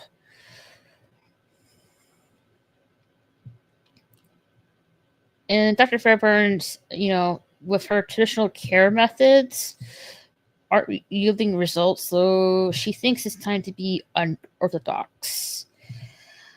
And Wednesday pretty much says Oops, loading here. Well, you know how they say, if you can't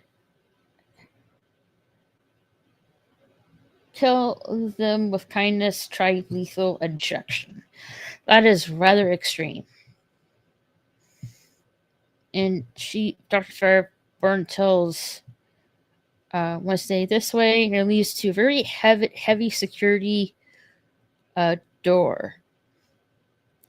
And Dr. Fairburn tells Wednesday that she could be the psychological shock Tyler needs to initiate his rehabilitation. To which Wednesday says, if the sight of her brings him any modicum of, I think, pain, to count her in. I think it's pain. Let me double check that.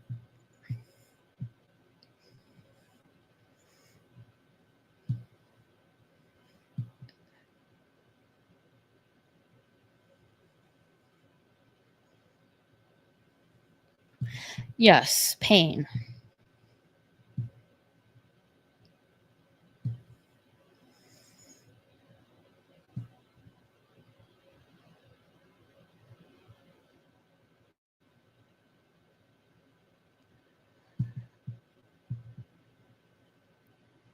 And Dr. Fairburn beeps themselves in.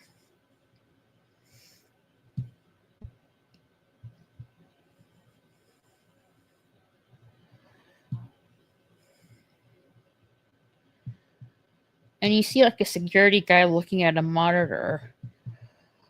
And Dr. Fairburn tells Wednesday that she'll be perfectly safe, but if she feels threatened or comfortable any way, push the red button on the wall. And she'll be watching everything on a monitor.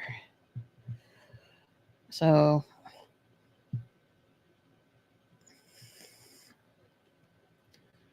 everything is like tight and it's Fort Knox here. And Dr. Fairburn tells the security guy to watch a close watch. And Wednesday proceeds to go and meet Tyler.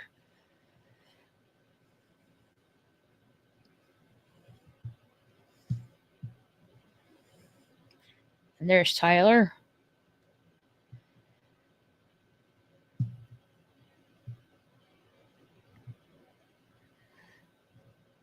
And I think, let's see here. Yeah, she's watching on multiple monitors, Dr. Fairburn is. And she's watching Cam 34, where Tyler and Wednesday are. There's Tyler. And she's like telling Wednesday, what do you think of this place? It's originally designed for a schizophrenic werewolf who went on a full moon killing spree in the summer of 92. Which Wednesday says it's ironic considering Tyler was thrashed by a werewolf.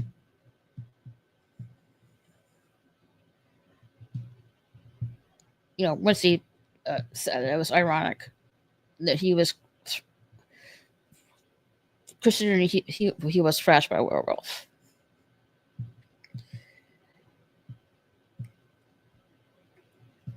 And Tyler was like telling Wednesday it was her inevitable morbid curiosity that would bring her here.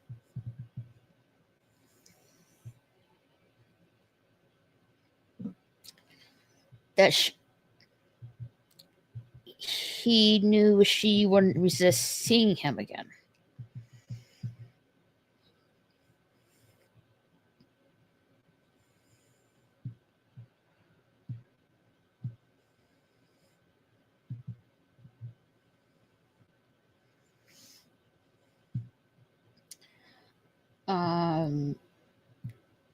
And Lindsay's like, is that your deluded lie you're telling yourself in solitude? And it says that, Tyler is like, the only person lying to themselves is Wednesday. Her. And you sense the monster inside of me. You fell in love with it. We're two black-hearted souls ready to pillage the world together. And Wednesday is like not even bothered by this. She's like, the only thing you're pillaging is an extra fruit cup at dinner. And Tyler's like, you're act like the smartest person in the room, but you're not. And, security guys like getting,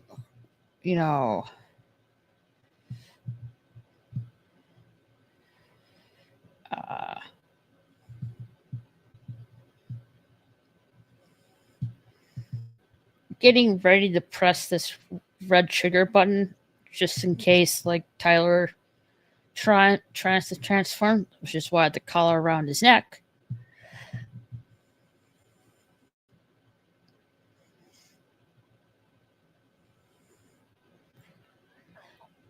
And he does try to transform. But that was put a stop to it.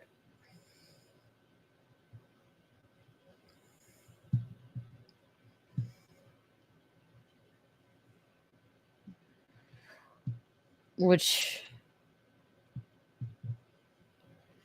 kind of, does bring Tyler pain. The collar itself. And Dr. Fairborn was like looking at the monitors. And that's when Wednesday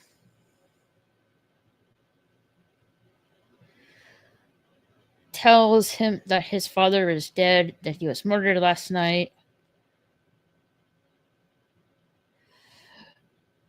And he asks her how he was killed. Said he was killed gruesomely. Another victim died the same way.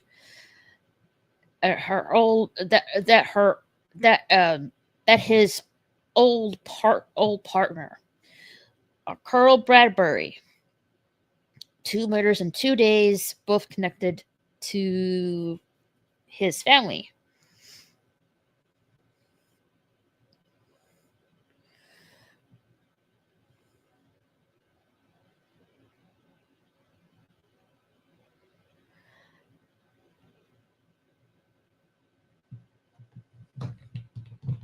Which is an odd coincidence, to be honest.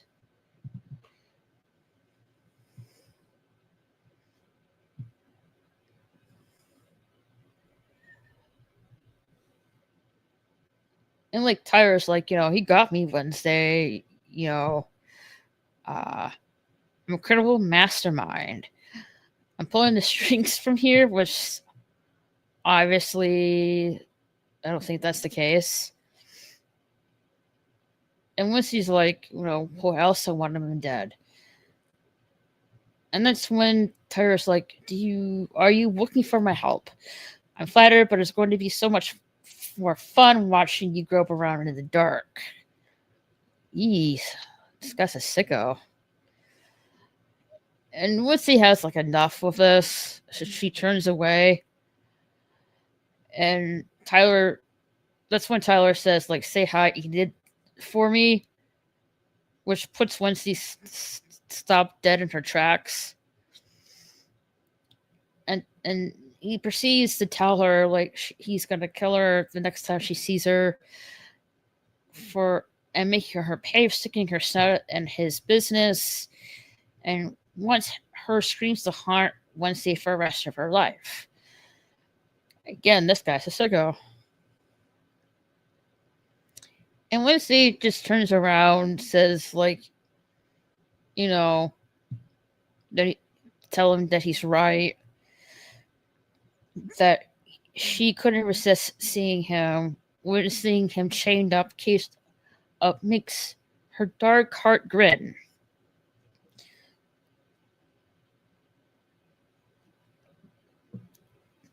Thornhill chose him to be her mother's marionette, not just because she saw some hibernating inside of him, because she saw the real him.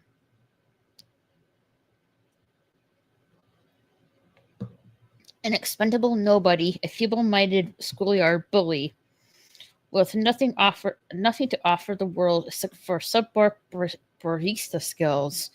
Your fleeting moment of notoriety will fade quicker than your generic looks. Thinking of you rotting away in the anonymous mediocrity that is the best revenge. Quite cold.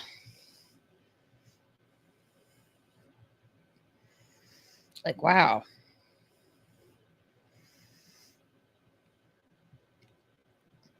And Tyler is obviously upset about this, and he's charged the transform again.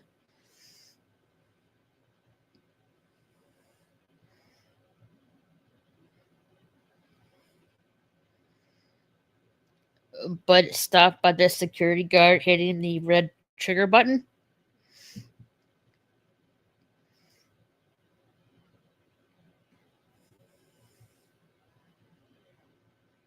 And Wednesday pretty much says that she doesn't need to see Tyler, or doesn't need to visit Tyler again, and tells him that she already takes up enough space in his twisted head.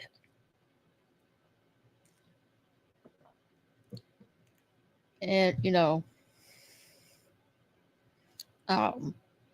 Wednesday leaves, and stuff. She leaves at she leaves past the very heavy secured door. Dr. Fairburn is like looking at the monitors.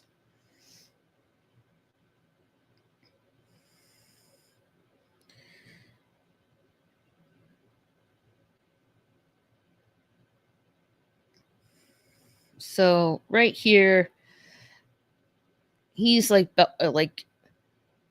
screaming angrily.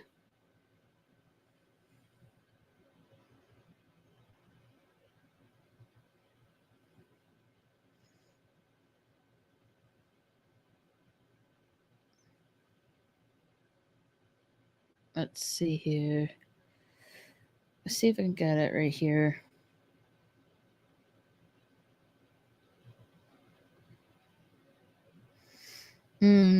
I'm having a hard time getting it.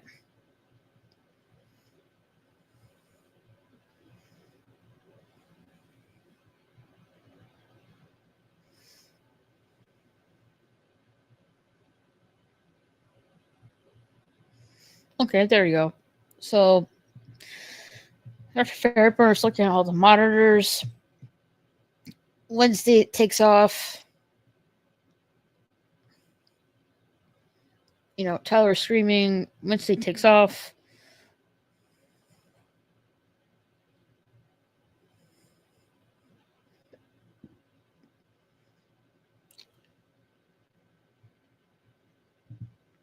And we're back at Nevermore Academy. And Dr. Orloff is teaching.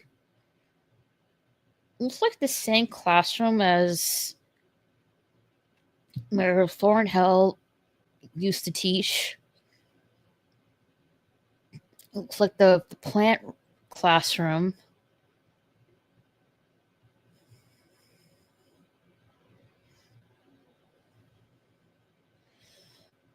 And Dr. Orloff is like saying like the human brain is the hungriest organ in the body that consumes 20%. And it gets electrocuted by something. He's like, who did that? And the students are giggling and, confused and giggling. And you see Pugsley right there.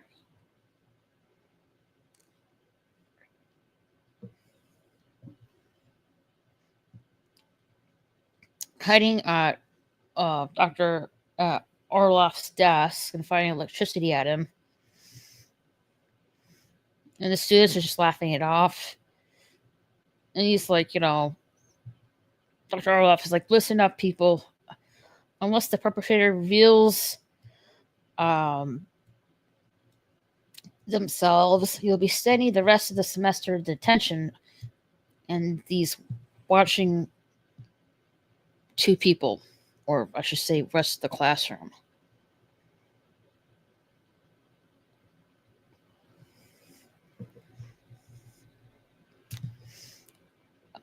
And Eugene's like telling Pugsley they have a problem.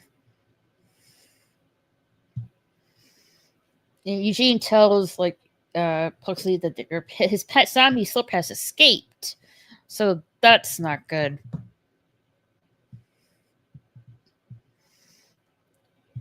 There's Enid and Bruno together. They go into the dorm room.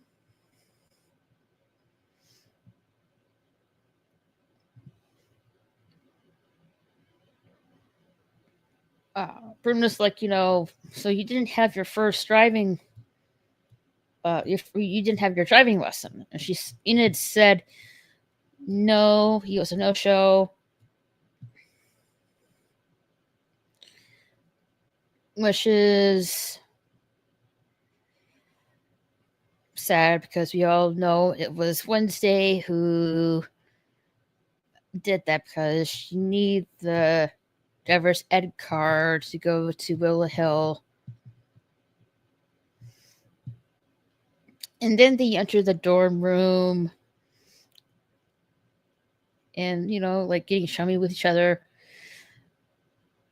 Enid sees Gif on the floor. She's wondering how did it get there. And she sees it's a dress too thing.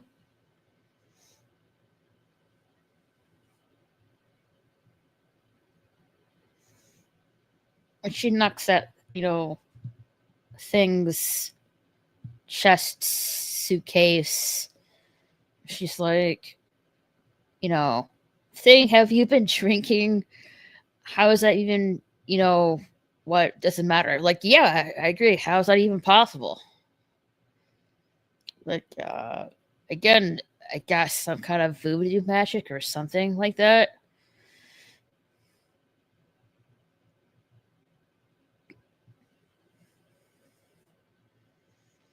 And Enid tells bro, to give her a thing if you gives a second. And he sits down on the chair. And Enid is whispering to saying you got a package.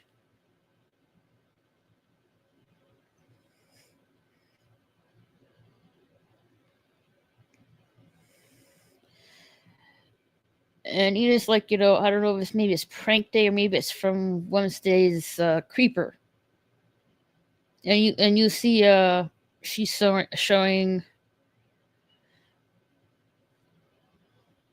a picture of Thing with a wig and a mustache on, which is hilarious.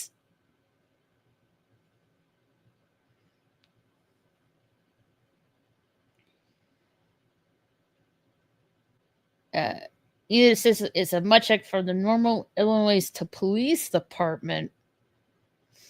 And she's it's a town called Normal. Who's Fernando Fingertips, your first alias? Which is apparently his first alias. And it's Kashi. And the note says,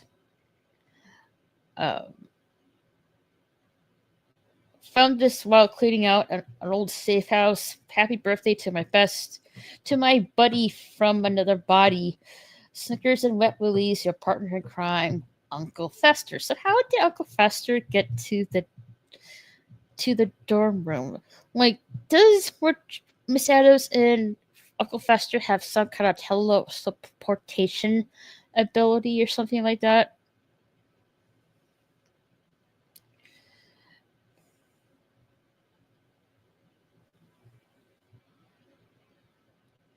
Yeah, so she saw. I guess when Enid saw the photo. Yeah, it's a mugshot from Normal, Illinois Police Department. I guess there's a town called Normal, and she's surprised. He is surprised by that, and she's like wondering who's Fernando Fingertips, which is his first alias, which was very catchy. And she does have a note, which I said, found this while cleaning out an old safe house. Happy birthday to my buddy from another body. Snickers and wet leaves, your partner in crime faster. Which, I don't know how he got the present there. Some kind of teleportation spell. But I'm beginning to think, like, Mrs. Adams and Uncle Fester have some kind of, like, teleportation skills of some kind. And Enid is just shocked, like, that it's Thing's birthday, that that once he didn't tell her, and did that the Tyrant Adams family forgot your birthday, Thing's birthday, and she's sorry about it, and she's like, you know what, you're an honorary member of the Wolf Pack. Why don't we take you out tonight to celebrate? Which it's pretty nice to do for her to do that. And we heard like a thud sound. And apparently there's something happening to Bruno. And Eunice like freaking out saying, "Oh my G, oh my G, what happened?" And she gets knocked out and he had the thud sound too. Thing wants to know what's going on. And then you see someone, we don't see them, but someone puts a little metal pole to block the suitcase chest for Thing to come out. So Thing gets trapped in his own place.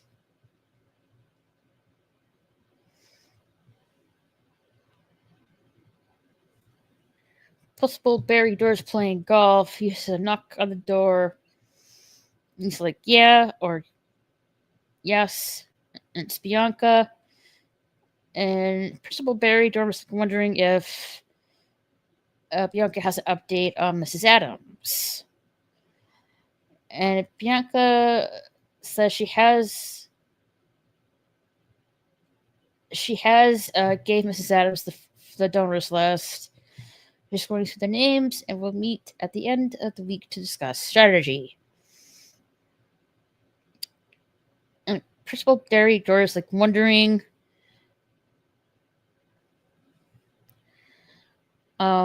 if she drew attention to number uno on that list. And Bianca's like telling him, unfortunately, that Mrs. Adams and her mama are estranged. And Principal Barry Dort is like wondering like how estranged. And Bianca tells him that she refuses to call her mama. And Principal's like, Principal Barry Durst, like, Hester Frump is the linchpin to this whole campaign. She is the 50-foot shark that will signal the other big fish that Nevermore is worth preserving. And Bianca's like is telling him, like, why don't you have the conversation with Mrs. Adams, which is pretty much agreeable, right? And Principal Barry Durst like telling her because you can be so much persuasive. And of course, the principal is playing golf. And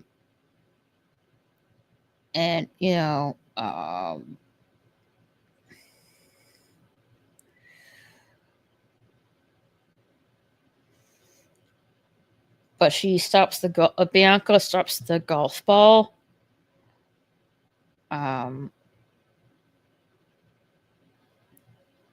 Which I don't think he really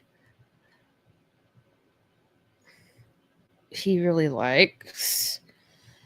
I think he's a little bit annoyed by it.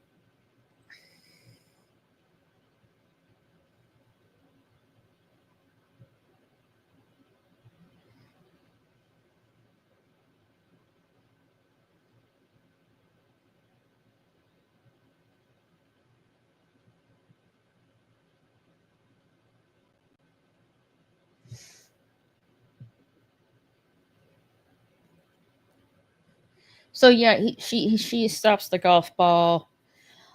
And Bianca's like, you're silly not asking to sing song on Mrs. Adams. And Principal Barry's like, of course not. I'm ordering you. So he's, pretty much like revealing,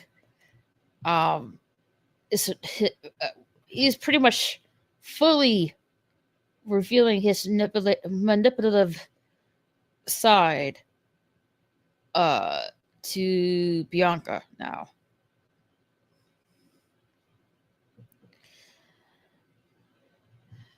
And that's when Bianca like has enough, and she's using her necklace and tells him to never try to coerce her again. And he does drop his club on the floor. And Bianca seems to be relieved for a moment, but Principal Barry Dort tells her, "Nice try, Miss Barclay." Her siren song, so she's confused, and she's like, what the heck happened?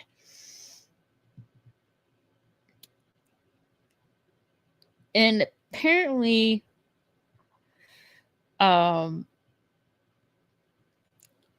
he has this little souvenir. He says he has a little souvenir that he picked up in the Antique Antique shop in Florida Keys, and says, "Beautiful, isn't it?" It looks like a pocket watch to me. And he mentions that it is made up with itty pieces of Corinthian coral, making me impervious to your siren song. And keep it on me all times. And he's like flat out telling her this. So he can't be controlled by her siren song. And he picks up his golf club and tells her to, the key to winning in both golf and life is to keep your eye on the ball. So let me help you focus. You both know that I'll hold your future in the hand. I could either lift you up or crush you. And he says, understood. Oh, and at the same time, he gets a hole in one with the golf ball. And this guy is like really showing his colors right here. In a very unflattering kind of way.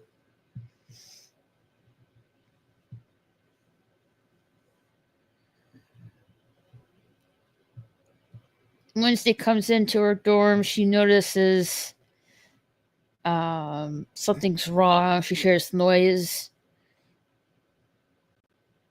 And she sees Enid's purse on the floor and hears muffled thumping and rattling because things trying to get out of his chest suitcase. And she removes the the little metal pole, the mini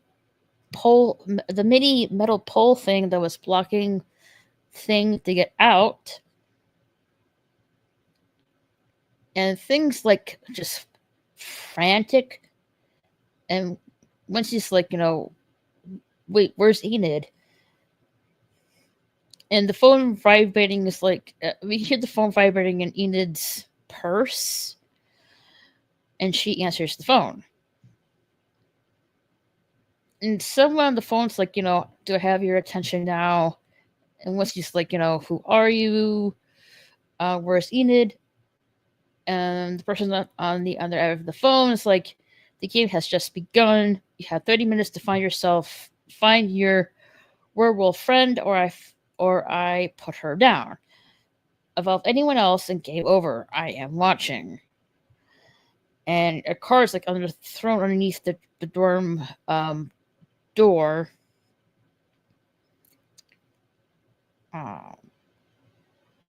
She opens the dorm room door, and she sees no one. And the person on the phone is like telling her, "Tick tock, McAdams." And she closes the door, and she's like, "There's a postcard. There's a postcard on it." And it's like, there's a heart in front of it.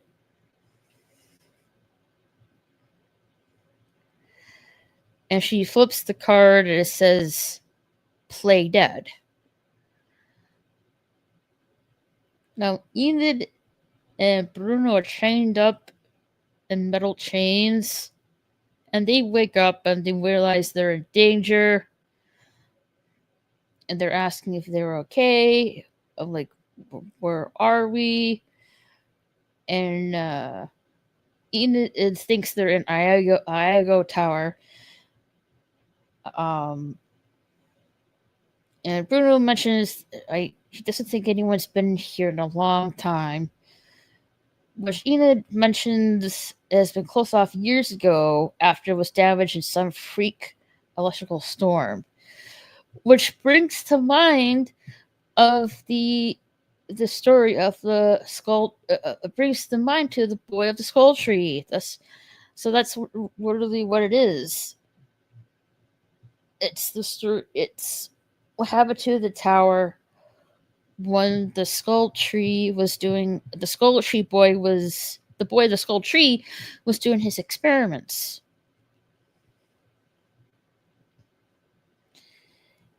And Enid is like trying to use her claws to free herself from the metal chains, but they're really not having any effect.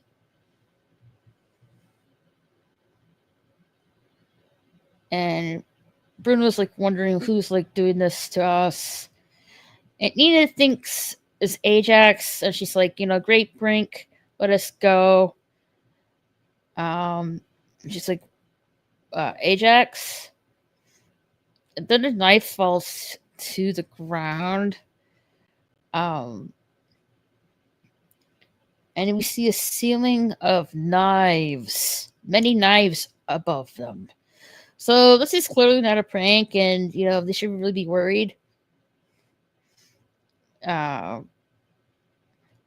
Enid herself says, "I don't think this is a prank." Well, duh.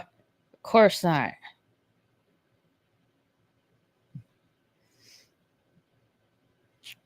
Thing and Wednesday are on the way to find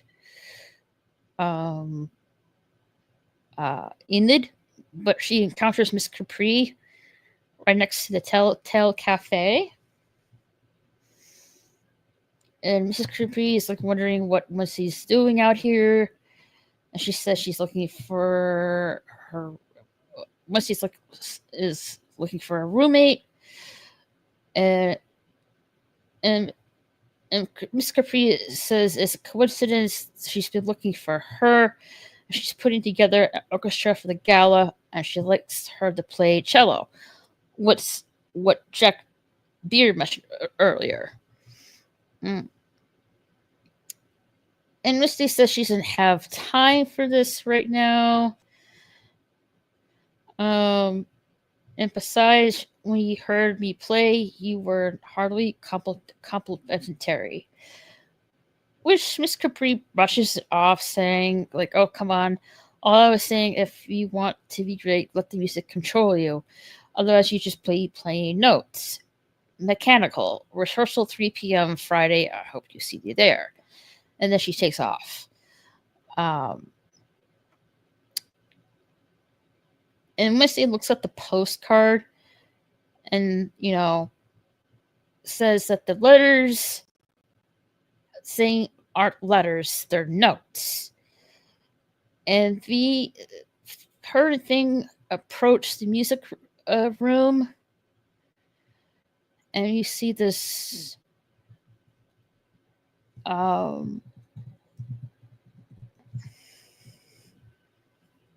organ piano, a very old school organ piano. And she's like saying a heart is organ, which you see the picture of the heart of the postcard. And the back of it, you see, where it says play dead. So she sits at the orchestra, not the orchestra, the organ piano, and she types in one word at a time on the keys, but nothing happens. And she'll then she tries to do the notes together. D, E, A, D, all at the same time. On the small door on the left side of the organ piano opens. And Missy's like to think, like, let's go. It goes into this tunnel. She has a flashlight. And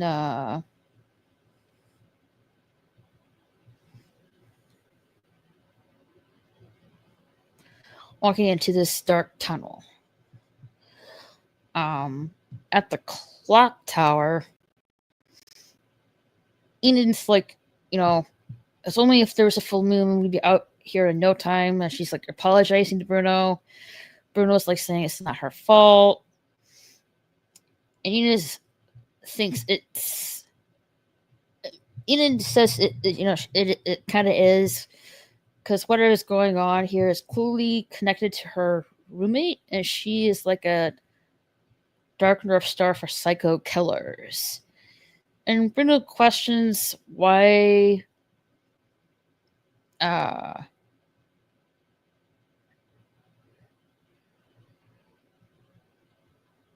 she's friends with her. And Enid gives an honest answer, saying, even though Wednesday is literally the tunnel at the end of my life, I can't imagine my life without her in it.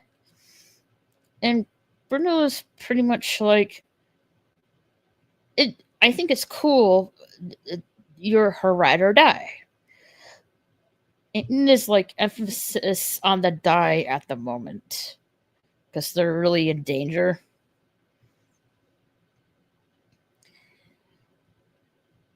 And Bruno says he wishes he has someone like that. And Enid's like, we gotta find a way to get out of here. We can't break these chains, but maybe we could wriggle out if we find the right angle. And they do try to do that.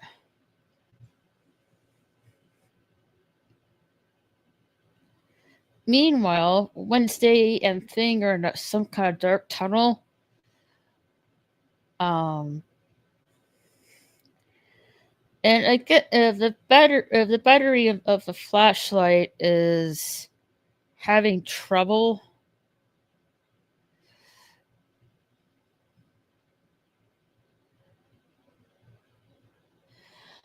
And Misty thought that Thing put new batteries and the flashlight. And she's like, is this look fully powered to you? So it's like the flashlight's like flickering on and off, periodically. And then you see a mysterious person with a mask. I don't know if I can get it here.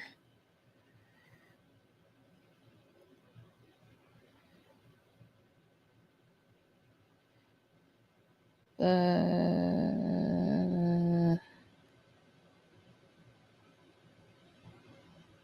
see if I can get it here. Okay. There you go.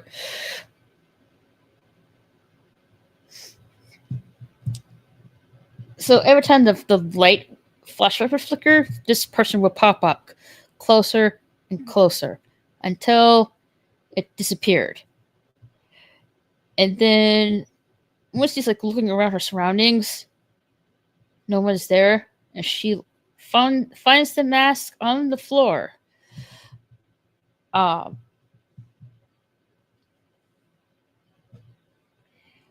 she looks behind the mask, and it literally says,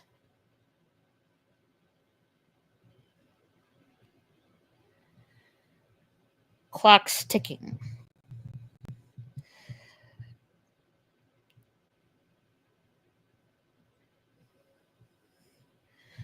So Enid and Bruno really are in danger.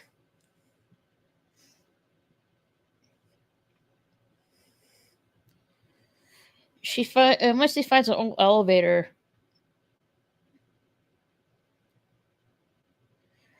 and mentions, she drops the mask. Enid and Bruno are having trouble, getting out of their chains.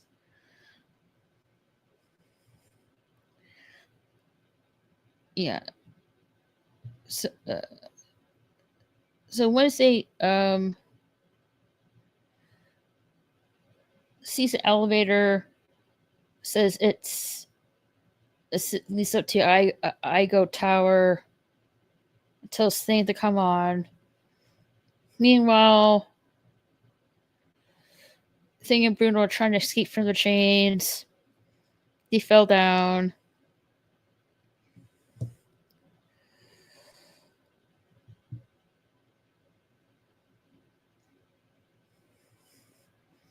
Bruno says that didn't work, and Bruno extracts his claws, and Enid's like, "Are you okay?"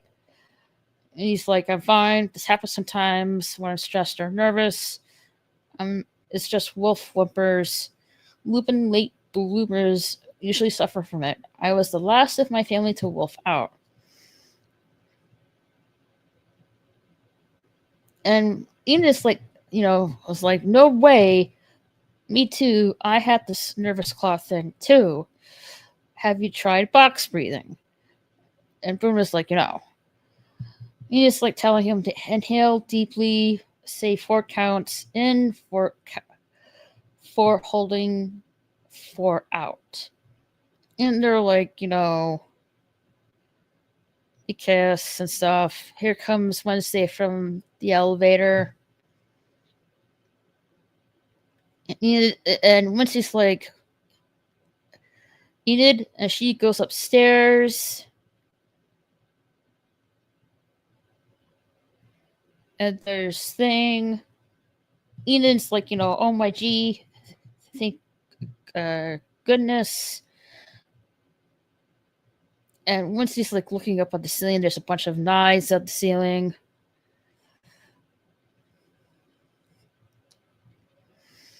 Here comes Thing to the rescue, but he trips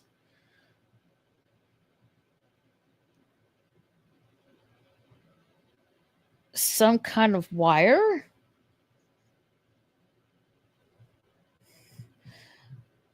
Yeah.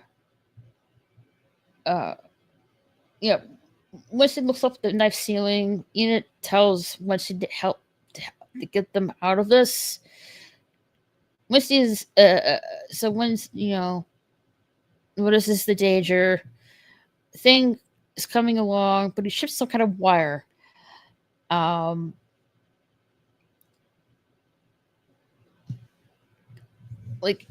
yeah, things coming to help Enid and Bruno, because Enid's telling thing to pick their locks, but he trips some kind of wire, which is not good. And some knives are sporadically falling into the floor. Enid's telling thing to watch out, and knives are also sporadically falling around Enid and Bruno. Thing.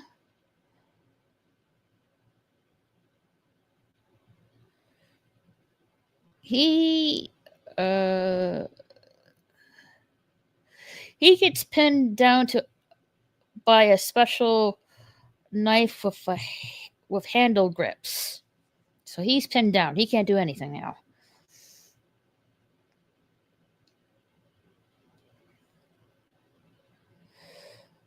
And then mechanical wheels are rotating underneath the floor, and the ceiling of knives are moving steadily closer to where Enid and Bruno are at. Once he notices the big wheel turning downstairs,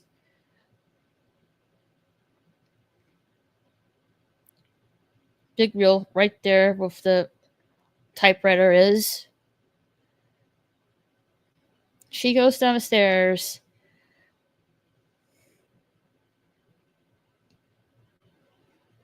And the note says, "What don't you see? Type your answer to set your friends free." Mind you, the ceiling of knives are getting closer to Bruno and Enid, or Enid to Bruno. And Enid is freaking out.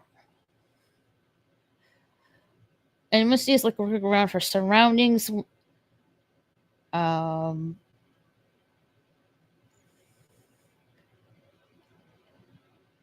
Misty is looking around a bunch of books. She says Poe, Dante, Shelley, Dickens. Meanwhile,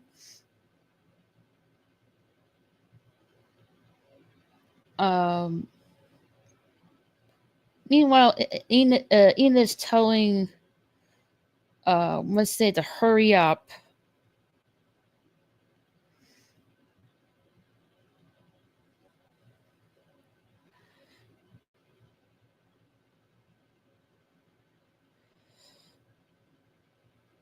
And Wednesday notes that each stack,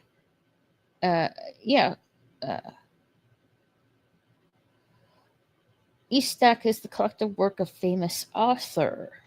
Each stack is the collective work of famous author.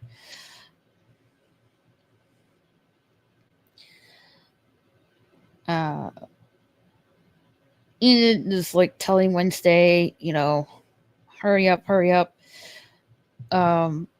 Wednesday says Proust, Tolstoy, the answer must be a book that's missing.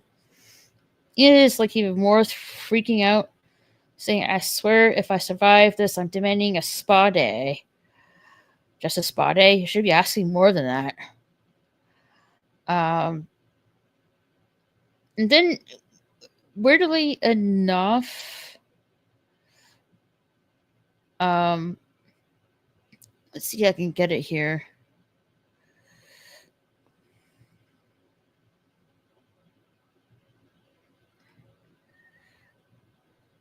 I'm not sure I'm getting it here.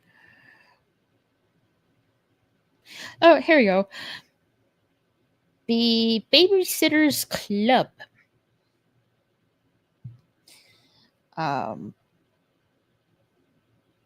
That must be questions. And Ina's how many is in that one? And Wesley says 131. And Edith's like, damn it, that's all of them, unless you're counting graphic novels. And Wesley's like, has enough, like says, enough, Enid. And Enid is like freaking out.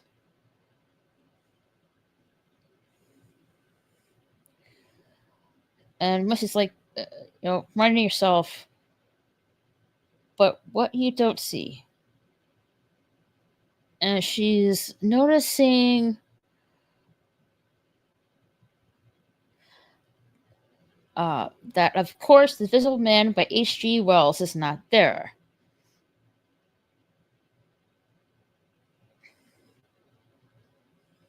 That's the missing book. And the knives are like getting ever so closely, and they're destroying this box right here. Meanwhile, Lindsay's at the typewriter typing her answer as fast as she can. And the knives are getting really, really close to Enid.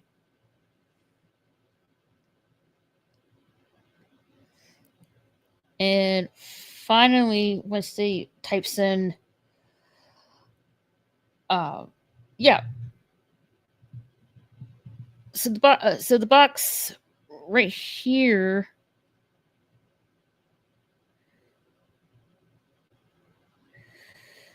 Let's see, I can get it right here.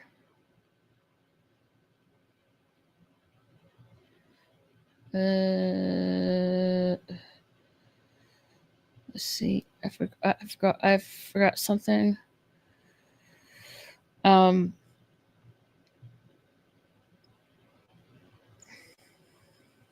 here we go.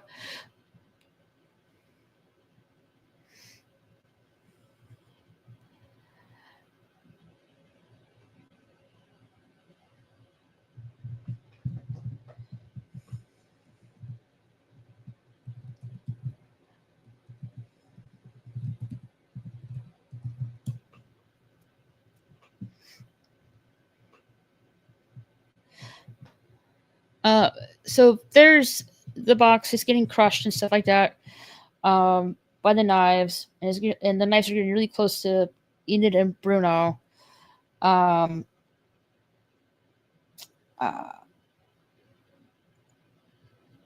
Wednesday is telling Wednesday it's time's up. So and Wednesday finally goes to the typewriter, and types in. Let's see, I can get it.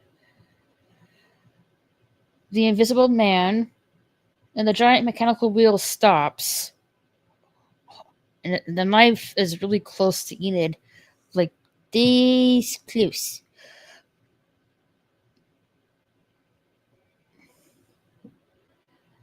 And the knives are going back to their original position. There's the ceiling of knives are being raised up.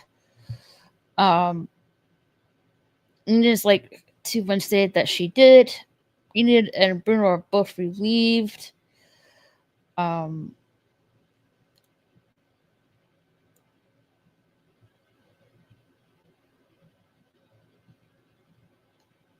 Wednesday breaks free from the handle knife that was pinning him down, and someone's slowly clapping.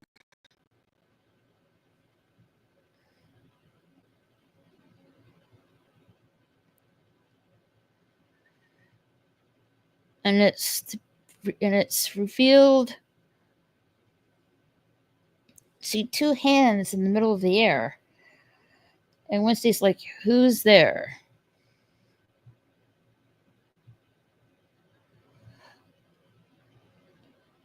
And it's revealed to be the redheaded girl. And she says, happy prank day. And Wednesday's like, this is my crazed creeper that is an invisible 13-year-old. And she giggles and jiggles some keys.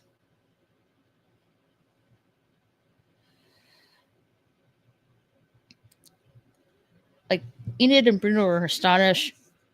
She's like, the redheaded girl's juggling some keys, and she throws them to the floor, and things like gets them, and is unlocking the chains from Enid and Bruno.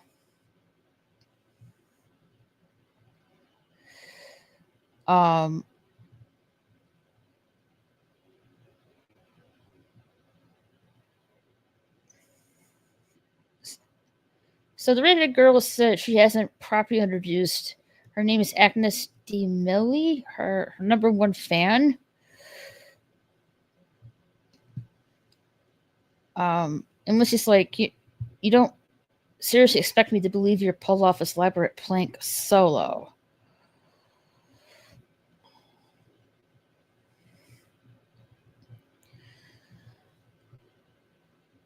Thing frees Enid and Bruno from their chains. Agnes says she had a little help from the Vinci's after she blackmailed them with incriminating Snapchat pics. Perks of being invisible. I just asked myself, WWWD, what would Wednesday do? And Enid's like, that is my line, you little psycho. Agnes said she knew if she came up with the most twisted game, she'll get Wednesday's attention and hope it will live up to her exacting standards. Admit you were a little impressed.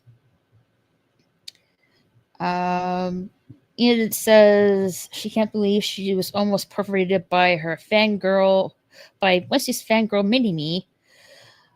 And she Enid extract her claws and was about to take Audrey because she wanted to return a favor, but Bruno stopped her.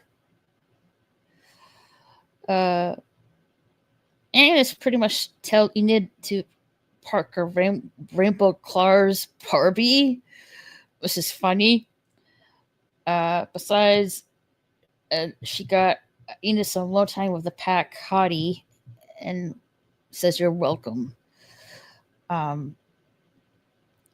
Wednesday says to Audrey that she almost burned her novel at the Founders Pyre. And Agnes said that was just an appetizer. That this was the main course, like the Agos Tower. And Wednesday's like questioning if, then why do you kill Gap and place his eyeball in Enid's cushion? Enid is shocked that that eyeball was real. And Agnes says she didn't kill Beltman. She just wanted to become her friend, not her next murder case. And she took Gelplin's phones as a souvenir. She hands it to Wednesday.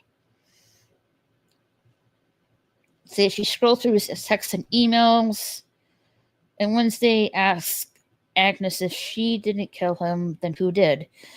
Agnes says she can help her find that out. So they all go to the elevator. Except for Agnes. She says for more.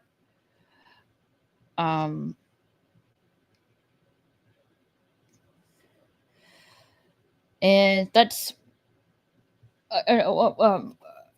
so yeah, everyone's like in the elevator, and Enid says like only Wednesday Agnes could have multiple creepers, and Agnes was wondering the elevator has room for one more. And Enid says to Audrey, "Wannabes takes the stairs," and the elevator like just goes down. At Waterwood Cottage, Bianca goes to the cottage. Trisha is like, says, "What a surprise! Come in. Did you forgot something?" This one, Bianca takes her necklace off. Says, "Actually, I did," and uses her siren song on her to tell her to contact her mama, invite her to the gala, secure a large donation. She is your highest priority. Miss Adams is completely under her Bianca's spell, and she's like, "Yeah, yes, that's it, mama. I should call her." And Bianca pretty much tells her that she'll have no memory that she was here.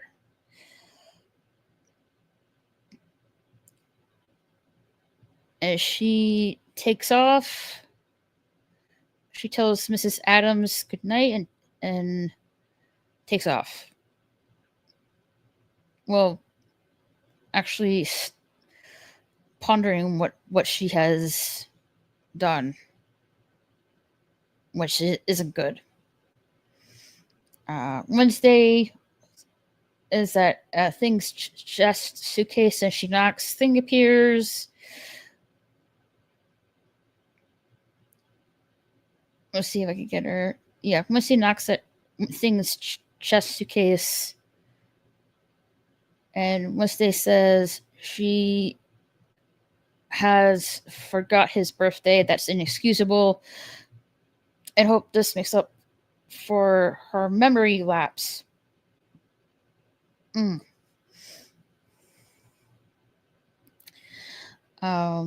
opens the jewelry box.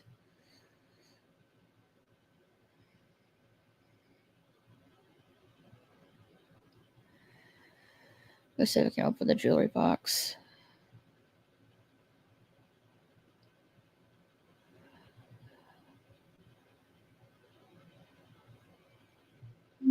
Let's see here.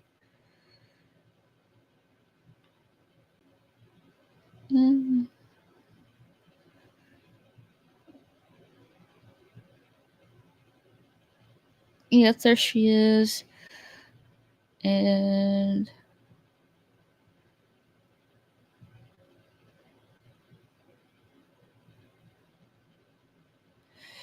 yeah, shows the jewelry box that says antique thumb screw, Napoleonic era, designed by Anatole Deibler, France's most notorious torturer. And she puts her hands together, saying that she's willing to be his first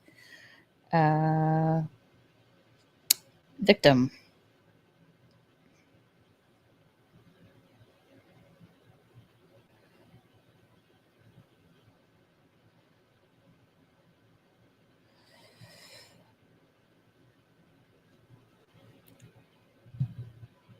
Thing says he's concerned about Enid.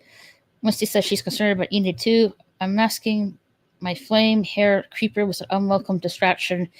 If I'm able to gain my psychic ability, I think I'll be able to save Enid and figure out who killed Galpin and Bradbury. Let's take another look at Goody's book. And Thing audibly retreats. Wednesday goes to her desk. She notices her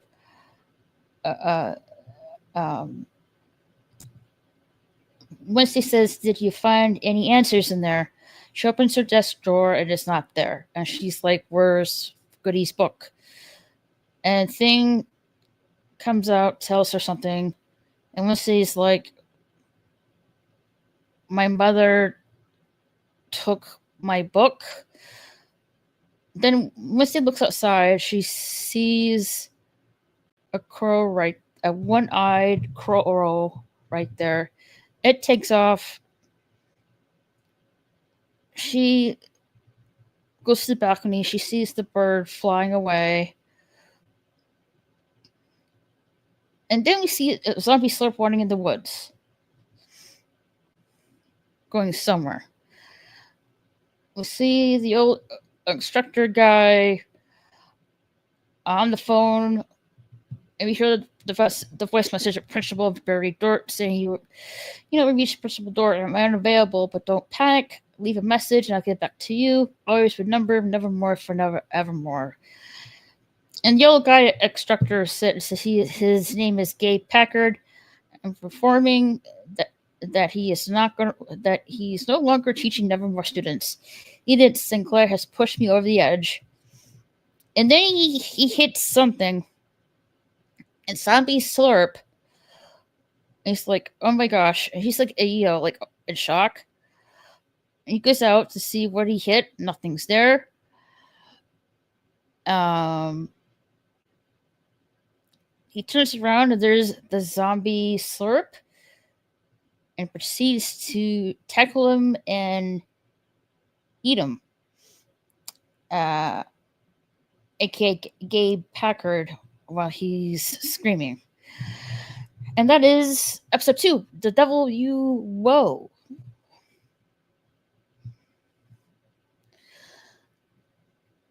Thank you so much for coming here. I really appreciate it. I'm gonna say thank you to Eldridge Warcaster, Bone, DJ Play Nice, UO, sorry if I'm getting your name wrong, Ancient One, Justin Retro Stuff TV Show Channel, and Valette. Thank you guys so much for coming. I really appreciate it. Yeah, I'll be back next week. Don't forget to hit the like button, click that notification bell, and click that subscribe button. Really appreciate it, guys. Also, thank you to my amazing panelists. Please check out the channels as well. And with that, guys, I'm gonna get out of here. You guys have a good rest of your evening/morning, and I'll catch you later. Bye. Meow. If this is your first time being here, don't forget to hit that subscribe button. You can also follow me on Twitter and Instagram at RaquelSSG2211. Catch you later.